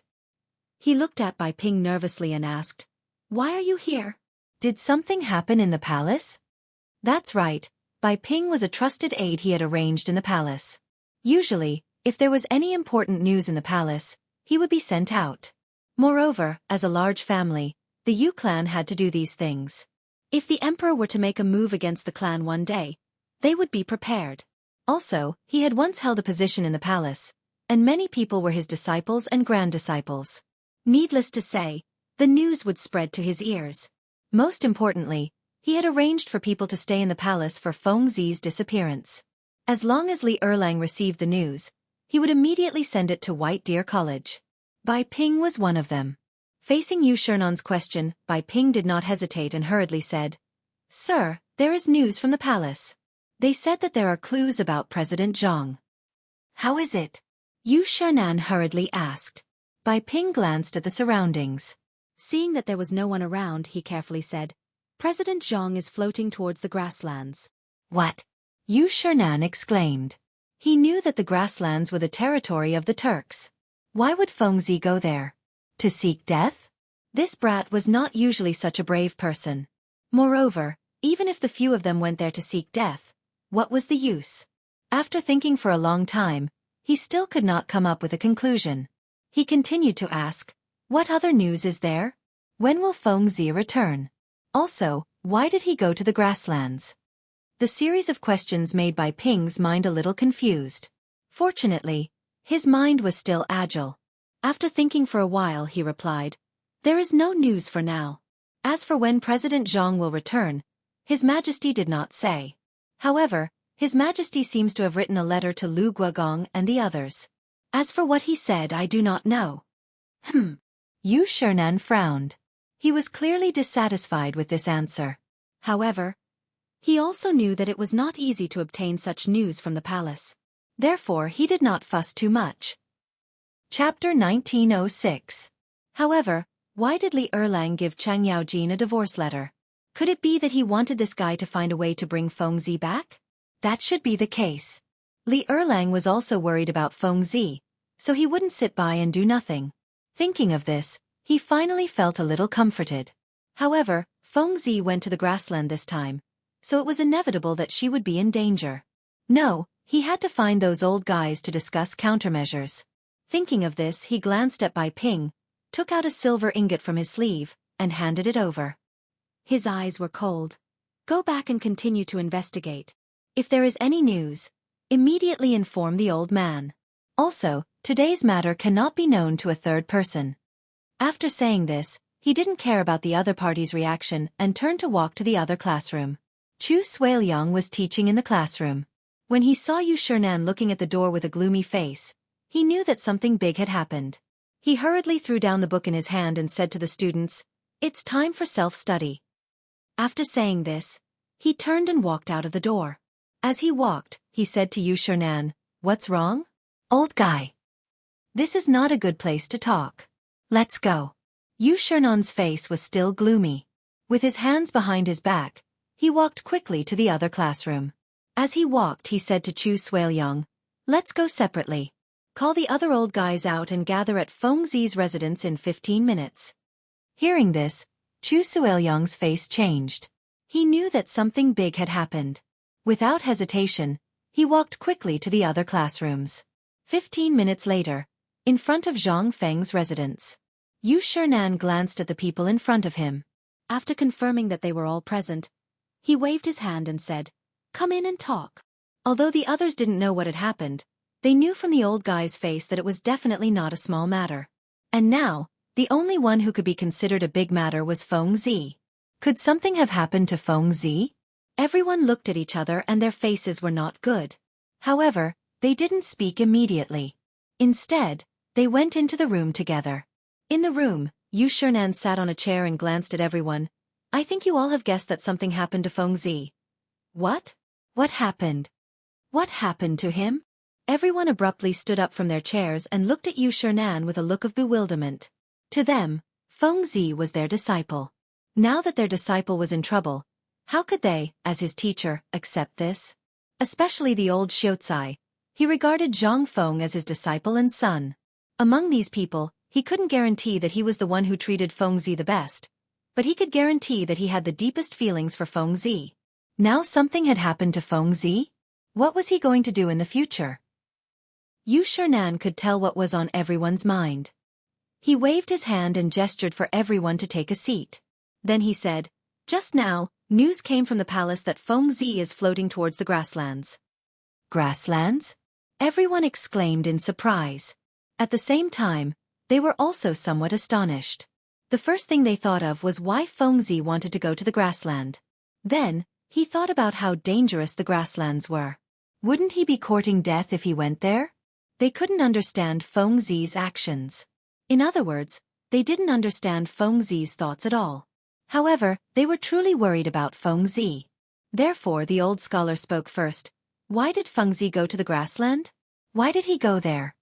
The old elementary scholar's question broke the silence in the room, as if pulling everyone back from their deep thoughts.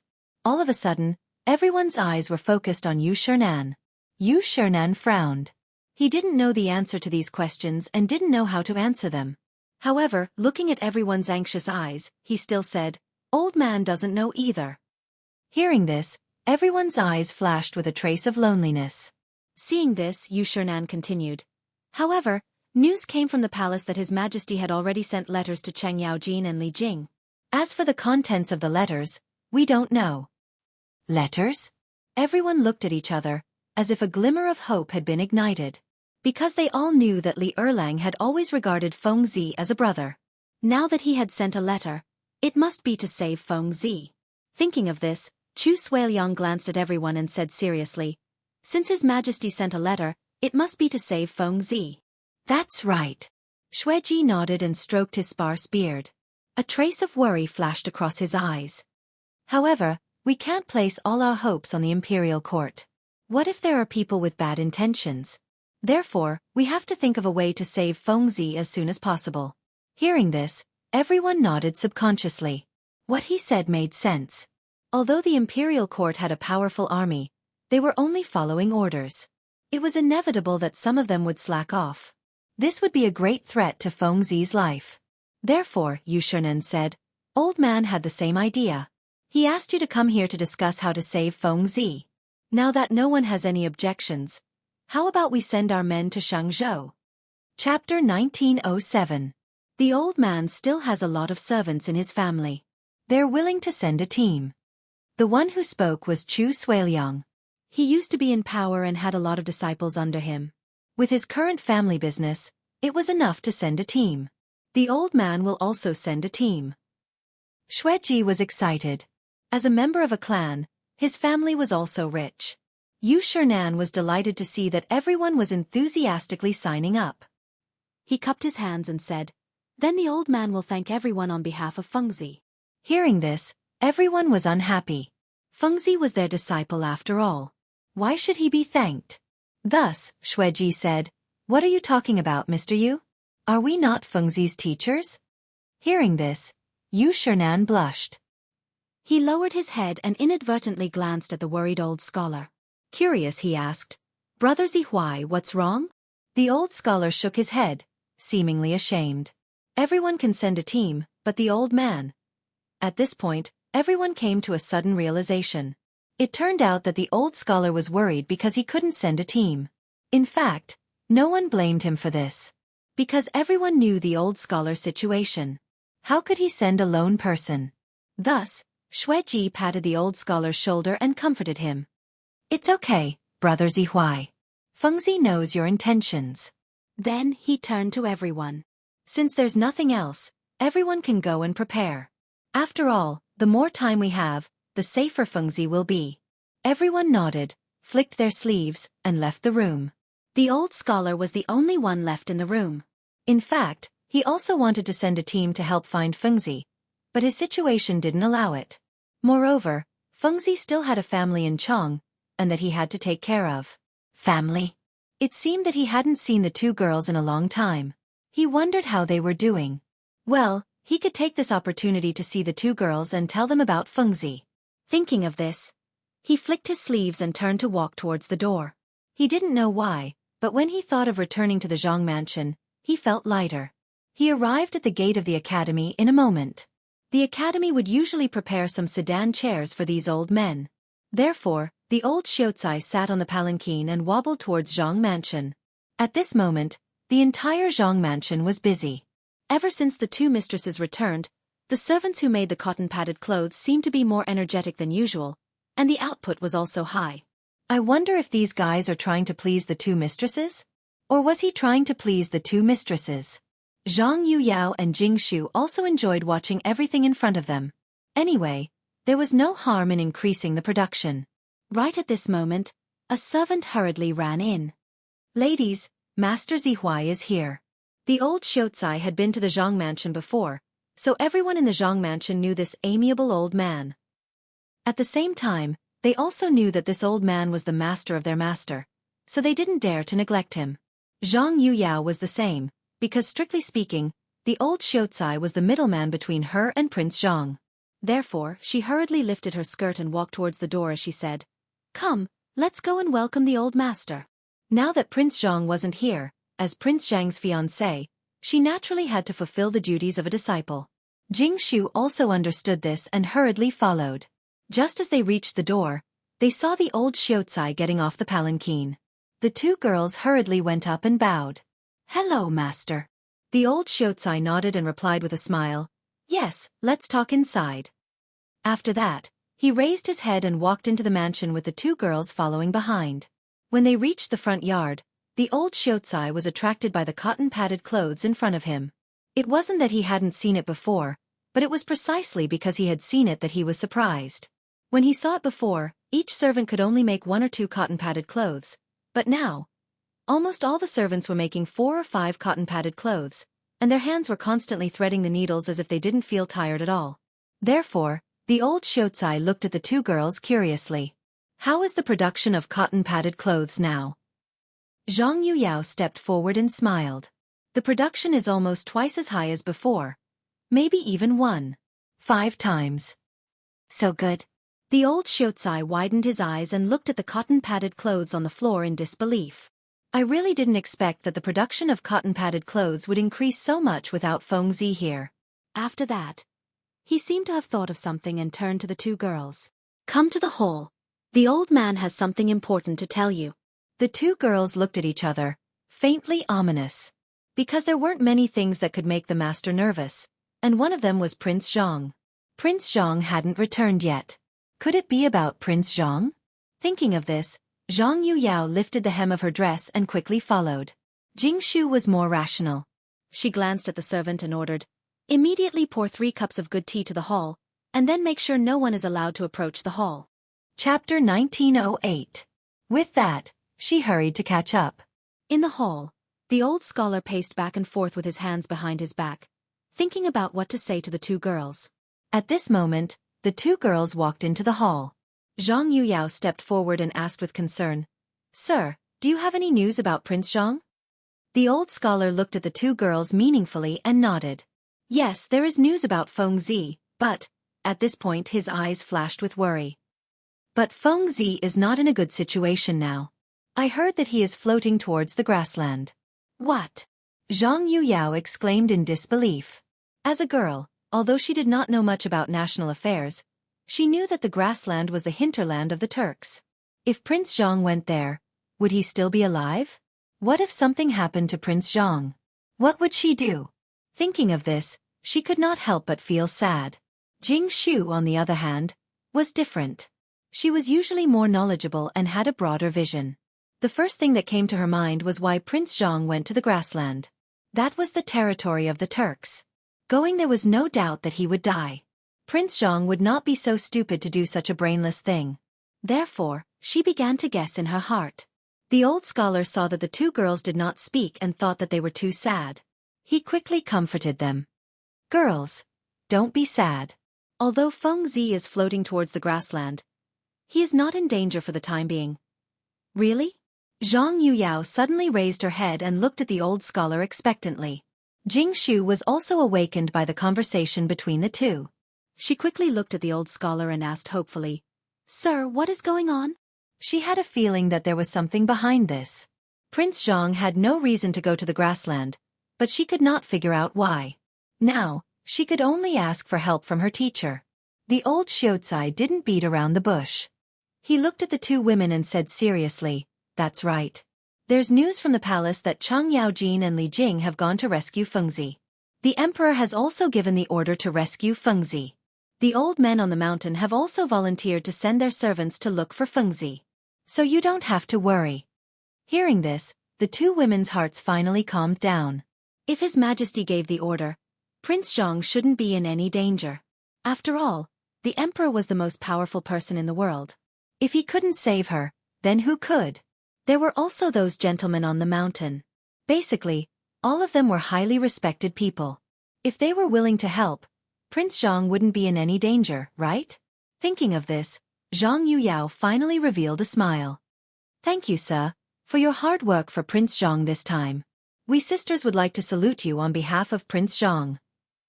After saying this, she pulled Jingshu and respectfully bowed to the old Xiaotsai. The old Xiaotsai didn't hold back and accepted the salute with ease. He was Zhang Feng's teacher in name, so he could accept this salute. The two women had just stood up and were about to speak when the sound of footsteps came from outside the door. A servant came in with a cup of tea.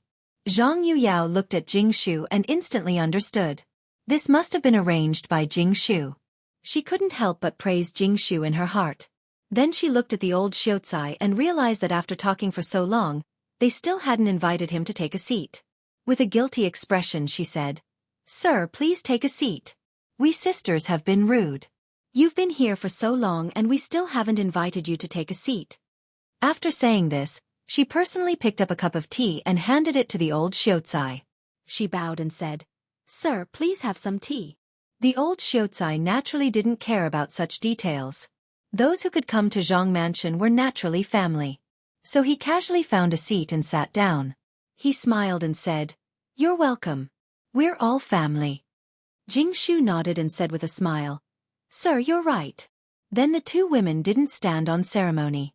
They both sat down and talked about the cotton-padded clothes in the yard. At the same time, on the main street of Chang'an, there were people coming and going, and it was very lively. Peddlers, servants, and others weaved in and out of the crowd, shouting all kinds of songs. They were like fish swimming in the sea, doing whatever they wanted. There was a dazzling array of delicacies on the side of the street. There were wontons, steamed biscuits, and so on, emitting bursts of delicious aroma. Along the way, there were soldiers walking back and forth. They were wearing armor and holding triangular bayonets. They were extraordinary and added a solemn atmosphere to the street, making people feel intimidated. They were sent by the Ministry of War to patrol. Since the Xuanwu Gate incident, there had been casualties in Chang'an. Li Shimin gathered the ministers for a discussion and thought that it was useless to just stand guard. They had to do something practical. Although they knew that the Xuanwu Gate incident was a farce, they wanted to prevent the same thing from happening in the future.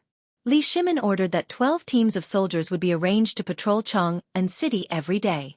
They would be changed every 2 hours. Although it cost some soldiers, it greatly increased the sense of security of the people. Think about it. If there were any thievery, burning, killing, and looting in Chang'an City, the people could immediately report to the patrolling soldiers. In this way they could stop it immediately. Chapter 1909. Regarding this matter, the people praised His Majesty for being wise. Although the Xuanwu Gate incident happened before, His Majesty had already issued an edict. The people let go of the grudges in their hearts and even secretly thought of His Majesty's achievements.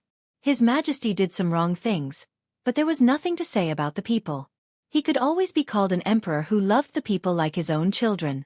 Thinking of Emperor Yang of Sui, His Majesty could be called wise.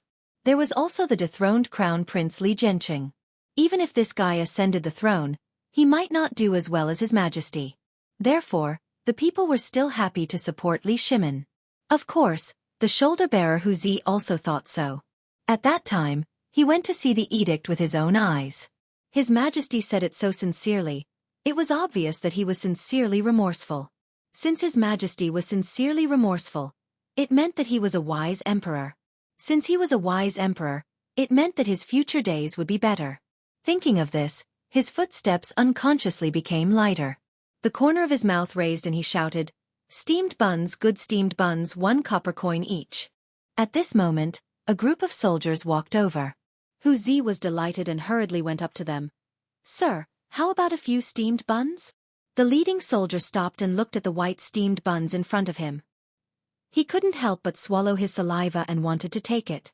However, when he thought of His Majesty's order, if anyone dared to take things from the people, their hands would be chopped off or their official position would be removed. After thinking for a while, he shook his head and said, "No, His Majesty's order is not to take anything from the people. Otherwise, your hands will be chopped off." After saying this, he raised his head, straightened his military uniform, and started patrolling again. Hu Zi was a little confused. He didn't expect His Majesty to give such an order. Not to take anything from the people. Otherwise, your hands will be chopped off? Wasn't this too strict? However, on second thought, His Majesty seemed to be protecting him. This could prevent the soldiers from filling their pockets while patrolling. Thinking of this, he felt a wave of respect for His Majesty. Fine, no one would eat it. He could sell it for a few more money. Just as he was about to take the load and leave, a shout came. "Hu Zi, Hu Zi." Hu Zi turned his head and saw Zhu Zi running over with a load. He was delighted and hurriedly went up to him. "Zhu Zi, aren't you selling glutinous rice wine near Jianghu Mansion? Are you done?" As he spoke, he patted the jar of fermented glutinous rice on the pillar, his heart filled with envy. Zhu Zi, on the other hand, didn't think much of it. He grabbed Hu Zi's right hand and said excitedly, "Let's go to that corner. Lao Tzu will tell you a big piece of news from the Jianghu residence." Big news in Jianghu Mansion. Hu Zi scratched his head and was a little confused. He was about to ask, but found that his right hand was not listening to him. He turned his head and saw that it was Zhu Zi who was about to pull him away. He quickly said, "Wait, I'll go carry the load first." After he finished speaking, he flung Zhu Zi's hand away and picked up the pole in a few strides. He turned around and patted Zhu Zi on the shoulder. "Let's go. Lao Tzu wants to see what kind of big news you have." Zhu Zi didn't waste any time. He held onto the pole and walked towards the corner they had agreed on earlier. After standing still, the two of them put down their burdens and sat on the ground. Hu Zi looked at the pillar and said with a curious look, "Tell me now, what on earth is going on?"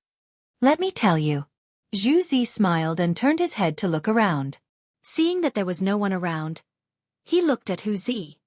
"Just now, one of my men said that the thing that appeared in Chang'an City a few days ago was made by President Jiang." "What?" Hu Zi exclaimed and his eyes widened. To be honest, he had been selling steamed buns in Chang'an City for the past few years. He could be considered a wily old fox. He had heard all kinds of news. It was either that the rich family had married a widow, or that the family's official had his property confiscated. However, this Jianghu mansion was a little different. Every time the news came out, it almost shocked Chang'an City. For example, in the past there was an academy, and then there was the braised meat and so on. There were too many to count. At first, everyone thought that this guy was crazy. But later, when they had a taste of the sweetness, well, it was really delicious. But this time, it was a little too shocking, wasn't it? The hot air balloon last time was actually made by President Jiang? This was a little unbelievable. Therefore, he looked at Zhu Zi with a puzzled look and asked, "Is what you said true? Why do I feel that you are bragging? No matter how awesome President Jiang is, it is impossible for him to go to the sky, right?" Zhu Zi was unhappy when he heard that. He glared at him and said, This is the news that Lao Tzu found out with great difficulty. How dare you say that Lao Tzu is bragging? After that, he stared at Hu Zi and said unforgivingly, "To tell you the truth, not only did President Jiang make that thing that can go to the sky, I also heard that he went to Xianxia and blew up the Turkic camp." What? Hu Zi jumped 8 feet high. That was 2F** King explosive, wasn't it? Blew up the Turkic camp? How was that possible? Xianxia was at least a few hundred miles away from Chang'an. How did he get there? Taking a step back, even if he blew up the Turkic camp, he wouldn't be able to survive. Chapter 1910. President Jiang was not stupid. How could he do such a brainless thing? He felt more and more that this guy was bragging. Therefore, he narrowed his eyes and stared at Zhu Zi. He asked, "Zhu Zi, are you crazy? Otherwise, why would you say such nonsense? You're the one who's crazy." Zhu Zi slapped Hu Zi's head and said angrily, "Lao Tzu has a relative who works in the Zhang mansion. I heard this from my relative." This roar instantly attracted the attention of the passers-by. They all looked over. This street was not big, but it was not small either. People often saw each other, so Zhu Zi was also affected. The moment they saw Zhu Zi mention Principal Zhang, quite a few busybodies all gathered around, discussing animatedly. "Zhu Zi, what did you say about President Zhang? Did he go to heaven? Is he an immortal? I heard that people with the surname Zhang were reincarnations of immortals. Could it be that President Zhang is one too?" This brother's words were not groundless. The ancients had been pursuing the path of immortality since ancient times.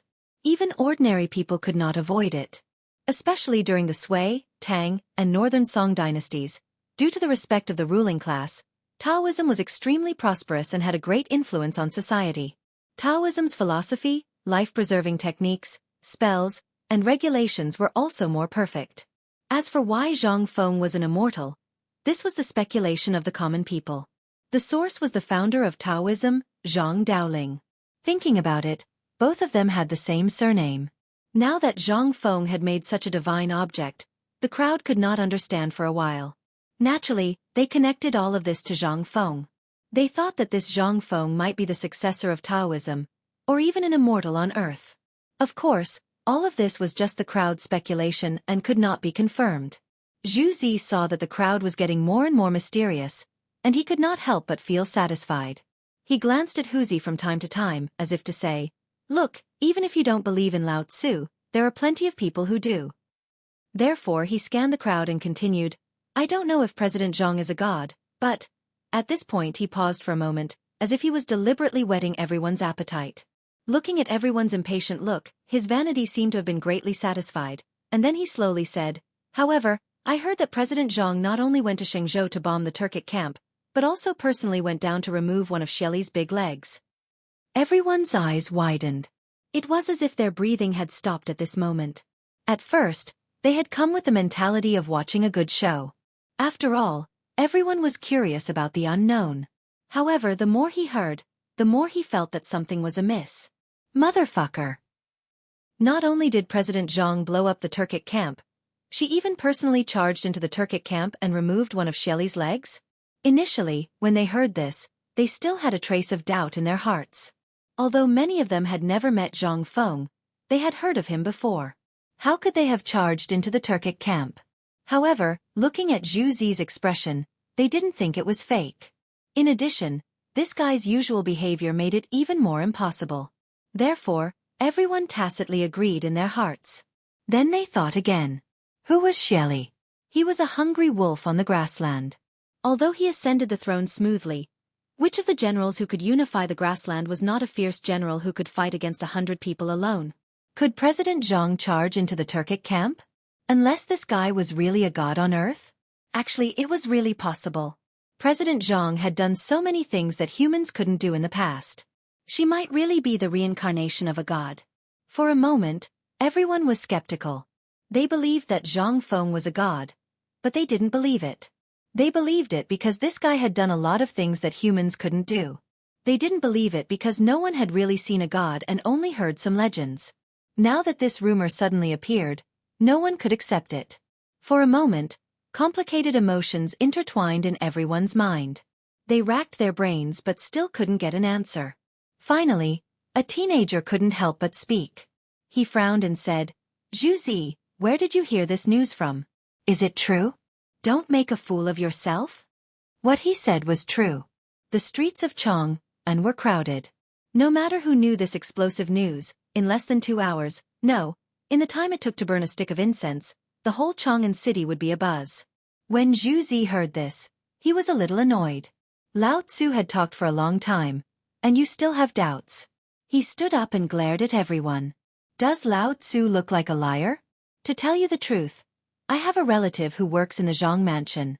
This news was spread by him. It's definitely first-hand and absolutely true. When everyone heard this, they looked at each other and suddenly understood. It turned out that the news was spread by the Zhang mansion. In that case, it was much more reliable. President Jiang really blew up the Turkic camp and took off one of Xieli's legs.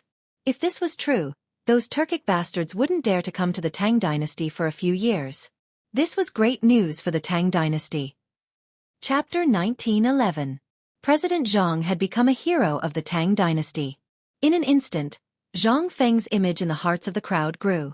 A few people even looked up at the sky, trying to find traces of the hero in their hearts. At this moment, Huzi also believed in Zhang Feng's heroic deeds. Just now, he was still doubting. Thinking about it, he really shouldn't have. He blushed and said, I really shouldn't have just now. I've decided to stay at home and worship President Zhang's memorial tablet every day. Before he finished speaking, Zhu Zi slapped him.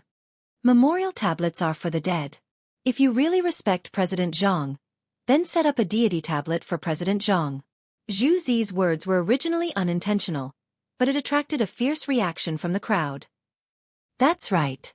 I also want to set up a deity tablet for President Zhang at home. I also want to set up one. A person like President Zhang deserves a deity tablet.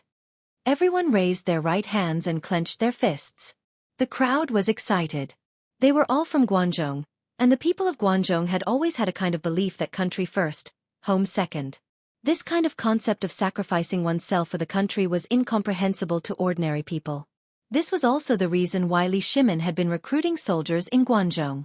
And now, Zhang Feng had rushed into the Tujue camp alone and defeated Xieli. In their eyes, that was the performance of a great hero. They were never stingy to great heroes. Although they were all ordinary people and couldn't take out anything good, they could still offer offerings. So, as if they had discussed it, they all went home to prepare a deity tablet for Zhang Feng. As they walked, they also talked about Zhang Feng's heroic deeds. Soon, the news spread.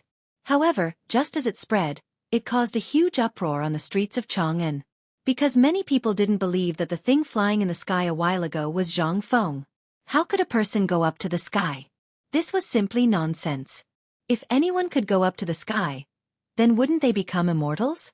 Towards these questions, Zhu Zi and the others were a little unhappy. They were people who firmly believed that Zhang Feng was in the heavens. Now that these questions were being asked, wasn't it a slap to their faces? Thus, Zhu Zi and the others started to argue with these people who didn't believe them. For a moment, the streets of Chang'an were divided into two factions. One faction was led by Zhu Zi, who firmly believed that Zhang Feng could ascend to the heavens and attack the Turkic camp. The other faction was led by Fu Gongzi, who did not believe that Zhang Feng could ascend to the heavens.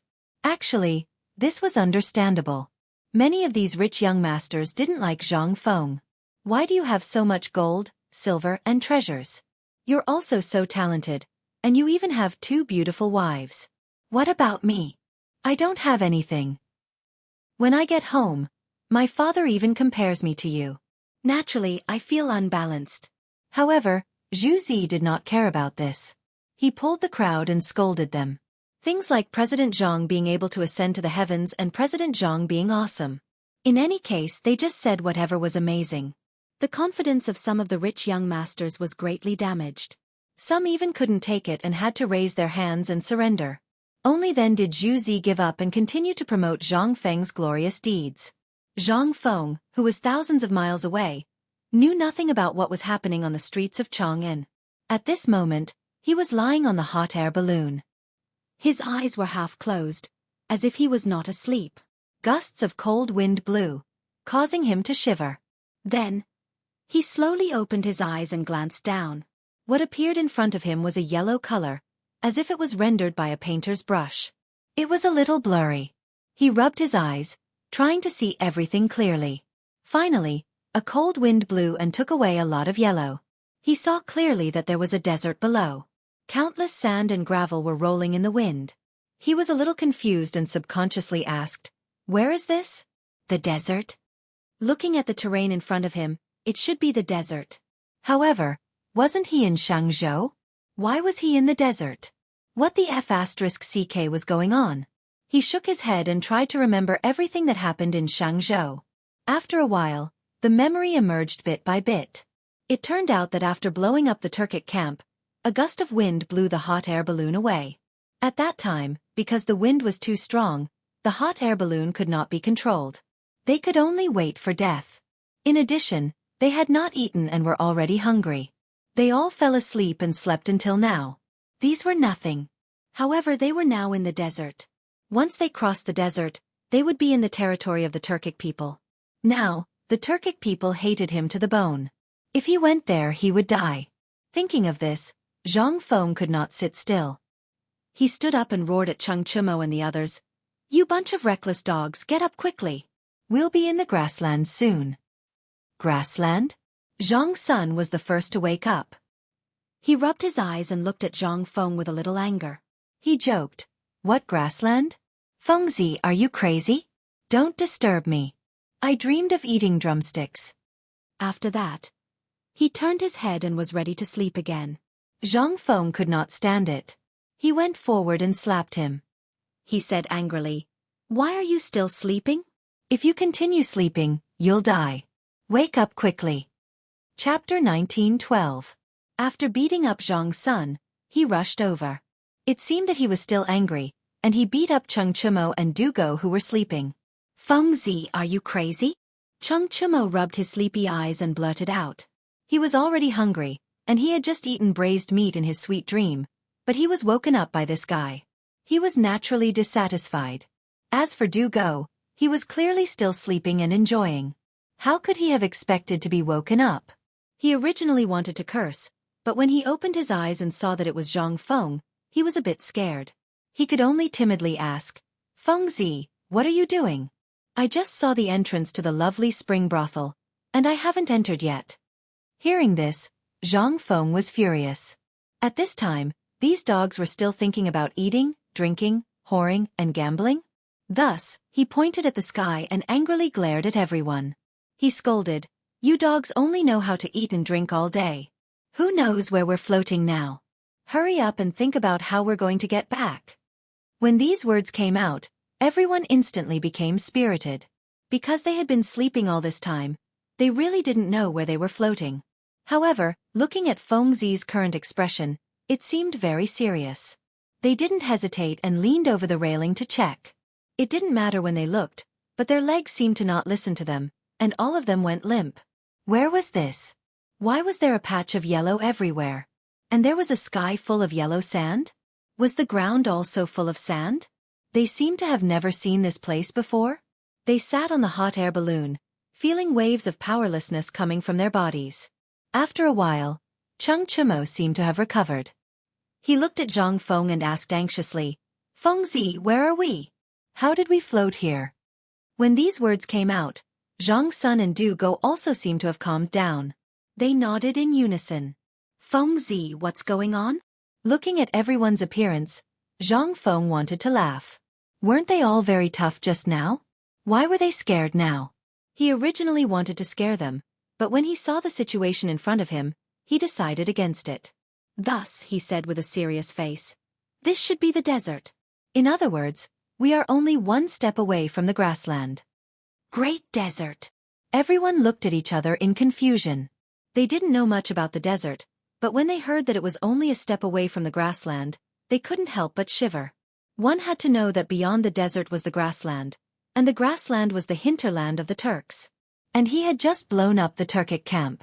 If he went over now, wouldn't he be sending himself to his death? Thinking of this, everyone quivered and looked at Zhang Feng. "Fengzi, hurry up and think of a way. If we continue to drift in that direction, we will definitely die." Zhang Feng was originally thinking of a solution, But after being called, he panicked a little. He glared at everyone. What's the rush? Do you want to die? If you don't think of a way, you'll really die. Xianxia looked at everyone and said anxiously, now that we are all in the desert, hurry up and think of a solution. Okay, I know. Zhang Feng waved his hand impatiently. In fact, he didn't have any good ideas. When the hot air balloon was successfully made, it didn't have the function of turning. It could only change its direction slightly with the weight, so some sandbags were placed. However, there wasn't any wind now. Even if he threw the sandbags, it would be useless. What should he do? Just as he was deep in thought, a warm wind blew. It was as gentle and delicate as a baby's hand. He suddenly trembled as if he felt a vitality. He quickly raised his hands and carefully felt the direction of the wind. This seemed to be blowing in the direction of Chang'an. That's right, it was the direction of Chang'an. With this wind, they could return to Chang'an. This made him overjoyed. He quickly said to everyone, hurry up and throw down all the useless things on the hot air balloon. The only way now was to use this wind to return to Chang'an. However, the weight on the hot air balloon would increase the wind resistance, so the best way was to throw away all the useless things and return to Chang'an as quickly as possible. However, Xianxia and the others didn't seem to understand. They looked at Zhang Feng with a confused face. Why should we throw it away?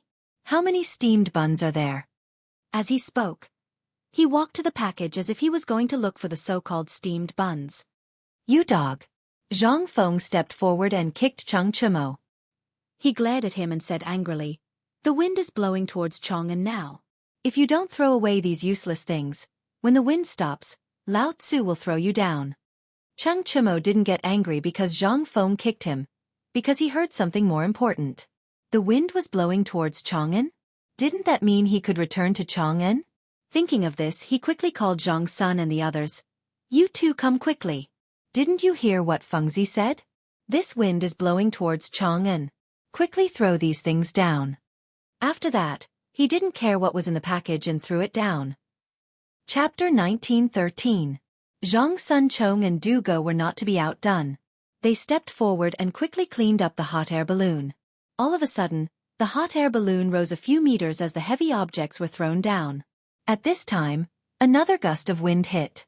The hot air balloon began to sway with the wind and drifted toward Chang'an. Xianxia was so happy that he jumped up and down. He seemed to have forgotten that he was hungry. Fengzi, how long will it take for us to return to Chang'an like this? He missed the braised meat, roasted chicken, good wine, and the girls in the brothel in Chang'an very much. He couldn't wait to go back to Chang'an. The days in the hot air balloon were really not for humans. There was nothing he wanted, not even a bottle of wine.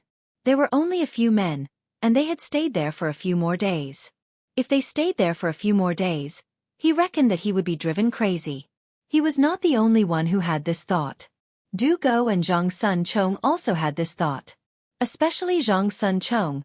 This guy was used to wandering around Chang'an City. He ate, drank, and gambled every day. Although he had changed after meeting Zhang Feng, after experiencing life and death this time, he missed Chang'an even more. He didn't miss anything else, but the girls in the brothel. Without me, you must have had a hard time. Don't worry, when I go back this time, I will make it up to you. Thinking of this, his face was full of lewd smiles. Zhang Feng scoffed at all of this, especially when he saw the lewd smiles on everyone's faces. He felt a chill run down his spine. All right, stop having lewd thoughts. I reckon we'll be back in Chang'an in less than 2 days. If the wind gets stronger, it'll be even faster. When everyone heard this, they seemed to be more excited and cheered. The sky seemed to have heard everyone's cheers. A gust of wind blew again, and this time the wind was stronger than the previous one. The hot air balloon kept floating in the air and sped up. Soon they were out of the desert. Sure enough, as Zhang Feng said, the speed increased when the wind was stronger. A day later, they saw the outline of Chang'an City. This time, Xianxia was surprisingly diligent. He did not sleep. When he saw that Chang'an was already in sight, he quickly patted the sleepy Zhang Feng. Fengzi, we're almost at Chang'an. Wake up quickly. Zhang Feng turned over and ignored Xianxia. He thought to himself, since we've arrived, why are you making such a fuss? Seeing that Zhang Feng did not respond, Cheng Chimo woke up Zhang Sun Chong and Du Go. When the two of them heard that Chang'an was here, they immediately stood up and surrounded the railing to admire the scenery of Chang'an. At this moment, they felt that the scenery in Chang'an had never been so beautiful. There was no other reason. This was how they felt after surviving a disaster. People were like this. When there was no danger, they would always feel that everything around them was not pleasing to the eye. However, once they experienced life and death, they would instantly feel that everything around them was so beautiful and even precious. Now the three of them had such thoughts. They had experienced what they thought was life and death. Now, looking at Chang'an was a new scene. It was as if they thought that Chang'an was their mother and they had finally returned to their mother's embrace. They looked at each other and their throats twitched. They hugged each other tightly as if they were about to cry. At this moment, the hot air balloon suddenly swayed and began to descend rapidly. The three of them seemed to have noticed that something was wrong. They quickly let go and leaned over the railing to look down. It did not matter if they looked down. A strong gust of wind blew from below. It was as if air was being pumped into their faces, causing their faces to distort. Cheng Chimo quickly reached out to steady his face and continued to look down. However, he only saw the surrounding clouds. The objects underground seemed to be moving faster. This scared him out of his wits. He quickly shouted, "Hurry up and think of a way. What do we do now?" After saying that, he strode toward Zhang Feng. However, he realized that he had only taken half a step when his body tilted. He could only shout at Zhang Feng, "Fengzi, hurry up and think of a way." Zhang Feng had not been asleep all this time. He had also noticed the swaying just now. His first reaction was that there was a problem with the hydrogen. His mind was working quickly. Cheng Chimo shouted, which made him angry. "You are so damn noisy." Halfway through his words there was a whoosh. The hot air balloon suddenly shriveled. Everyone's expression changed because they all knew that the hot air balloon was supported by the air inside. Now that the air had leaked, wasn't that? Therefore, they quickly grabbed the iron wire and tried to find a way to survive. However, how could they withstand the pressure of the descent? The feeling of weightlessness suddenly hit them. Everyone fell to the ground. For a moment, screams were heard everywhere. It was as if the silent sky had been composed into a wonderful movement. Cheng Chimo looked panicked. He stretched out his arm and tried to grab Zhang Sun to give himself some buffer. Zhang Sun was not stupid. He stretched out his arms. Then, Dugo also stretched out his arms. The three of them hugged each other tightly. Zhang Feng was the last to descend. Therefore he was above the three of them. When he saw the three of them hugging each other tightly and ignoring him, he was instantly furious. He did not care about his unrecognizable face and shouted, "Bastard, wait for me!" Chapter 1914. Due to the airflow and pressure, Zhang Feng's voice was a little hoarse. Fortunately, the three of them still heard him. They reached out and hugged each other tightly. The speed of their descent became faster and faster. Everyone could only feel the cold wind cutting across their faces like knives. As they cried out in alarm, they were getting closer and closer to the ground. At that moment, they closed their eyes tightly, not daring to look down. It was not because they did not dare to look, but because the wind resistance was too strong. They could not open their eyes at all. Finally, a loud bang was heard, and pain spread through everyone's body. Zhang Feng slowly opened his eyes. He rubbed them and scanned his surroundings. It seemed like they had landed, but why did he not feel any pain? He looked down in confusion and saw Cheng Chimo and the other two with their tongues out and their heads tilted to the side. They seemed to have fainted. "Ah!" Zhang Feng exclaimed and quickly jumped down from the three of them. Standing on the ground, he realized that the three of them were stacked in the shape of a human pyramid. The unlucky Dugo was at the bottom, Zhang Sun was in the middle, and Cheng Chimo was at the top. Not only that, but the appearance of these three fellows had also changed. Their originally fair and clean faces were now bruised and swollen. Their clothes were also full of holes. The good thing was that they still had some haystacks under them. With these haystacks they should not die, right? But it was not safe. Falling from such a high altitude, who knows? He could not stand still anymore. He quickly went forward and shook them violently. "Iron Bull, Da Bing, Worm, don't die. Don't die." After saying that, He seemed to have thought of something and quickly reached out to check their breathing. Yes, there was still some breathing. This meant that they were not dead yet. However, why was his breathing so short? Could it be that they were about to stop breathing? His expression changed as he hurriedly roared. As he roared, he shook his head. Iron Bull, don't die. If you die, that damn father of yours won't let me off. And Dabing, although you're stupid, I can teach you. Don't die. And Buggy, didn't you say you were going to bring me to the brothel? Don't King die. He didn't know if Zhang Feng's roar had an effect, or if these three guys were really lucky, but they actually had a reaction. Cheng Chumo was the first to open his eyes. He frowned as if he felt something was wrong. He subconsciously placed his right hand on his waist and cried out in pain, "My waist!" As soon as he finished speaking, Zhang Sun also woke up. The veins on his forehead were bulging, and he was a little out of breath. Trembling, he said, "Is it that bastard is holding down Lao Tzu?" Hearing this, Cheng Chumo subconsciously looked down and saw that he was on top of Zhang Sun. He couldn't help but blush. "Bug, it's me." "It's you." Zhang Sun turned his head and glanced at him from the corner of his eye. He said angrily, "Then why aren't you King coming down? Don't you know how heavy you are?" Oh. Cheng Chumo then nodded. Just as he was about to move his feet, he felt a sharp pain in his waist, which made it difficult for him to move. He glanced in front of him and saw Zhang Feng watching the show. He said angrily, "Fengzi, you're King watching the show? Hurry up and help me down." Zhang Feng smiled and quickly went forward. He chose to ignore Cheng Chumo's scolding.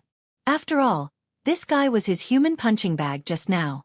Moreover, now was the time to save someone. How could he have the time to care about this? Cheng Chumo was carefully helped down by Zhang Feng. He sat down on the side. Zhang Sun felt a little better. He looked at Zhang Feng and said, "Fengzi, help me up too. My waist can't take it anymore." Speaking of this, he seemed to have thought of something. He asked, "Where's that bastard Dabing?" Zhang Feng chuckled and tilted his head. "Isn't he just below you?" Zhang Sun Chong frowned and glanced down. It really was Du Go. Du Go was still unconscious. His face was bruised and his blood vessels were popping. It looked like he had been pressed down. Zhang Sun saw this and his expression changed. He quickly asked, "How did Dabing end up like this? He's not dead, is he?" "He shouldn't be dead, right?" Zhang Feng went forward and looked at Du Go. Then he looked at Zhang Sun and said jokingly, "If you continue to press him down, he might die." "Ah!" Zhang Sun exclaimed and grabbed Zhang Feng's shoulder. "Quick, help me up." Zhang Feng smiled and quickly helped Zhang Sun Chong up. Only then did Du Go, who was at the bottom, return to normal. "Fengzi, go take a look at Dabing." Zhang Sun stood at the side and looked at Du Go worriedly. As soon as he said this, Zhang Feng instantly felt that there was true affection between these brothers. It could be seen from this trip to Shang State. However, just as he was about to save Du Go, Zhang Sun and Cheng Chumo's discussion came from behind him. "If this kid dies, who will pay for our next visit to the brothel?" Oh, that makes sense. It was obvious that Cheng Chumo was the one who had spoken the truth. Chapter 19:15. Zhang Feng turned around and glared at the two before patting Du Go's pale face. "Dabing, wake up. Otherwise, these two bastards will take your money and go to the brothel." "Brothel? What brothel?" Du Go slowly opened his eyes and looked at Zhang Feng in confusion. "What do you mean by that?" Zhang Feng smiled. He knew that this guy would wake up once he mentioned the brothel. As expected, he chuckled. "Hurry up and get up." After that, he went forward to support Du Go and prepared to pull him up. Na Cheng's face changed when he thought of this guy. He cried out in pain. "Ouch, ouch, ouch. My waist is broken." He was the one at the bottom of the human pyramid, so naturally, he was under the most pressure. His waist was probably not feeling well at all. Zhang Feng understood, but it was impossible for him not to get up. He still persuaded him. "Chang'an City is just ahead. Don't tell me you don't want to go home?" As soon as he said that, Du Go seemed to be instantly energized. He glanced at the city gate and pretended to be strong. "Go home. I can do it. Help me up." Zhang Feng smiled. This guy was obviously not that strong, Yet he was still pretending. However, his actions were praiseworthy. Without any hesitation, he helped Du go to sit beside Cheng Chumo and the other man. As soon as they stood still, the three of them seemed to have found something funny. They pointed at Zhang Feng and laughed. This made Zhang Feng confused. Could it be that his clothes were also torn? He quickly checked and found that his clothes were indeed torn. However, he could still wear them. Compared to these three guys, he was much better. He said unhappily, "You guys still have the face to laugh at me. Look at your clothes." The three of them finally reacted. They had been thinking about how to escape and did not look at their appearances. Now that they looked at them, they were really King ugly. Each of them had a bloody nose and a swollen face. There were even straws on their heads. They were just like clowns. In fact, Zhang Feng himself was not much better. Most of his clothes were torn and there was a lot of straw on his head. However, he was not bruised and swollen. After all, he was at the top. After a burst of laughter, Zhang Feng looked at them and said seriously, "Chang'an City is close at hand. Let's walk there. I'll treat your injuries when we reach the Zhang mansion." Cheng Chumo nodded. "No problem. Let's go." Just as he was about to get up, a sharp pain came from his disappointing waist. "Ouch, my waist." Dugo was the same. Just as he was about to get up, pain came from his waist. He wailed, "My waist hurts." Zhang Sun Chong was a little better. He was in the middle, so his strength was neutralized. His waist was fine, but it was a little sore. Therefore, he looked at the two of them with a mocking expression. "You two want to visit a brothel in your current state? I'm afraid you can't even move." Cheng Chumo and Dugo were unhappy. Their faces turned red. They were about to refute when they saw Zhang Sun Chong standing between them. He crossed his arms and said proudly, "Look, you still have to rely on Lao Tzu. Lao Tzu will help you back." Cheng Chumo and Dugo wanted to curse, but when they saw Zhang Sun Chong helping them, they did not say anything. They just lowered their heads and tried to stand up. Zhang Feng could not stand by and watch. He helped Cheng Chumo and Dugo up and walked towards Chang'an City. Although the two of them had a sore waist, they were usually in good health. Plus, they wanted to go home quickly. Soon, they reached Chang'an Avenue. However, as soon as they reached Chang'an Avenue, they heard some unusual things. They claimed that Principal Zhang had ascended to the heavens and had personally charged into the Turkic camp. There were even some who claimed that Principal Zhang was the reincarnation of a god. There were also some fellows who claimed that Principal Zhang could predict the future and would soon ascend to the heavens. Hearing all this, Zhang Feng's head was about to explode. When did he become so awesome? Reincarnation of an immortal? Pass away and ascend in 100 days? Lao Tzu did not want to die. Who was spreading rumors about Lao Tzu? With doubts and anger, Zhang Feng stopped a passerby and asked, "Brother, why are there rumors about me everywhere in Chang'an City? Who spread them?" "Rumors about you?" the passerby exclaimed. He looked Zhang Feng up and down and said disdainfully, "Do you think you are President Zhang? Do you think a beggar like you can pretend to be President Zhang, an immortal on earth?" The passerby secretly spat and left. Zhang Feng was confused. The whole Chang'an City was spreading rumors about him. How could he pretend not to know a living person in front of him? Was this guy blind? Or was he really blind? Just as he was thinking hard, Cheng Chumo's joking voice came. "Come on, look at you now. It's already an honor for people to treat you as a beggar." Zhang Feng suddenly understood. He looked down at his clothes and was speechless. Sure enough, it was human nature to judge people by their appearance. However, he was not such a vulgar person. He looked at Cheng Chumo unconvinced. "Lao Tzu is a beggar. Aren't you? Why are you talking about this?"